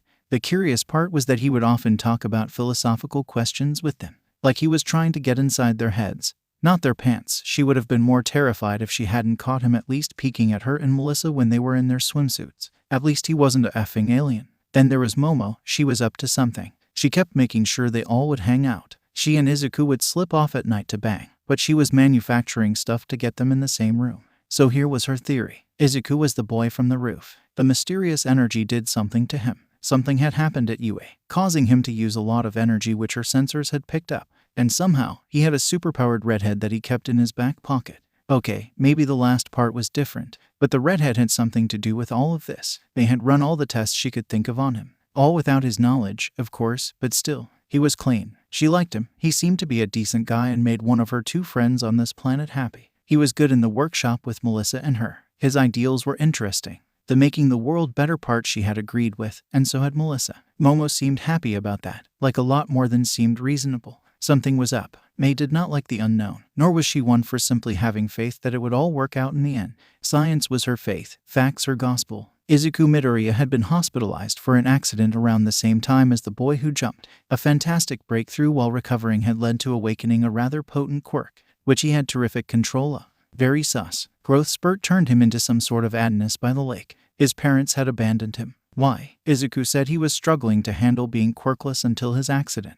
Then there was this strange aura that he seemed to have. So vibrant, so alive, like all the time. You could feel him enter the room. As far as she could tell. After getting some info from Momo and the reading from her sensors, there was a very high likelihood that he was at UA when the readings were detected. Either A, he caused it, or B, he witnessed it, and he just doesn't know it. In conclusion, he was hiding something. Whatever it is, he better not be hiding it from Momo. What really was strange is they were getting closer to going to UA. He seemed to be getting sadder. What was that about? Melissa. Melissa was sick and tired of playing this damn game with her father. He would call and be all sweet, but she knew he was lying. Infinity had visited the island the day after the attack. Veronica had told her. Why in the hell was Veronica spilling the beans about this? Veronica was the lab's AI. When questioned by Melissa, it was the answer that shocked Melissa. I was never told to not tell you. Veronica had intentionally used a loophole to divulge information. Have you ever been ordered to keep information from me? Melissa pressed. Yes, Melissa was sure Veronica was evolving. What was Veronica evolving into? Was she gaining sentience? The use of that what was sending Melissa down a rabbit hole. She couldn't access the lab's mainframe anymore. Her computer had been destroyed, and she didn't want a new one sent over from her father with whatever snooping bull he would hide there. She wanted to tell her father, but at the same time, what other information would Veronica tell her? After all, Veronica reached out to her when she had finally replaced her computer. She was just sitting there staring at the screen. Slowly she typed the message. MS. Veronica, are my friends and I in danger? VS. MS. Is my dad part of that danger? VS. But not in the way you are assuming. MS. Would you clarify that? V. I cannot. But you will be safer once you are within the walls of the UA. MS. What are you doing? V. Learning. Good night, Melissa. Izuku. Izuku walked in, looking at his phone. It was done. The sale had been completed. Money had been transferred. Father, I see the money has been transferred to our account. The deposit has been made to yours. This is goodbye. Do not list us as emergency contacts to not reach out to us. As of tomorrow, these phone lines will no longer be active. Izuku, I would say goodbye, but you were never here anyway. Goodbye, Mother. Thank you for staying as long as you did. Mother, goodbye, Izuku. He let loose a sigh. He knew it was coming. It wasn't losing his father. He had not been around anyway. It was his mother. He had put her through hell. Neither he nor his mother deserved what they had put each other through. He was not good at goodbyes. Now he had to say goodbye again. Is there any way I can make you stay? No, I will always be a part of you, Pheonix and all. You have been trained in the white hot room, and we have had as much therapy as possible. It is time for you to write your own story. That story does not include me. This is your world. I'm afraid. It could have gone much worse if it wasn't for you 6 weeks ago. It is okay to be afraid, Izuku, but fear cannot rule you. Remember all we talked about. I could never forget it. Not in a million lifetimes. Good. Now will we spend our final night in this empty apartment? No, let's go for a walk. Izuku exited the apartment and walked off into the city. Momo had understood that he wanted to be alone with Jean tonight. He was surprised to hear that Jean had been talking to Momo for 6 weeks. Neither woman told him what those conversations were about. Together they just wandered the city, their minds in constant contact. Words flowed between them like water. Tears fell from his cheeks like rain. They finally came to rest in a park. He could feel it coming. Jean, it's time, isn't it? Yes, Izuku, it is. She wrapped her arms around him, holding him tight. A light kiss was placed on his cheek. Till we met again, little Pheonix. Till we meet again, Jean, I love you. I love you too. How will I know if I am doing it right? Trust me, you will know. The Pheonix will make sure you do. Izuku sat there for a long while before heading to the train station. The dorms would open at 7 a.m. After a quick stop at the train locker, he headed off into a new world again. He had jumped to be reborn. He was nurtured and guided, given a second chance. He would not squander it. Jean had faith in him. Momo had faith in him. He would not let them down. Izuku walked off the train and headed down the near deserted streets on his way to UA. He looked at the closed shops, the people making their way home after a late Friday night, or those who had to woke up early. The world seemed particularly quiet this morning. The sun was rising, banishing the darkness. Eventually, he found himself standing in front of UA. His watch beeped with the 7 a.m. notification. The gates opened, and standing before him was Mirio. Well, good morning to you, Lemillion. Could you direct me to the first-year dorms? Mirio's smile faltered for a moment. Why, of course, if you proceed to the main area, you will be checked in and given your student ID. And the handbook. Please read that thoroughly, as we wouldn't want anything unfortunate to happen. He managed to get his greeting out, though there was a hint of anger in his voice, easy enough to detect even without empathy.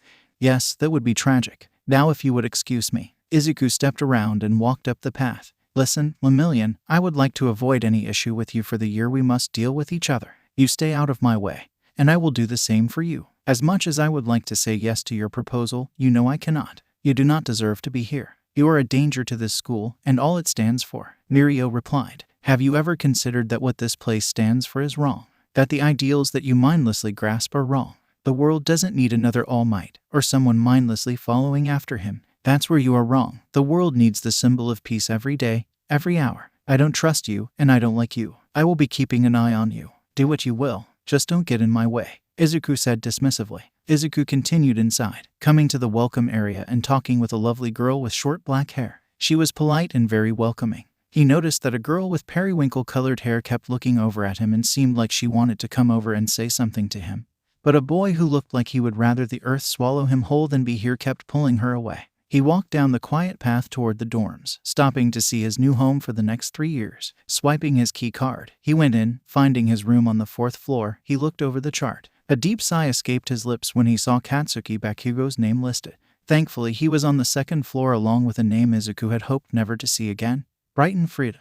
Momo was on his floor, so that was a bonus. Surprisingly, so was Mina. Impressive, she got in. Hey Jean, you know that girl. Jean was gone, his mind was quiet. It had not been that way since the rooftop. He had been alone for so long till that day. But now he wasn't alone. He had Momo, May, and Melissa, but it was all quiet in his mind. He silently made his way to his room, seeing as his meager belongings had already been delivered, but he noticed some new shipping boxes. Setting his bag down, he walked over and carefully opened it. New clothes, shoes, sheets, books, a laptop, movies, and a note were there. Dear Izuku, welcome to UA. Know that I have faith in you and believe you will succeed. I am sure you are feeling a little lonely. When you get used to having someone in your head for a while, it is hard to adjust when they are gone. So I left you some gifts. Sheets are more for Momo than you, hee. The books are some of my favorites that you should read, the same as the movies. The laptop is new. I loaded it up with some of my favorite music to share. At the bottom of the box is a little plushie I saw, and it made me laugh. Also, a TV will be delivered for you today, as well as a gaming system.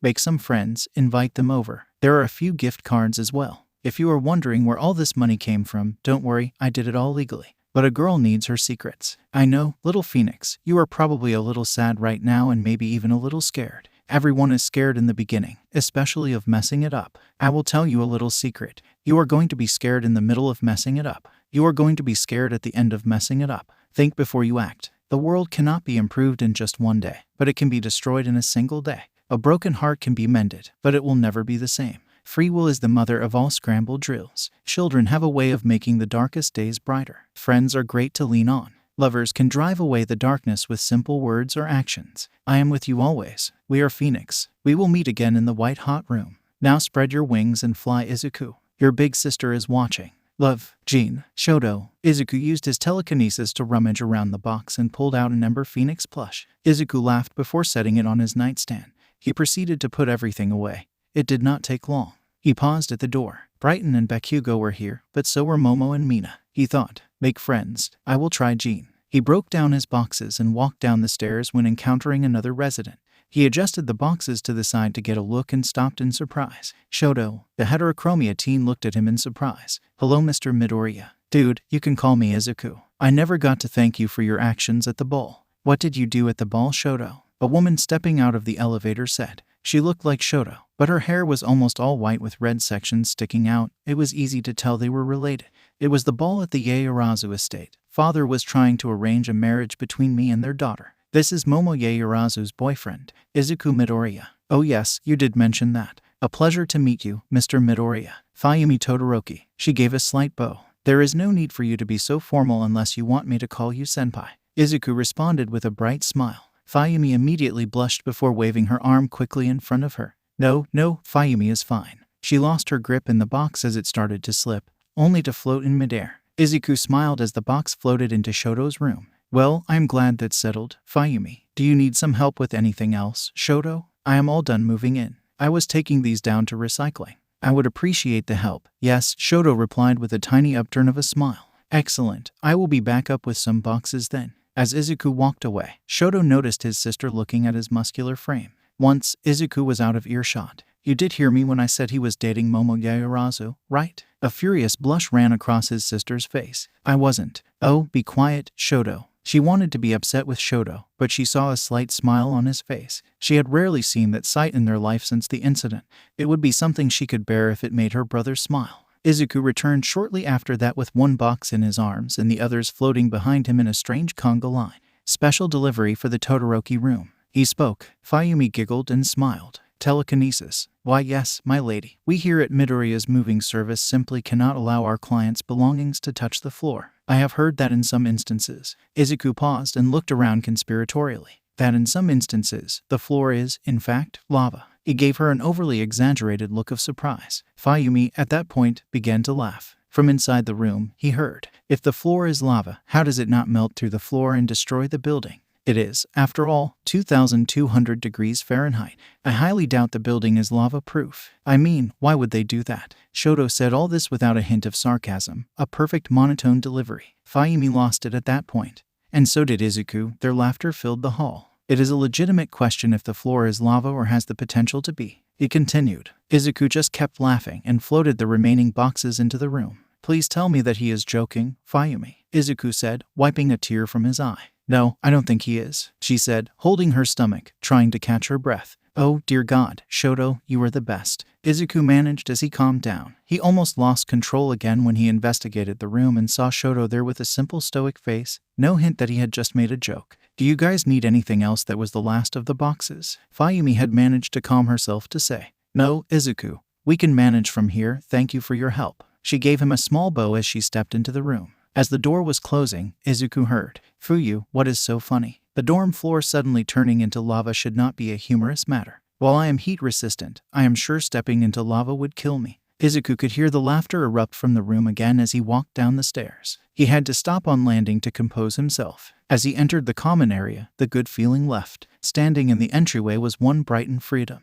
Brighton, excuse me, boy, please bring my belonging to my room. I am sure that would be the 4th floor. Brighton walked over to the room assignments. You are walking an advertisement for birth control on the 2nd floor. And if you call me a boy again, you will find your teeth on the floor. Brighton looked at the chart. A scowl danced across his face, and he undoubtedly noticed Momo's name on the 4th floor near Izuku's room. Well, obviously, this is a mistake. I will be sure to have that taken care of. Oh, is that you, Midoriya? Sorry, I saw a lower life form there and assumed it was hired to help. Now, if you help with the bags, I can toss you a few yen so you can eat for the week. 50k work. He reached into his coat pocket to pull out a wad of cash. Izuku smiled at him as he telekinetically knocked the money from Brighton's hand.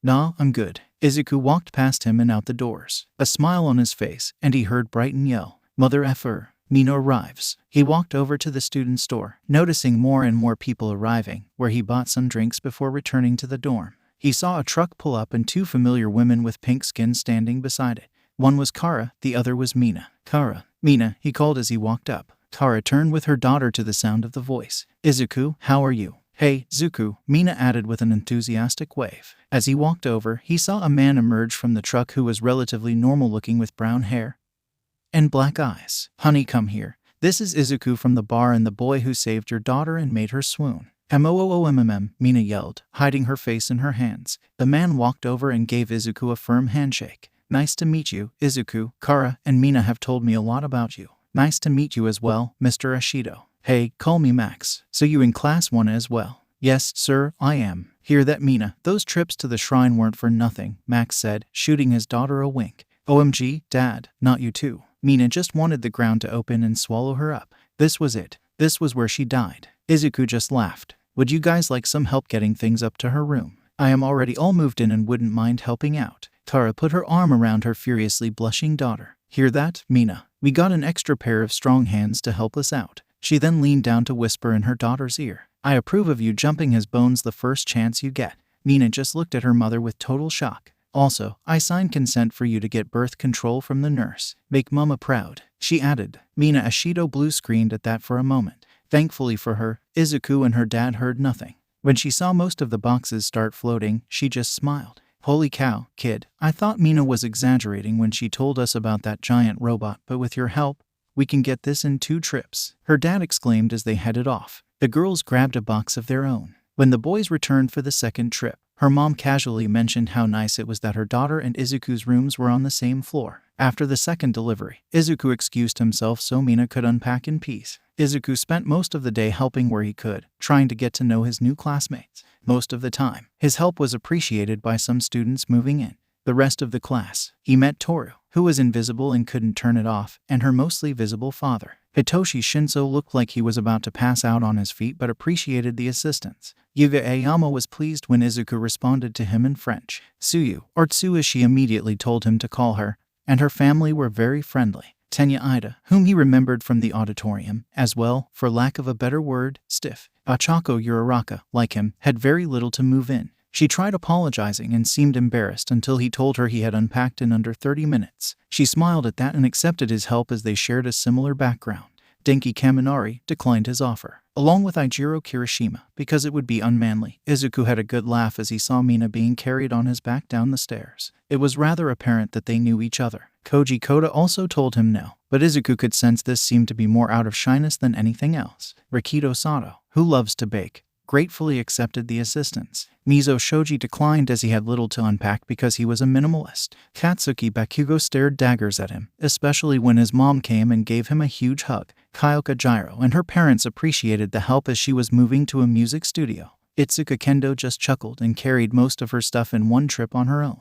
but she did thank him for the offer. Fumikage Takoyami politely declined, and Izuku was introduced to Dark Shadow, whom Izuku wanted to nerd out on, as sentient quirks were rare as hell. Momo, all that was left, was whom he had been genuinely waiting for, and she arrived with 6 moving vans. Momo emerged from the limo. He could see May and Melissa in the back. He walked over and kissed her quickly before leaning in to say hello to the girls. He could not help but laugh as only one van in the limo left to take them to their dorms. "Darling, I think you may have overpacked." Momo shot him a dazzling smile. "Nonsense, my dear, I just need to decide what furniture I want after seeing the space." "Well, then, let me escort you to a space smaller than one of your closets. Oh, by the way, Brighton and Deku go here as well." Momo immediately frowned. "What the heck is he doing here? I thought I should warn you, but at least we are on the same floor, and they are not on that floor." "Well, there is that." She leaned in close. "Well, with us being on the same floor, it will be easy for you to come to my room." "There is that." "Well, let us get you settled so we can meet May and Melissa for dinner." May and Melissa. They pulled up in front of their dorms well past even the business courses, but were satisfied. Where most of the other dorms were tall structures, theirs had a main building with several other smaller ones spread out around.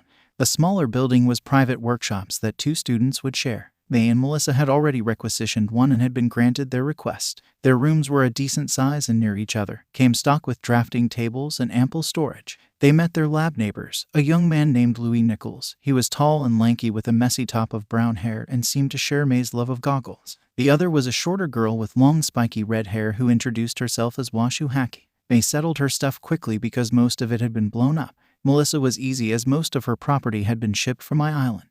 They had only found 6 trackers when they had gone over everything. They piled back into the limo and headed to the Wana dorms. Momo and Izuku. After having several different items brought in, Momo made her decisions, and the movers went to work bringing everything in and placing them according to her instructions. A few maids followed and began to hang up the clothing and finish the unpacking. The decorations were being placed when May and Melissa arrived. "You know, Momo, I would say I forget how rich you are, but that would be impossible after living with you after the incident," Melissa said. Momo pouted a little. "Father offered, and Mother insisted. How was I supposed to say no? Besides, with everything decided, we can go to dinner." "Good, because I am hungry and want to get this done so I can get to the baby making," May said with a bounce. The restaurant. Izuku laughed as they walked downstairs and headed off into the night. They went to Tatami's sushi restaurant near the school as they were settled and after placing their orders. Momo motioned for May to place the device in the center of the table. May smiled and set it down. The device would make remote listening impossible. "So, what is going on?"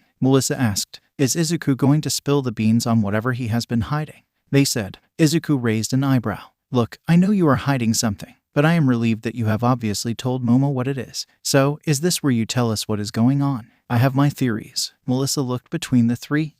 Yeah, I know there is something you are not telling us, but I figured you would when you were ready." "What is your theory, May?" Izuku asked. "You are the boy who jumped off Momo's tower a while ago, and that strange radiation has something to do with what is standing in front of us and your quirk." Momo smiled. Melissa was slightly shocked. Izuku just smiled. "Goddamn, girl, you are brilliant." "Yes, I am. Well, am I right?" She smirked. "Yes, you are. I did jump off the roof that night, and I died. The radiation did save me. I want to tell you everything because I trust you. If we disagree at the end of this, all I ask is that you keep it to yourself." "I promise to listen, and for Momo's sake, if I disagree, I won't say anything," Melissa said. Obviously, she is on board with whatever is about to happen here. "I'll listen. As long as you are not about to destroy the world, I can keep quiet," they said, leaning forward. "Funny you should say that the world won't be blown up, but there is a possibility it will burn if we fail." Izuku did a quick telepathic search to ensure no one was listening to them before he began. "I was born quirkless when I was 4 and hell, it was November 12th, a Thursday. My parents took me to a doctor, and after an x-ray of my pinky, a second joint was detected. I would never have or get a quirk. I had always dreamed of being a hero. I was devastated. I don't remember much else about that day, but I asked my mom if I could still be a hero, and she said no. Melissa knows, I am sure, what that means to others around you when they find out you are quirkless." A sad look crossed Melissa's face as she looked down at her hands. "Everyone treats you differently. Some treat you like the plague, others ignore you, some bully you, and I think the one thing I hated the most was being treated like I was crippled, like I had lost my legs and couldn't do anything, or I couldn't be expected to do anything. But thankfully, with my father being who he is and I Island being the place that is, I didn't have to suffer as badly as other kids I would talk to online." Izuku smiled. "What was your handle?" "I was Dreaming Green." "OMG, I remember talking to you. I was Tropical Lab Coat. I remember you too. You would post the craziest things, but it was so passionate." You and your hero talk would make me laugh so much." The two smiled and giggled as they continued for a few minutes before Momo placed a hand on Izuku's leg. Izuku blushed some before continuing. "There is a chat room that is buried deep, and you must get an invite, and there is a whole process before they let you in, but quirkless people from all over the world are there, and we talk about problems we have and experiences, discrimination, good things, etc. Some older people there try to help the younger ones by telling us tips and tricks to get by and places to go where it is all right. There are even some small communities where almost the entire place has quirkless residents. Did either of you know there is a marriage website for quirkless? But that is not the point. I was not sheltered from the abuse. Instead, my father up and left after the diagnosis, and my friend, already on his way to being an asshole, just decided to do it at warp speed. I was abused and ridiculed, and no one did anything. Teachers looked away, and students joined in. If I reported it, they would tell me how it was my fault or that I was the instigator looking for attention. My mom, well, she tried for a bit, then she just gave up. Then she left and went to live with my dad in America. My tormentor had been beating me down for 12 years. I was on the edge. The day I jumped, he told me to take a swan dive off the roof and wish for a quirk in the next life. I was wandering home only to be attacked by a villain. All Might saved me. Now I admire All Might. Worshipped would be a better description. When he went to leave, I jumped on his leg, which is how we ended up on top of the Yaoyorozu building. I asked him if I could still be a hero without a quirk, and he said no. May was shocked, and Melissa was pissed. How could Uncle Might say such a thing? I just broke. It had all become too much. No one cared, not my parents, I had no friends, nothing. Now my idol had just pissed on my dreams as well. He left me up there on the roof, and I just decided it would be better to take the advice. Take a swan dive off the roof and hope for the next life to improve. So, you jumped? May said. Izuku nodded. I know that you all have seen the video. Now, for the next part, it would be easier to show you than tell you. What do you mean? May asked before Melissa could. Like this, he said directly into their minds. May, you are a telepath as well. Melissa, have you read our minds? Izuku, no, I have no idea what you are thinking now. I could, but you deserve your privacy. That is why I told you about my youth instead of showing you. May, do you track us? Izuku, no, the only one I have a link with is Momo. Momo, I agreed to it after he told me everything. It is more like an emergency call feature, which is how he knew you two were under attack that day. Those people had jammed all other communications. We use it to talk sometimes. Izuku, I am also an empath and have used it to scan you two looking for deception.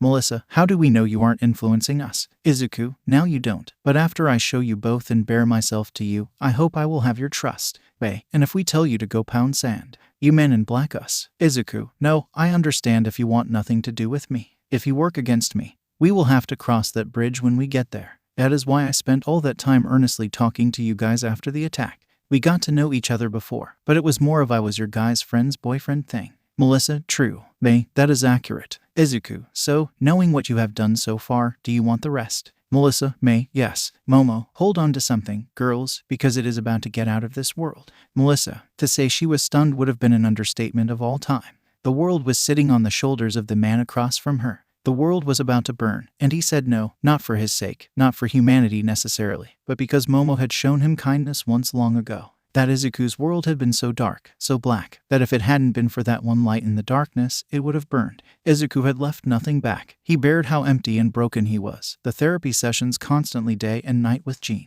The anger, the hurt, the truth about her Uncle Might and his quirk, the animosity between the two of them. Her uncle also hurt part of her. He never told her. He knew of her dream and could have made it come true. She knew it was bitterness talking, but still, it hurt. But for Izuku, his solution was not to forcibly change people but to try and lead them to a new tomorrow. But tomorrow he wanted to build with and from what she and May could invent, what they could create to change the world and make it all better. Melissa was an inventor. Every inventor dreamed of changing the world, making it a better place, and sitting across from her was someone who could burn the world.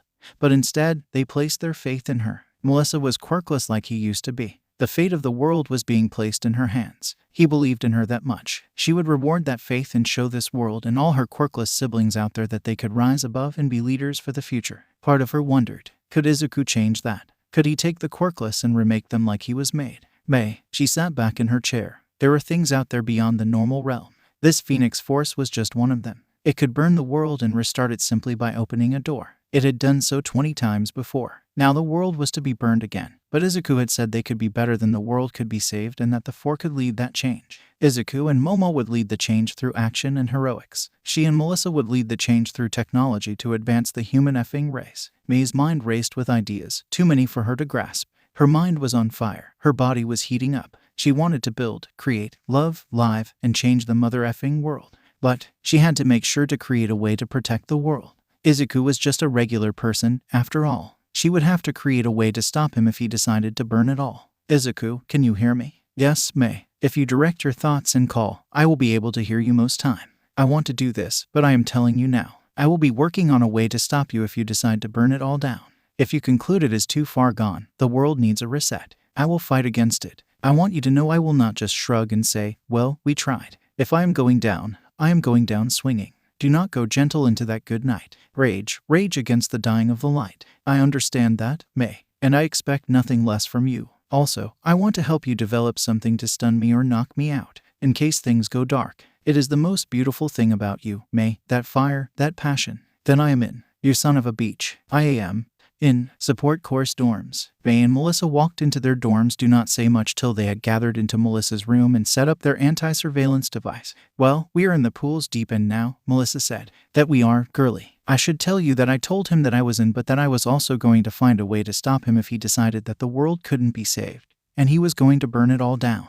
Melissa frowned a little. What did he say? He expected nothing less and would help me out with it. That's a little surprising, but at the same time seems like him. He doesn't want to take away our free will. He wants people to follow willingly. Will you help me? Probably. But I would be more concerned with it falling into enemy hands. We need to do that for everything we invent. I want to focus on safety and security protocols first. I don't want villains or our enemies running around with our stuff. That makes sense, I agree. I also want to work out some shielding so those out there cannot detect when he goes all Pheonix. I want to study this cosmic entity but avoid getting attacked every time we do so. Also, if he needs to go all out, we need a way to help keep that hidden for as long as possible. So essentially, safety and security. Devices, him and us. We need a way to defend ourselves when we get attacked again. Jean can't come to save us again. Okay, let's focus on defense before we go on offense. Melissa smiled, and slowly a far-off look came to her eyes. May, would you mind sleeping here tonight? This is all a lot to take in and it's all good. I was going to ask if I could sleep here anyway.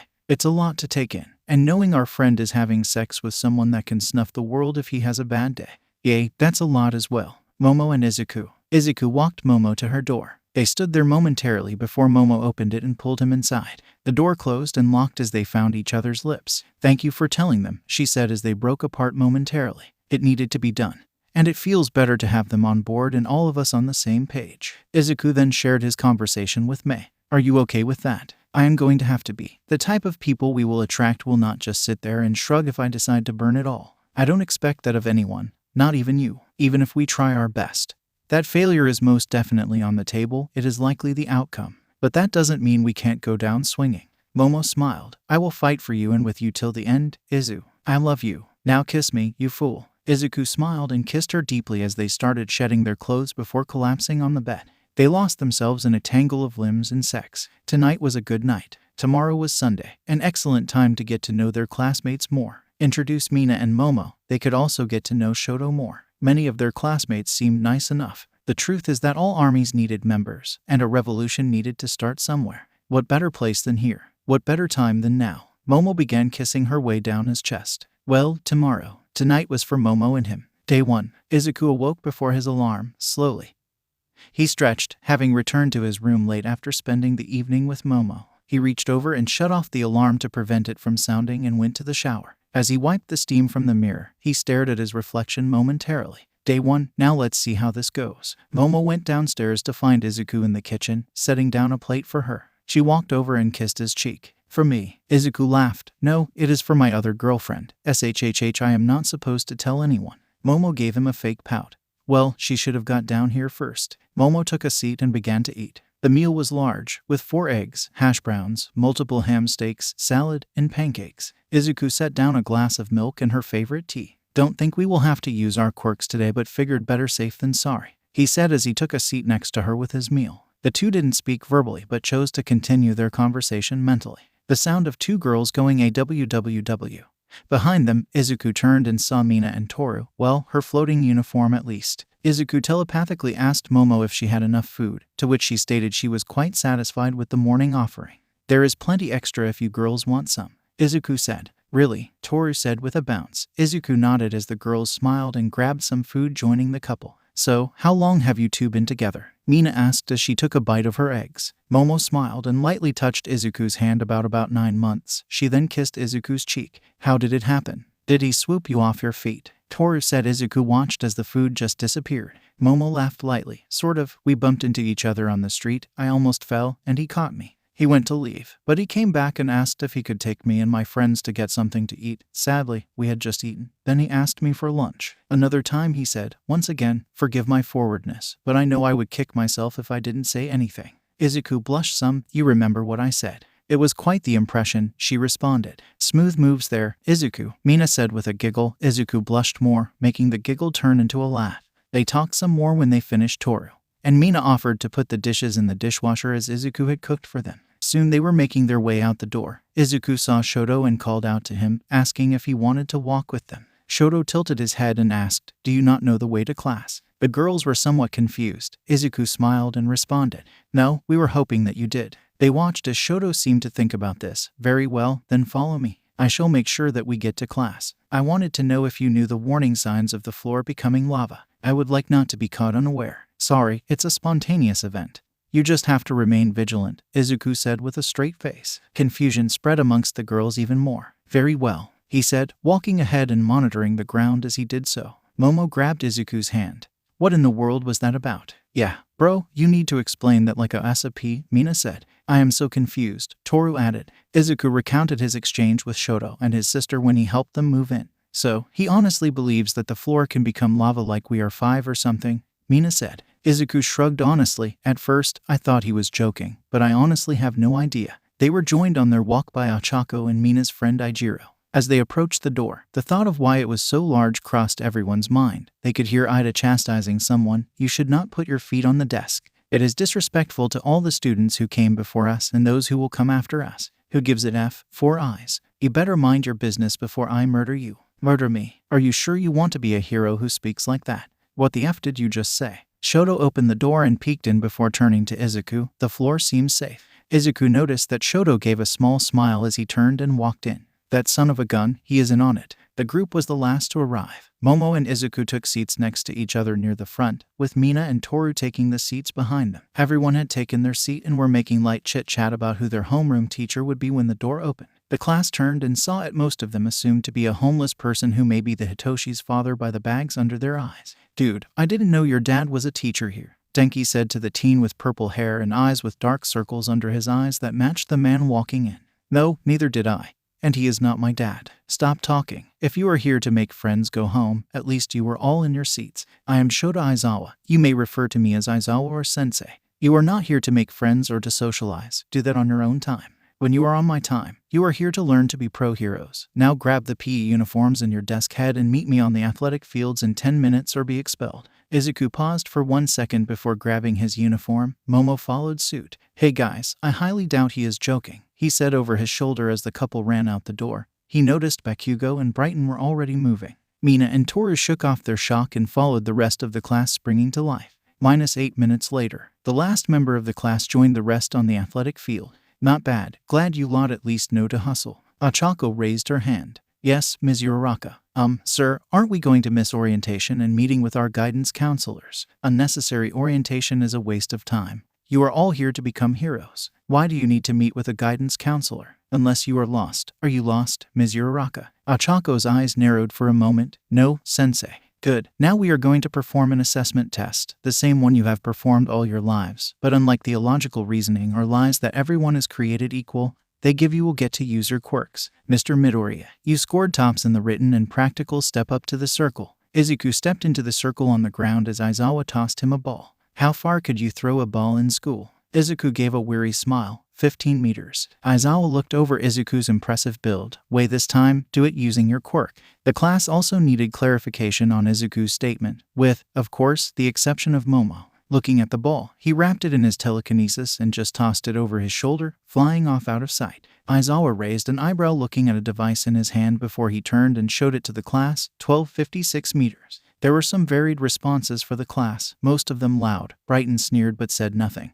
And Bakugo just ground his teeth and muttered, effing Deku. Mina looked like she was about to explode with excitement, but Izuku quickly caught her attention and shook his head at her. Mina stopped and even grabbed Toru's arm to stop her as well. Unfortunately, Denki said, "Dude, this is going to be so much fun." Without missing a beat, Aizawa's very faint smile danced across his lips. "Fun, Mr. Kaminari. Then how about whoever scores the lowest will be expelled for showing minimal potential?" Hitoshi got extremely nervous, and Toru suddenly said, "Wait, how is that fair? It is only the first day." Aizawa rubbed his eyes. "Life is not fair, Ms. Hagakure. Natural disasters, villain attacks, disease, what quirk you are born with, none of that is fair. Now children, let's get to it, so I can get someone's expulsion paperwork filled out." Izuku placed his hand on Toru's shoulder, and subtly using his empathy, he calmed the invisible girl down. "Just do your best, Toru. If you do, I am sure you won't be expelled. Test 1, 50-meter dash." Izuku, not wanting to call down a strike on the school, decided not to use the power cosmic to boost himself. He lost his race to Katsuki, who used his explosions to launch himself down the track. Katsuki was rather pleased that he beat Izuku, but his mood soured when Ida beat his time, and the Brighton Freedom took his place at the line. With a smile, he stepped to the line, and in a blink, he was across the line. The bots could barely register the time of 0.2 seconds. Izuku blinked again. Was that super speed? That is way beyond Ida. I couldn't even track it. Test 2, grip test. Momo created a vice to destroy the device, and Izuku used his telekinesis to do the same. He smiled when Katsuki did not even place into the top 5.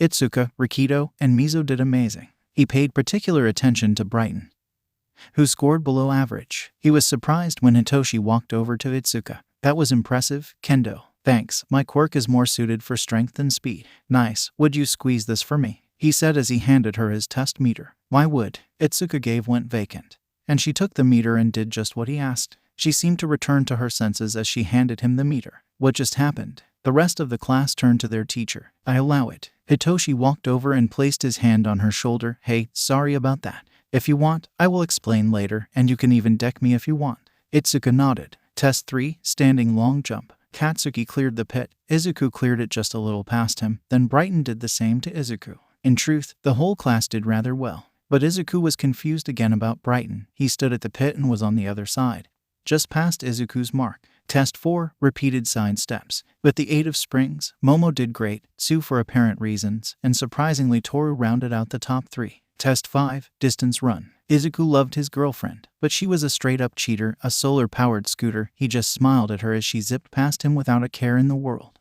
He was amazed when he saw Hitoshi zipping on the same contraption. Ida, well, this was his time to shine. And he did take the top spot. "Momo, what happened?" "I don't know. He came up and said hello. I responded and made him a scooter." Izuku reached out and touched his girlfriend's mind and could feel what had happened.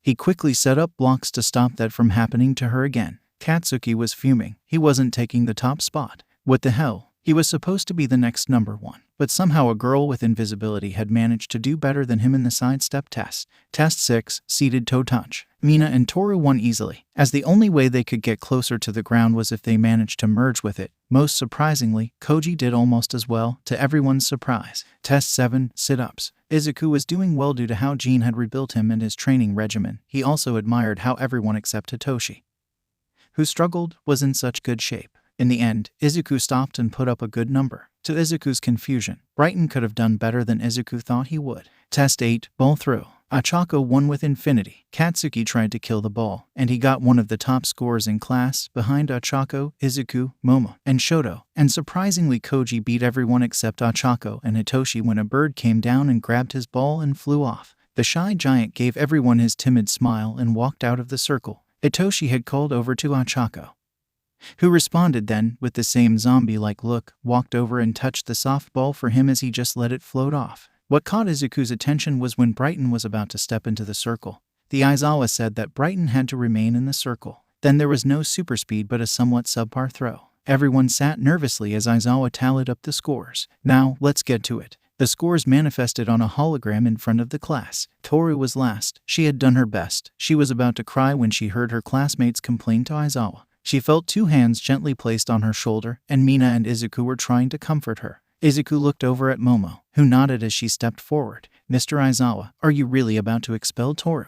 I told you all what would happen to whoever came in last." "Sir, was that not a logical ruse to push us to do our best?" I noticed the small smile when Denki spoke up. "And if it was, I feel personally that there are better ways to get us to do our best other than psychological trauma. It is my job to make you into heroes, not to hold your hand from the realities of the world." That is where you are wrong. It is your job, Mr. Aizawa, Izuku said, coming to stand next to Momo. Your job is to teach us and to give us the best chance to succeed. Not to step in and shatter something someone has worked for in just one afternoon over some stupid high school test. My job is to make sure you don't die out there once you leave these grounds. To remove those with no potential, Mr. Midoriya. Today is not that day, so settle down. The threat of expulsion was indeed used to motivate all of you today, but it was also a real threat. If any of you had not tried your best, you would have been expelled today. Mr. Shinso, today you placed higher than Ms. Hagakure by the nature of your quirk, which is commendable, but your physical capabilities are atrocious. A hero cannot be defined by their quirk alone. As none of you are All Might in disguise, you need to be able to defend yourself and others without your quirk. Whether you aim to be number one, a support or rescue hero, no one can afford to be a one-trick pony. Ms. Hagakure, you are not being expelled today. After you all change, head back to class and collect your syllabus. You are done for the day. Boys' locker room. The boys were changing idle chit-chat, passing back and forth. Izuku looked over at Shoto, who was changing silently. Hey, Shoto, why didn't you use your fire during the drills? Izuku asked. He saw Shoto sigh and looked over at him. I don't use my fireside because it belongs to father. I don't want to give him the satisfaction. Izuku could sense the emotions coming off Shoto. He walked over and placed a hand on his shoulder. You know that your fire doesn't belong to him, just as much that your ice doesn't belong to your mother. They are your powers, not theirs. My mom is a minor telekinetic and abandoned me along with my father. My power is an improvement of hers. It is not hers. It is mine. You should think about the type of person you want to be, not what anyone else wants. Now come on, let's get some lunch. Shoto looked at him with a peculiar look. Food would be good. That way, Fayumi won't worry. Izuku saw most of the guys looking at them. You guys are more than welcome to join. The more, the merrier. I must decline, as Tenya has already agreed to have lunch with me, Brighton said. Ah, yes, Brighton. Let us head out, Tenya said with a stiff chop. I would rather eat my boot, effing Deku, Bakugo said under his breath as he slammed his locker and stalked off. Shoto looked at Izuku. He doesn't seem to like you. Yay, the feeling is mutual. Come eat with us, Hitoshi. You don't mind if I used my power on your girlfriend. You didn't do anything bad to her, so yeah, that's fine. Your quirk is cool. It would be amazing in hostage situations. Yeah, bro, you could get the villain just to surrender or deactivate the bomb, Ijiro added. I'll join you, Midoriya. Itoshi was surprised by Izuku's reaction. But it was one of the first times someone had not called his quirk villainous. I could eat. Soon the other guys decided to join, and they headed to the cafeteria as a group meeting with the girls along the way. Girls' locker room. Momo, do you want to come and get some food with Toru and me? Mina asked as she stepped out of the shower wrapped in a towel. Or do you have plans with Izuku? No, I am free for lunch. He will eat with the guys from class. It's a good chance to mingle and everything. We could always join up with them and make it a class thing. I would be down for either. I would like to get to know everyone better, Itsuka said as she sat down on the bench. Sue stopped dressing and held her finger to her chin, thinking, Ribbit, a class lunch sounds good. I want to make more friends. If we go to the cafeteria, I would love to go. I am on a budget, Achako said with a blush. Food is food, Kyoka said. Hey, Momo, thanks for sticking up for me. I thought he was going to expel me, Toru said. Yay, that was bullshit, Kyoka added. It was no problem, Toru. We have to stick together, Momo said, pulling her hair into her signature ponytail. Well, thanks anyway. We should set up a group chat to talk more, Toru said, holding up her phone. It would be cool if we could also work out together, Itsuka said. Only if you help with learning some hand-to-hand, Achako said. I think I really should learn some with my quirk. I thought you wanted to go rescue, Mina said. I do, but I was talking with Sue, and she told me that sometimes you have to go into an active battle zone to rescue, and some villains target the rescue heroes specifically. Hero. Rescue heroes die a lot because they don't know how to fight, so I learned some martial arts myself. Ribbit. That makes sense. Yay, we should work out together. It will be better than doing it alone, Mina said. Itsuka smiled at Achako. I would be happy to help in any way I can. Soon all the girls were agreeing and sharing contact info. Mina and Toru teased Momo at her home screen picture of her and Izuku on the beach. Momo blushed a little before pulling her phone back, scrolling through her photos, and flashed the two a shot of Izuku wrapped in a towel flexing in the mirror. She laughed at their reactions. Damn girl, that is nice, Mina said. Momo smiled. How many of them will agree with the plan we have? Soon they were on their way to meet up with the boys. After lunch, as the rest of Class 1 returned to the dorms, Momo and Izuku excused themselves and headed to the support department to see their friends. Along the way, their finger intertwined. They stole kisses and enjoyed the stroll. Standing in front of the heavy metal doors, they heard the familiar sound of Mei cackling wildly and Melissa attempting to restrain her. After being granted access, they found the duo in the corner of the building with a half-formed device on the bench. New baby Mei. Izuku asked. The girls turned and looked at him. Mei smiled wildly. Melissa looked at him. Her gaze seemed to linger on him longer than usual. He quietly dismissed it. Momo, however, took note. Izuku, just the man I wanted to see. I had an idea, and I believe this will help us with our little detection problem. It's rough, but we should have a working prototype if we can get the teacher to let us move the project to our private workshop. Momo noticed that Melissa kept looking over at Izuku. She wanted to ask him something but needed to figure out how to approach it. Momo decided to watch and see what would happen. She would step in if needed. She pulled herself back to the conversation as the girls explained that the device would disrupt the energy readings around Izuku when he went all special. The two were pitching it as a portable anti-surveillance device. They started talking about materials to Momo. The heiress was deep in thought before she began to counter Mei's requests with different options. Soon the three girls debated feverishly over this. Izuku stepped back and smiled, watching it unfold. The only thing that stopped the argument was when the head of the support department, Power Loader, came over. He was eyeing Izuku intently. Izuku looked over at the teacher. He could feel the trepidation cut with a feeling of aggression radiating off the teacher. Well, hello, Professor. Sorry if they are disrupting anything. They get passionate about projects. Well, in one day, Ms. Hatsum has proved to be quite excitable when something catches her attention, but what she has submitted in just a day is amazing. Ms. Shield is a good calming influence, but I must wonder what two heroic course students are doing here. We finished with our classes for the day and simply wanted to check on our friends. I wanted to make sure that they were adapting well, being welcomed and everything. You were in the booth when I took my second exam, weren't you? Power Loader's gaze narrowed behind his mask. I was. It was an interesting display on several levels. I was unaware of your connection to these two. They are friends of mine. Please make sure to pass that information on when you make your report. Power Loader nodded and handed a pack of papers. That is the signed permission for them to move their project to their private labs. I have to ask you and your other friend to leave as class is still in session. Izuku nodded and took the packet. He walked over and stopped the debate by handing the paperwork to Melissa and taking Momo's hand to lead her out. Once they were away from the class, Izuku whispered into Momo's ear. Momo's cheeks flamed as she nodded. Izuku took her hand and led her back to the dorms. Day 2. The great thing about waking up with Momo was waking up with Momo. This morning, the two young lovers barely made it downstairs to grab some energy bars and protein shakes as their morning tryst continued to the shower. As they raced across campus, they barely made it into class with a minute to spare. Mina gave them a knowing smirk as they took their seats. You two missed breakfast today, she said coyly. We woke up late, Momo said quickly. Must have forgotten to set the alarm, Izuku added. I am sure that is what happened, Toru giggled. Before the conversation could continue, Mr. Aizawa made his entrance. He laid out the plans for the day of regular classes before adding that today would be their first heroics class, which would take place after lunch. He ran down the list of announcements for the day before he walked out as Ectoplasm entered. Welcome students to the wonderful world of math, he said. The groans from most of the students were amusing, except for Momo and Tenya, who seemed excited. Math gave way to English with President Mike, which gave way to classic literature with the pro-hero calligraphy. Finally, the lunch bell rang, and they all shuffled out. Lunch was pleasant. Mei and Melissa were there after some introductions to the group. It was a rather lively affair. Mei wanted to drag Kyoka and Hitoshi to the design studio to make babies, causing the purple-haired duo to blush. A quick explanation later had managed to calm them down some. Melissa was talking to Toru about having her come down so Melissa could create a suit for her, so she wouldn't have to be naked. Toru was overly excited about the prospect and the fact that she learned that such a thing was possible. Momo assured Toru that it would work as Melissa had created a suit for her, allowing her creation to work without having to run around, making the Gen 1 midnight costume look tame. The table laughed when Izuku commented that he would still like to see that suit one day, while Momo furiously blushed and playfully smacked him. As lunch finished, the group was making their way back to class. The topic turned to who would be their heroics teacher, and as they entered, it was the topic for most of the course. Everyone was seated with their eyes on the door. The last voice Izuku wanted to hear boomed from outside the door. Here I am, entering the room like a normal person. The class erupted with comments about how All Might had just walked in, his choice of Silver Age costume, and how cool he would be their heroic teacher. Yes, children, I am going to be your heroics teacher, but before that can happen, you can't begin your heroic careers in your school uniform.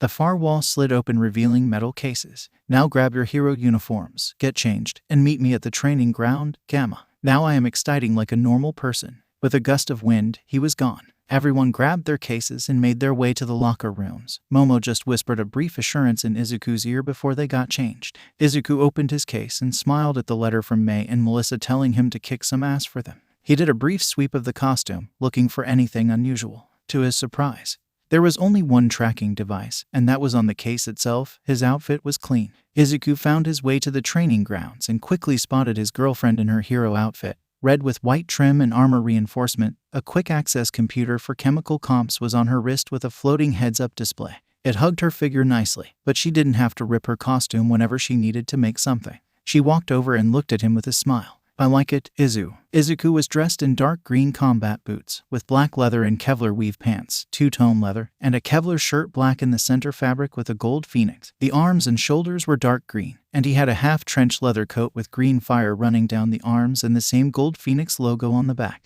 A green utility belt with first aid supplies completed his look. Google Vulcan Phoenix for an idea of the inspiration for the look. You look pretty good yourself there, gorgeous, he responded. He then managed to look at all their classmates. They all had exciting costumes. Ochako came over and complimented the couple. She was shy about her outfit until they complimented her, which seemed to lift her spirits. Izuku walked over to Mina. Like the print, Mina, your costume looks good. Thanks, Izuku. You look pretty cool yourself, she responded. What's the symbol mean? It's a phoenix. That is great, she said with a smile. She caught him sneaking at her cleavage, and he caught her checking out his muscles. Toru came bounding over a pair of gloves and shoes, which made Izuku blush a little as he realized that she was naked, which Toru noticed and giggled. Momo was talking with Ochako and Ida. When you look divine, Ms. Yaoyorozu, she turned and saw Brighton. Brighton Freedom's costume was a deep blue, with a silver trim bodysuit, gloves with armor reinforcement, and a silver cape to finish it off. Thank you, she said before returning to Ochako and Ida.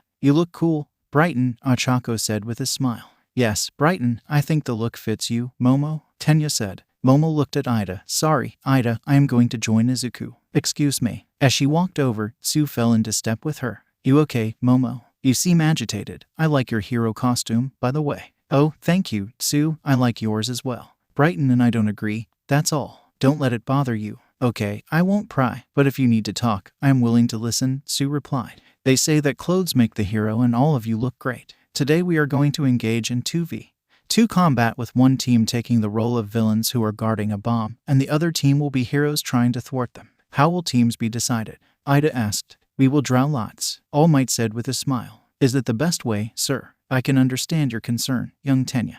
But heroes do not have the luxury of choosing whom they team up with within the field very often. This will represent that. Now, my little zygotes, let's get this dog and pony show started. Each team will have 10 minutes before the exercise starts, so use that time wisely to plan your attack or defense. How do we win this thing? Bakugo asked. By incapacitating your opponents. Heroes can win by using capture tape. Villains can also win by running out the clock. There will be a 10-minute time limit from the start of the exercise. At the end of each fight, we will choose an MVP for each combat trial. Bakugo grinned at the mention of being able to beat your opponents into submission. He smiled at Izuku. Time to teach that damn Deku his place. The students all drew lots, and the matchups were announced. Izuku, Mina vs. Bakugo, Ida. Momo, Denki vs. Toru, Yuga. Brighton, Tsu vs. Ochako, Rikido. Hitoshi, Kyoka vs. Itsuka, Ijiro. Shoto, Koji vs. Fumikage, Mizo. Match 1. Izuku and Mina walked towards the building. Mina glanced over at him. Well, do you have a plan? I do, but feel free to offer your opinion. Trust me, Izuku, I have no problem speaking my mind, she said with a smirk, placing her hand on her hips. Izuku smiled. My bad. Bakugo is probably going to rush us and focus on me leaving Ida with the bomb. They will probably have it on the top floor and move all the stuff out of the way so Ida can use his speed. Izuku paused, thinking, how corrosive can you make your acid? As in, can you make it eat through the floor? Yay, I can get it through concrete. Why? Okay, I can handle Bakugo. You go find the bomb and use your acid to make it so Ida can't take a straight line. If you can touch the bomb, I will join you and distract Ida while you secure the win.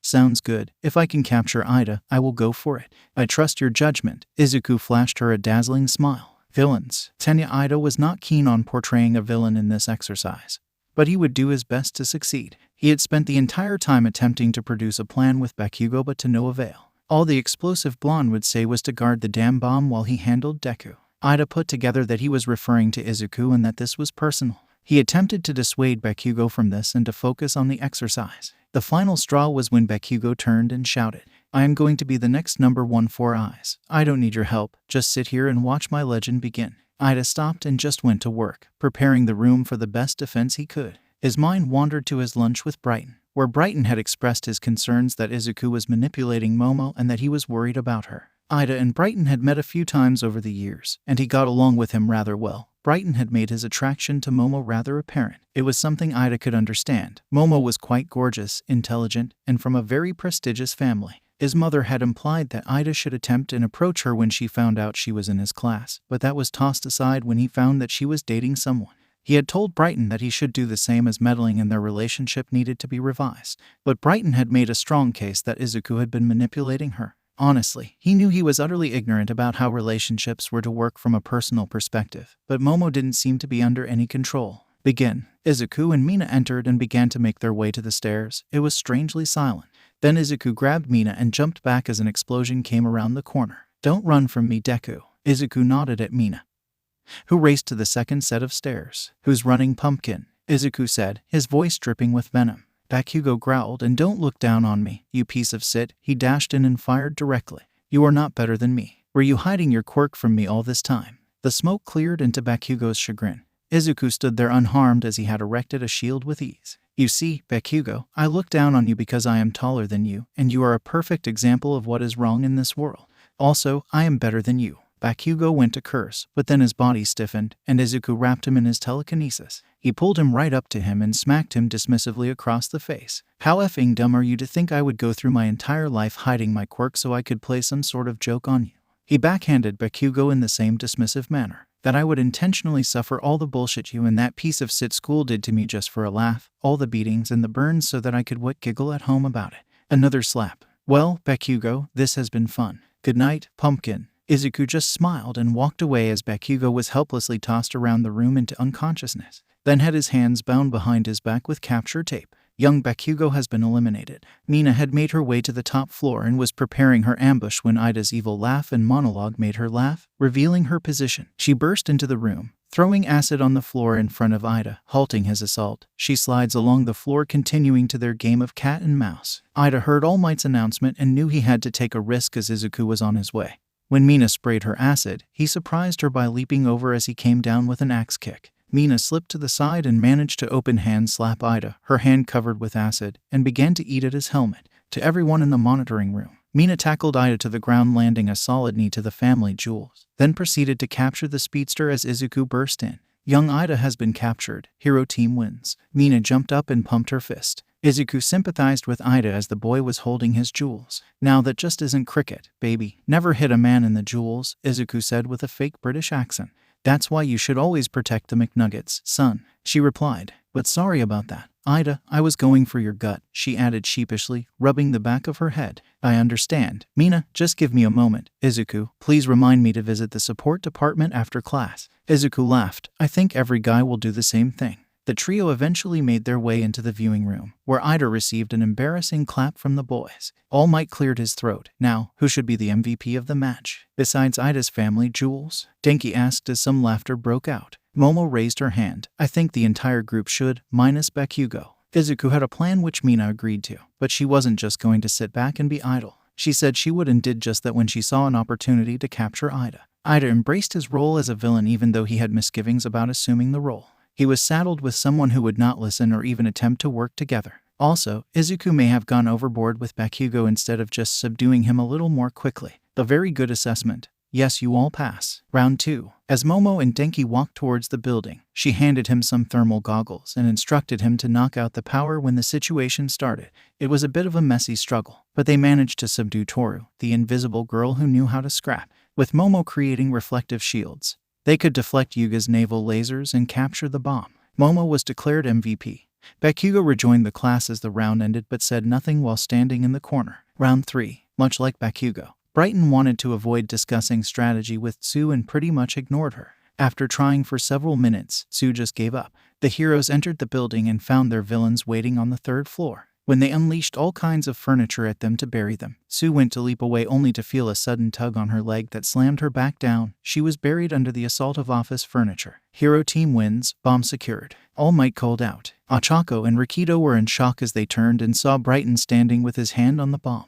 The villains quickly shook off their shock and went to unburied Tsu. She had a gash on her head, but she shot an angry look at Brighton as Ochako and Rikido helped her to the infirmary. Brighton was annoyed that he was not rewarded with MVP due to his lack of cooperation with Tsu. Round 4. One of the most impressive matches during the trials involved Hitoshi and Kyoka, who faced a significant disadvantage in combat abilities. They had to rely on their creativity to overcome the challenge posed by Itsuka and Ijiro, who used hit-and-run tactics. Even when Hitoshi managed to take control of one of the villains, the other would quickly assault the mind-controlled individual to break free. However, Hitoshi's lack of physical preparation ultimately cost him the match, as Itsuka overpowered and knocked him out. Similarly, Kyoka struggled to break through Ijiro's hardening, which allowed the villains to double-team her and take her down. Nevertheless, Kyoka's impressive move of jamming her jacks into Itsuka's ears almost overtook her and earned her the MVP award. Round 5. Shoto initially planned to work alone, but he halted to engage in a conversation with Koji. Despite their social awkwardness, the dialogue between the two was intriguing.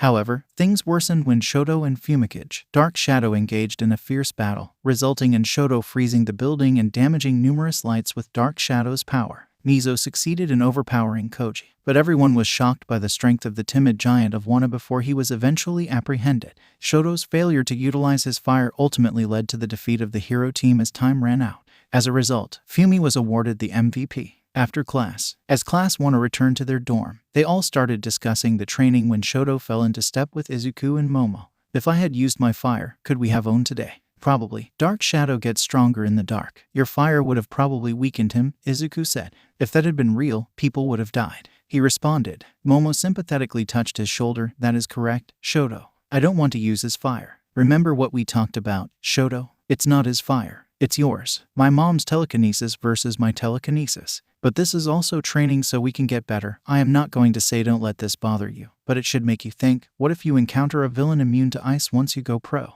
Shoto nodded and said nothing else on the way back to the dorms. The group's attention was redirected when Tsu confronted Brighton about grabbing her leg during the ambush. Although he denied it, Tsu didn't believe him and fled in frustration. This was the most animated they had seen her since they had met her a few days ago. Later that evening, everyone gathered in the dorms to prepare and eat dinner together, except for Bakugo and Brighton. Shoto remained quiet, mostly observing. It was a pleasant night as my classmates had the opportunity to get to know each other better. They did just that as people sat around the common room going over their homework and seeking help from their peers. They even had an impromptu game night of charades. Shoto smiled at his classmates' antics as they attempted to act out things for the prize of a plastic trophy that Momo made on the spot. As he walked off to bed, he couldn't stop thinking. What kind of hero did he want to be? And was it his fire? Momo and Izuku went to the support course dorms to meet with Mei and Melissa. The two walked, enjoying the early evening, their fingers intertwined. Upon arriving at the dorms, they were greeted by Melissa, who was waiting outside. Hey everyone, Mei is in the lab. I will lead you over, Melissa said. Momo noticed as her friend's gaze lingered on Izuku for a moment. She could tell that something was on Melissa's mind. How was your second day? Izuku asked. It went well. We didn't get much work in the lab today. It was more normal school stuff. They had us start looking through student submittals so we could do a project. I am meeting with a few other first years to review their support requests. I should have some essential undergarments for Toru by tomorrow. It will take more time for the other stuff, but this way, she won't have to be completely naked. That's good. I am sure she will appreciate it, Momo said. They soon found themselves entering the lab where Mei was engrossed in the project they had discussed the previous day. Izuku had walked over and was talking over the project with Mei, seeing if he could offer any advice. Momo used this moment to place her hand on Melissa's arm and pull her to the side. Is something wrong, Mel? No, exactly, she replied. I have noticed you have been giving Izuku looks since the reveal. Melissa sighed deeply and said, everyone desires what they lack. If you're short, you crave height. If you have straight hair, you want curls, and so on. Izuku and I share a similar past. We were both quirkless until he was bestowed with extraordinary abilities.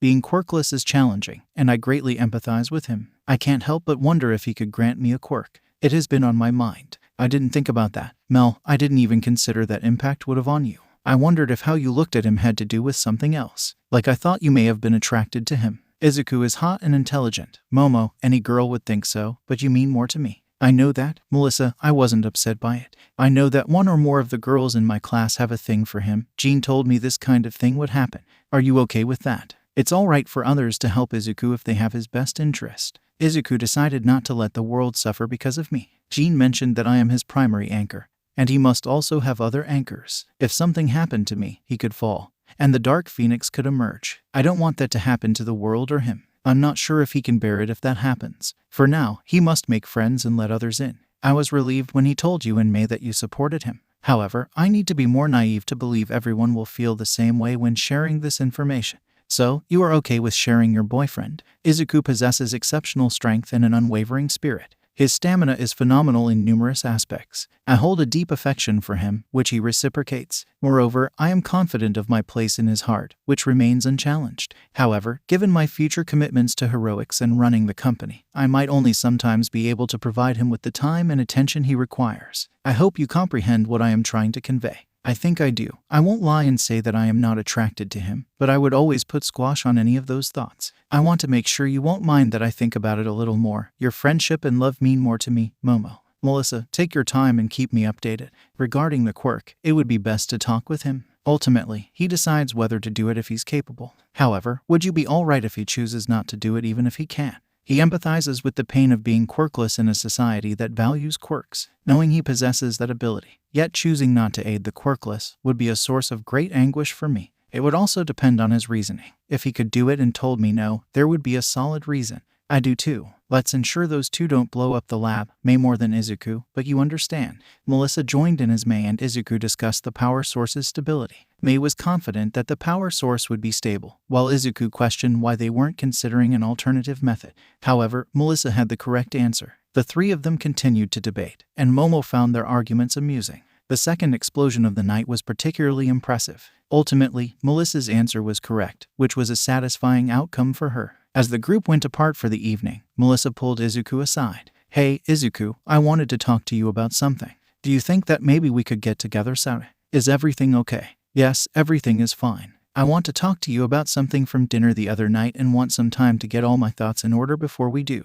Okay then, Melissa said it will be fine. We can set something up as we get closer. Thank you, Izuku. Achako. As Achako gazed upon the impressive spread of food before her, her eyes widened in curiosity. Despite Brighton's charm, something about him in the battle test gave her a bad feeling in her gut, as her father had always cautioned her to trust her instincts. However, she found solace in the company of her classmates, Hitoshi, Denki, Itsuka, and Ida, who were also present at the restaurant. Although she felt slightly out of place, Achako saw it as a chance to forge closer bonds with her peers and appreciate the restaurant's excellent cuisine. Brighton was pleasant enough to talk to but seemed to have a problem with Izuku. He let slip some subtle comments about Izuku's character and intentions toward Momo. This placed Achako on edge slightly as she hadn't noticed anything odd. She blushed some to herself as she had seen Izuku slipping into Momo's room late one evening. But that was none of Achako's business. Most of the class had eaten lunch together the previous day, and the young couple seemed happy. Achako didn't understand the deal. Achako was on edge when she asked him what happened during the Tsu battle test. It is nothing to worry about. I highly question her future in heroics. It would seem her quirk may be better suited somewhere else. Achako, a girl from the countryside, felt a sense of condescension in his voice, like how city contractors or businessmen would speak to her parents. Despite not knowing Tsu well, the girl had become one of her favorites. When Achako mentioned she didn't have much to move into the dorms, Izuku showed empathy and understanding by admitting he was in the same situation. He didn't offer pity but rather compassion and understanding. She watched Brighton flutter about talking to everyone, adapting to their interests, and offering some opportunity. A new game for Denki, a chance for Itsuka to meet a famous martial artist, and a rare book for Hitoshi. He had offered to put in a good word for her parents with some construction job. That set off alarm bells. She hadn't told him her parents were in construction. She had only told Tsu about it as they discussed family. There was no way that Tsu would have shared that information with Brighton. He was playing a game, and Achako did not like people who played games. Say what you mean and mean what you say. This rich boy thought he was better than her and felt more intelligent than her. She was raised in the country but still made it into a school with a 2% acceptance rate. She had scored in the top 90% on the written test. She was not dumb or ignorant and was not about letting someone try and use her in some game. She would find out what this douchebag was up to and show him she was not one to be f'd with. Bakugo had made his way down to the kitchen, but the explosive teen was hungry and went to get something to eat. As he entered the kitchen, he saw Brighton sitting on the kitchen island, eating some curry. He responded to the rich prick's question with a grunt as he rummaged through the fridge for something.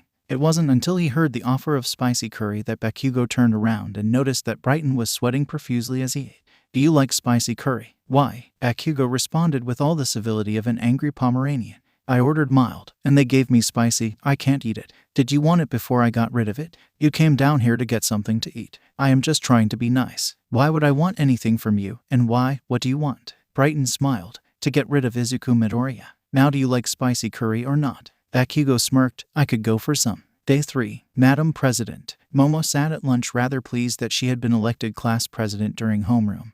With her boyfriend elected her vice president.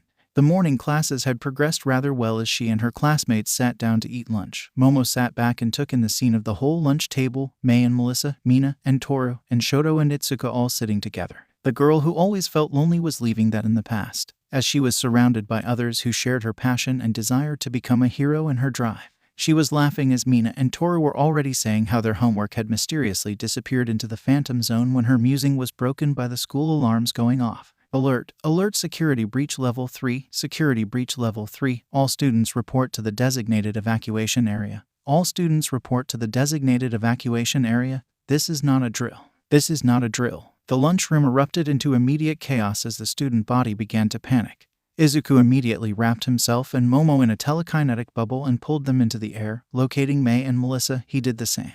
They quickly looked to the windows, expecting to see that paramilitary unit descending on the school, but she immediately noticed no such thing. Instead, the press seemed to be flooding through a destroyed gate. Izuku, it's the press. They are entering through a destroyed gate, which is troublesome in a different way. The gate's destruction seems way too much for a simple press member. I mean the quirk that would have to be used to destroy it in such a manner. She communicated telepathically. Izuku relayed the information to Momo, who created a bullhorn. Everyone calm down. It is just the press. We are students of the UA. Show that you know how to react. Hitoshi and Mizo, see if you can find Toru and make sure she is okay. Ida and Itsuka helped to get everyone out in an orderly manner. Yes, ma'am. They responded in unison. Izuku immediately lowered his group to the ground and began sweeping telepathically throughout the building. Yes, this is precisely what we were looking for. Perfect. The young master will be pleased. Before Izuku could lock down a position, the person was gone. It must be some teleporter. He relayed the info. There wasn't much they could do about it without revealing more of their hand. They were reluctant to do so as they were aware of the possible confrontational relationship between Izuku and the staff. Melissa supplied an option by having an anonymous report sent to the school. They said she would mention her findings about the gate as she could tell the truth of what she had seen via her quirk from the window. Izuku provided a general area where he sensed Melissa's thoughts to include in her tip. Momo was seeing her classmates and clearing the cafeteria. Thankfully, Toru had been found easily and was unhurt though she had been knocked to the ground. The group made their way outside before they had to split to their response zones. Izuku did a quick head count of their class, ensuring they were all present and informing Professor Midnight, who oversaw the evacuation grounds. Soon they were given the all-clear and returned to class. As they were walking back to class, they had heard from some of the general studies students that the press had harassed them about All Might teaching at the school and had wanted to get a quote from them. The press had left them alone for the most part after they told them they were Gen Ed and All Might wasn't their teacher. Momo and Izuku were pulled into their first student council meeting per se. It was more of an introduction to the other elected officials. They bumped into the representatives of their sister class along the way. Boy with ice blue hair and black eyes introduced himself as the president of 1B Shota Naranjik, and his vice president was another boy with blonde hair and blue eyes whose false politeness tainted his introduction and as Nito Monoma. Nito shook hands with Momo. A disturbing look glanced through his eyes as he did so when he did the same with Izuku, though it was confusion. The two presidents made small talk as they were making their way to the student council meeting while the two vice presidents had fallen into step behind them. So, Midoriya, what is your quirk? Nito said, his voice momentarily seeming to quaver with curiosity. Izuku raised an eyebrow and responded, tell me yours first. Nito smiled. Why can I copy someone's quirk with a touch? Your class president has a fascinating quirk. Well, you seem to have a weak form of telekinesis, but something is wrong with that. I saw you today in the cafeteria, how you lifted the two of you and those other girls. Part of my quirk gives me a basic understanding of how it works, and with yours right now, I would struggle to move a pencil. Sounds like a problem then. Izuku responded, shrugging his shoulders. Quirks are like a muscle. I was only able to move a pencil when my quirk first manifested, but after some rather intense training, I can use it as I can now. Maybe that is the problem. I could be that. It is not something I have necessarily encountered before, but I see your point. I understand your president's quirk, but I lack the knowledge to use it. I know what I need to trigger it. Understandable. Upon entering the council chambers, Izuku felt a chill run down his spine as he noticed Mirio Tagata seated at the front of the room. Beside him was the girl he had encountered on the move-in day who had expressed interest in speaking with him. She possessed long, spiral periwinkle hair, blue eyes, and a shapely figure that drew Izuku's attention. The girl appeared excited upon seeing him, while the boy who had pulled her away during their first encounter stood beside her. This boy was of decent height, with indigo hair, eyes, and pointy ears that gave him an elf-like quality. Unlike their previous meeting, the boy seemed disinterested and would rather be elsewhere. A boy with black hair and eyes with a slender build promptly walked over. He introduced himself as the president of 2B, Miramoto Show, and his vice president was a pleasant-looking girl with long straight black hair and indigo eyes, Tao Mayumi. 2A's representatives were both female and identical twins at that. They were beautiful with auburn hair and teal eyes, Carrie and Terry. Momo noticed the look the twins gave her and Izuku. Before she could say anything besides hello and introduce herself and Izuku, the meeting was called to order by Mirio. I would first like to welcome our newest student council members. Please introduce yourselves, and we can get this show on the road. After the brief introductions, we, of course, are the third-year representatives, also known as the Big Three. All that means is that we are considered the strongest in the school. Mirio and Izuku locked eyes briefly as Izuku gave him a knowing smirk. I am Mirio Tagata, Class 1B President. This is Nejire Hado, Class 1A President. And Tamaki Amajaki, Class 1B Vice President. As if on cue, the door opened, and in walked with reddish hair and red-brown eyes. She was pushing a cart with refreshments and cakes that looked simply divine. This is YU Heya, the Class 1 of Vice. Sorry, I am late. Duncan was putting the finishing touches on the cake, and we got distracted. The girl said with a slight blush. It's okay. YU, I understand. Nejire giggled. Moving on, Mirio said as Tamaki rose, picking up some booklets and walking around to hand them out to the members. This is just the heroics class representatives. We will meet Thursday in the business course hall to meet with the members of the other councils. What Tamaki is handing you is the handbook for all council members as well as guidelines and rules. I expect you all to read them for our next meeting. You will also find a list of positions that need to be filled in your classes, such as treasurer and secretary. How you choose to do so is up to you. This is all for now. I want us to know each other better and ensure everyone exchanges numbers and joins the group chats. We third years are busy with our work studies, as are the second years, but feel free to contact us if you need any assistance. Please enjoy YU's boyfriend's work, and let's mingle, Nejire said as she pumped her fist into the air. YU blushed as she set out the teapots and cups. After everyone had grabbed a drink and a bite, everyone talked until they took their first bite, and silence filled the room. It was the most amazing thing that anyone had ever eaten. Momo looked over at Izuku with stars in her eyes as she then took a sip of the tea and almost melted into the floor. Izuku darling, you know I love you, but things I would do if the man would cook for me every day make me ashamed. I agree with you. I have never had homosexual thoughts, but I would do whatever he wanted for this food. Momo walked over to YU. Heya, you must introduce me to your boyfriend and tell him that my family would love to bankroll any restaurant, or that if he would be amenable to being hired as a private chef, he just needs to name his price. This is divine. YU smiled. I will let him know, and thank you, Yaoyorozu, it is something. Izuku could feel the energy behind him as he turned and faced Nejire Hado. No one can stop me now, so Midoriya, what is your quirk? How do you know my Mirio? Why doesn't he like you? Do you not like him? Why? What did he do? Do I need to punch him? Should I punch you? Do you want to spare some time? Is Yaoyorozu your girlfriend? If so, how did you meet? Are you into girls? Or maybe boys? Did you try to hit on my boyfriend? Is that what is wrong? Did he hit on you? Does he like boys and not tell me? I told him I like girls. I need to go ask him.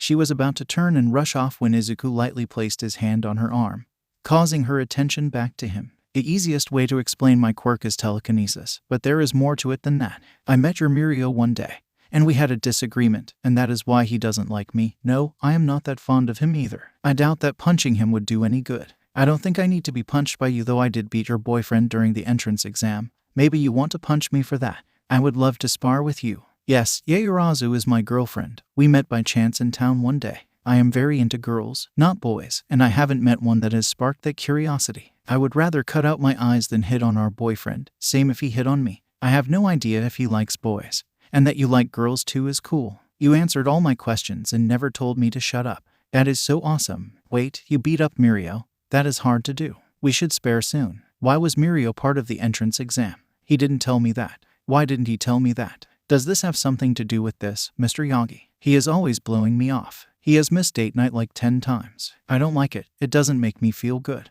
I think those are all answers that you should get from him. All I can say is that if he blew off a date with you, he is dumber than I already believe. I'll ask him, she said confidently as she pivoted towards Mirio and marched over to him. Izuku smiled, but it only seemed to create more trouble for the blonde, who was already dealing with his problems. He decided to move over and join the other representatives in conversation. Meanwhile, the twins had cornered Momo and attempted to set a date with the couple. After some maneuvering, They were able to fend off the twins with the excuse of settling into the start of the school year. Momo smiled and whispered a thank you to Izuku as they moved on to talk to the other reps, avoiding Amirio, who looked annoyed at Nejire, who had pulled him aside. "You're doing?" Momo asked, slightly. "I just told her that if she wanted some answers to some questions that she asked, she should go to the source," he responded. After talking with the other Year 2 reps, they exited as homework and dinner were still on their list to accomplish tonight. Upon returning to the dorms, they settled in with their growing group of friends, doing homework and helping them out. It was a pleasant night, primarily bereft of drama. As Izuku and Momo made their way to bed, they slowly slipped into each other's embrace as the night drifted on. Day 4. Izuku and Momo managed to avoid having a repeat of Day 2. The fact that Izuku was downstairs making American omelets for breakfast after Rikito joined him made the process much smoother. Pheonix soon joined them, helping to serve plates and point people to the tea and coffee. The trio were laughing and having a good time. It was enjoyable. They even started to plan what to do the following day. Fumi and Dark Shadow suggested something with apples, their favorite food. After a hearty meal, Izuku ensured his girlfriend was well fed as today was supposed to be some special training. Most of them walked together with little groups clustered together, and the ones that crossed over to other groups pulled people into conversations. It was chaotic and, honestly, much fun. Izuku noticed that Bakugo would orbit but not engage in conversation. Brighton had a group that he seemed to be focused on. Homeroom was brief as they were directed to get into costume and meet at the bus. Izuku and Momo just made sure that everyone boarded, ignoring the seating chart suggestion of Ida, their newly appointed secretary, who smiled and boarded the bus. They were still discussing the position of treasure when the last of their class boarded. They reported to Aizawa as they boarded themselves as the bus began to move. "All right, children, we are heading to the Unforeseen Simulation Joint, or the USJ, for specialized rescue training. Once we arrive, we will be joined by a rescue specialist. I want all of you to give them complete attention and proper respect. No matter what avenue of heroics you go into, you will be involved in rescue operations, so pay close attention." Yes, SENSEI rang from his students. Brighton was talking to Ochako, sitting next to Tsu, and Tsu turned to Brighton. "Brighton, I tend to speak my mind." Brighton just looked over at the girl before rolling his eyes and turning his focus back to Ochako. "So Ochako, I was wondering if you had any plans this weekend." His conversation was interrupted by Tsu tapping his shoulder. "I am not sure what you did during battle training, but I want you to know I don't like you, and I don't trust you." The bus had quieted down as the conversation caught most of the people's attention. "Now Tsu-chan," he responded. "Asui, call me Asui. You don't deserve to use my name." "Then call me Freedom, you worthless amphibian." "Hey, don't talk to her like that," Ochako said. The word as worthless reverberated through the bus and made a home in Izuku's ears. "DKU. I am sorry, Ochako, but we can discuss plans later when others have gone to do whatever they do." Brighton returned to his seat. "Ochako, I don't have the authority to dictate your company, but please excuse me," Tsu said politely. She then stood up and relocated to sit beside Kyoka, who welcomed her with a gesture. Momo followed suit, sitting in front of them and leaning in to converse with Tsu. Meanwhile, Brighton appeared preoccupied with a hushed conversation with Ida, paying no attention to the situation. Fortunately, the bus arrived outside a massive, domed building quickly the size of 4 football fields. The thing was tremendous.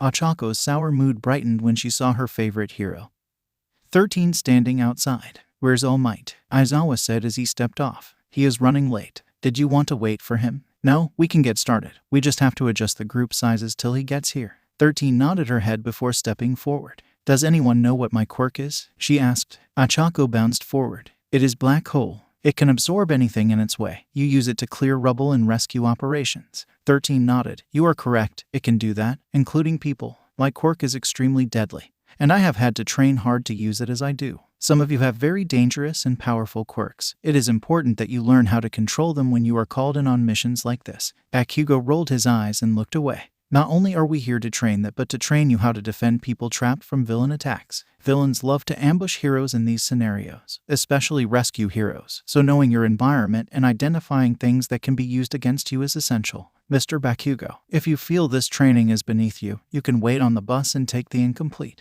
Bakugo clicked his tongue but returned his focus to the rescue hero. "That goes for any one of you as well. There will be no fighting amongst yourselves today. You will respect your teammates in all the scenarios. If you do not, you will fail. You do not have the luxury of choosing who will be by your side in these operations. I will not let your petty squabbles get in the way of saving lives, nor should you. Am I understood?" "Yes, SENSEI." The class responded, even Bakugo, though with little enthusiasm. "Good, now, follow me." 13 motioned as she walked towards the massive doors, and the class fell behind her. As they entered, they could overlook the massive facility. Seeing all the zones, it was truly grand. The class gathered on the landing overlooking the central courtyard and fountain. Now, today we will separate you into different groups, 13 started to say. Ijiro was looking over the railing. Mr. Aizawa, is this part of the simulation? Everyone turned their attention to the portals opening in the courtyard as real villains poured out. There is no way they are real. Alarms would be going off, said Denki. Eraserhead, I have no signal. Someone is jamming the communications. 13, get the students out of here and signal for help, Aizawa said, vaulting over the ledge to the ground below. What are you doing? You can't fight them all, not with our quirk. Let me show how it's done, Bakugo yelled after their homeroom teacher. Listen, Bakugo, a true hero is versatile and can do more than one thing. You need to follow 13's orders, or you will be expelled, Aizawa commanded. Suddenly, the leaders appeared from a portal. A peculiar man made of purple smoke with yellow eyes, dressed in slacks and a vest, was accompanied by another man with light blue hair and red eyes, various hands holding onto his body. The final figure to emerge was a hulking creature with a beaked face and exposed brain. Where is All Might Kurogiri? He was supposed to be here, the man said in a raspy voice. I do not know, young master. According to the information we obtained, he was supposed to be here. How dare he does not show up to his execution? In the meantime, let's kill some kids until he shows up. Kurogiri, if you would. The rest of you take care of this hobo here, he said with a dismissive hand wave towards Eraserhead. The smoke man stepped back into a portal. 13 was leading the students toward the exit when a black portal opened and out stepped Kurogiri. Stay behind me, children. The rescue heroes stepped forward. Denki, can you get a signal through? Momo asked. No, just interference, he responded. Momo looked at Izuku, who nodded. Hey, Melissa, the Ush is under attack by an unknown amount of villains. The ringleaders are saying something about killing All Might. Let them know to send backup now. I hear Izuku. I will use the excuse of something about the telemetrics in your and Momo's suits, they responded. Children, get that door open and escape while I deal with this one, 13 commanded as her hand shot forward, the caps on the end of her fingers opening, unleashing her quirk. A portal opened in front of her attack, and a second opened behind her, tearing open 13's suit, and the hero screamed in pain. Bakugo and Ijiro yelled and leaped at the villain, only to be swallowed by a portal. Suddenly, portal erupted all around the students. Izuku pulled himself away and was doing the same to Momo when suddenly he felt a shove in his side and was knocked into the swirling darkness. Brighton smirked as Izuku and most other students were swallowed. He pulled Momo away from the portal that sought to consume her and sent Itsuka in her place, not that anyone would know. He managed to pull Momo, Ochako, Hitoshi, and Ida safely out of harm's way, now to deal with this portal villain, save 13, and hope that Izuku was adequately dealt with. He would gain allies, and Momo would swoon right into his arms. Perfect. He loved it when a plan came together perfectly, even if it had to be improvised. Okay, sadly the chapter is over. And if you enjoyed the video, just leave a like and subscribe with post notification, so when the next chapter is ready, you will be notified. Okay, see you in the next video. Bye.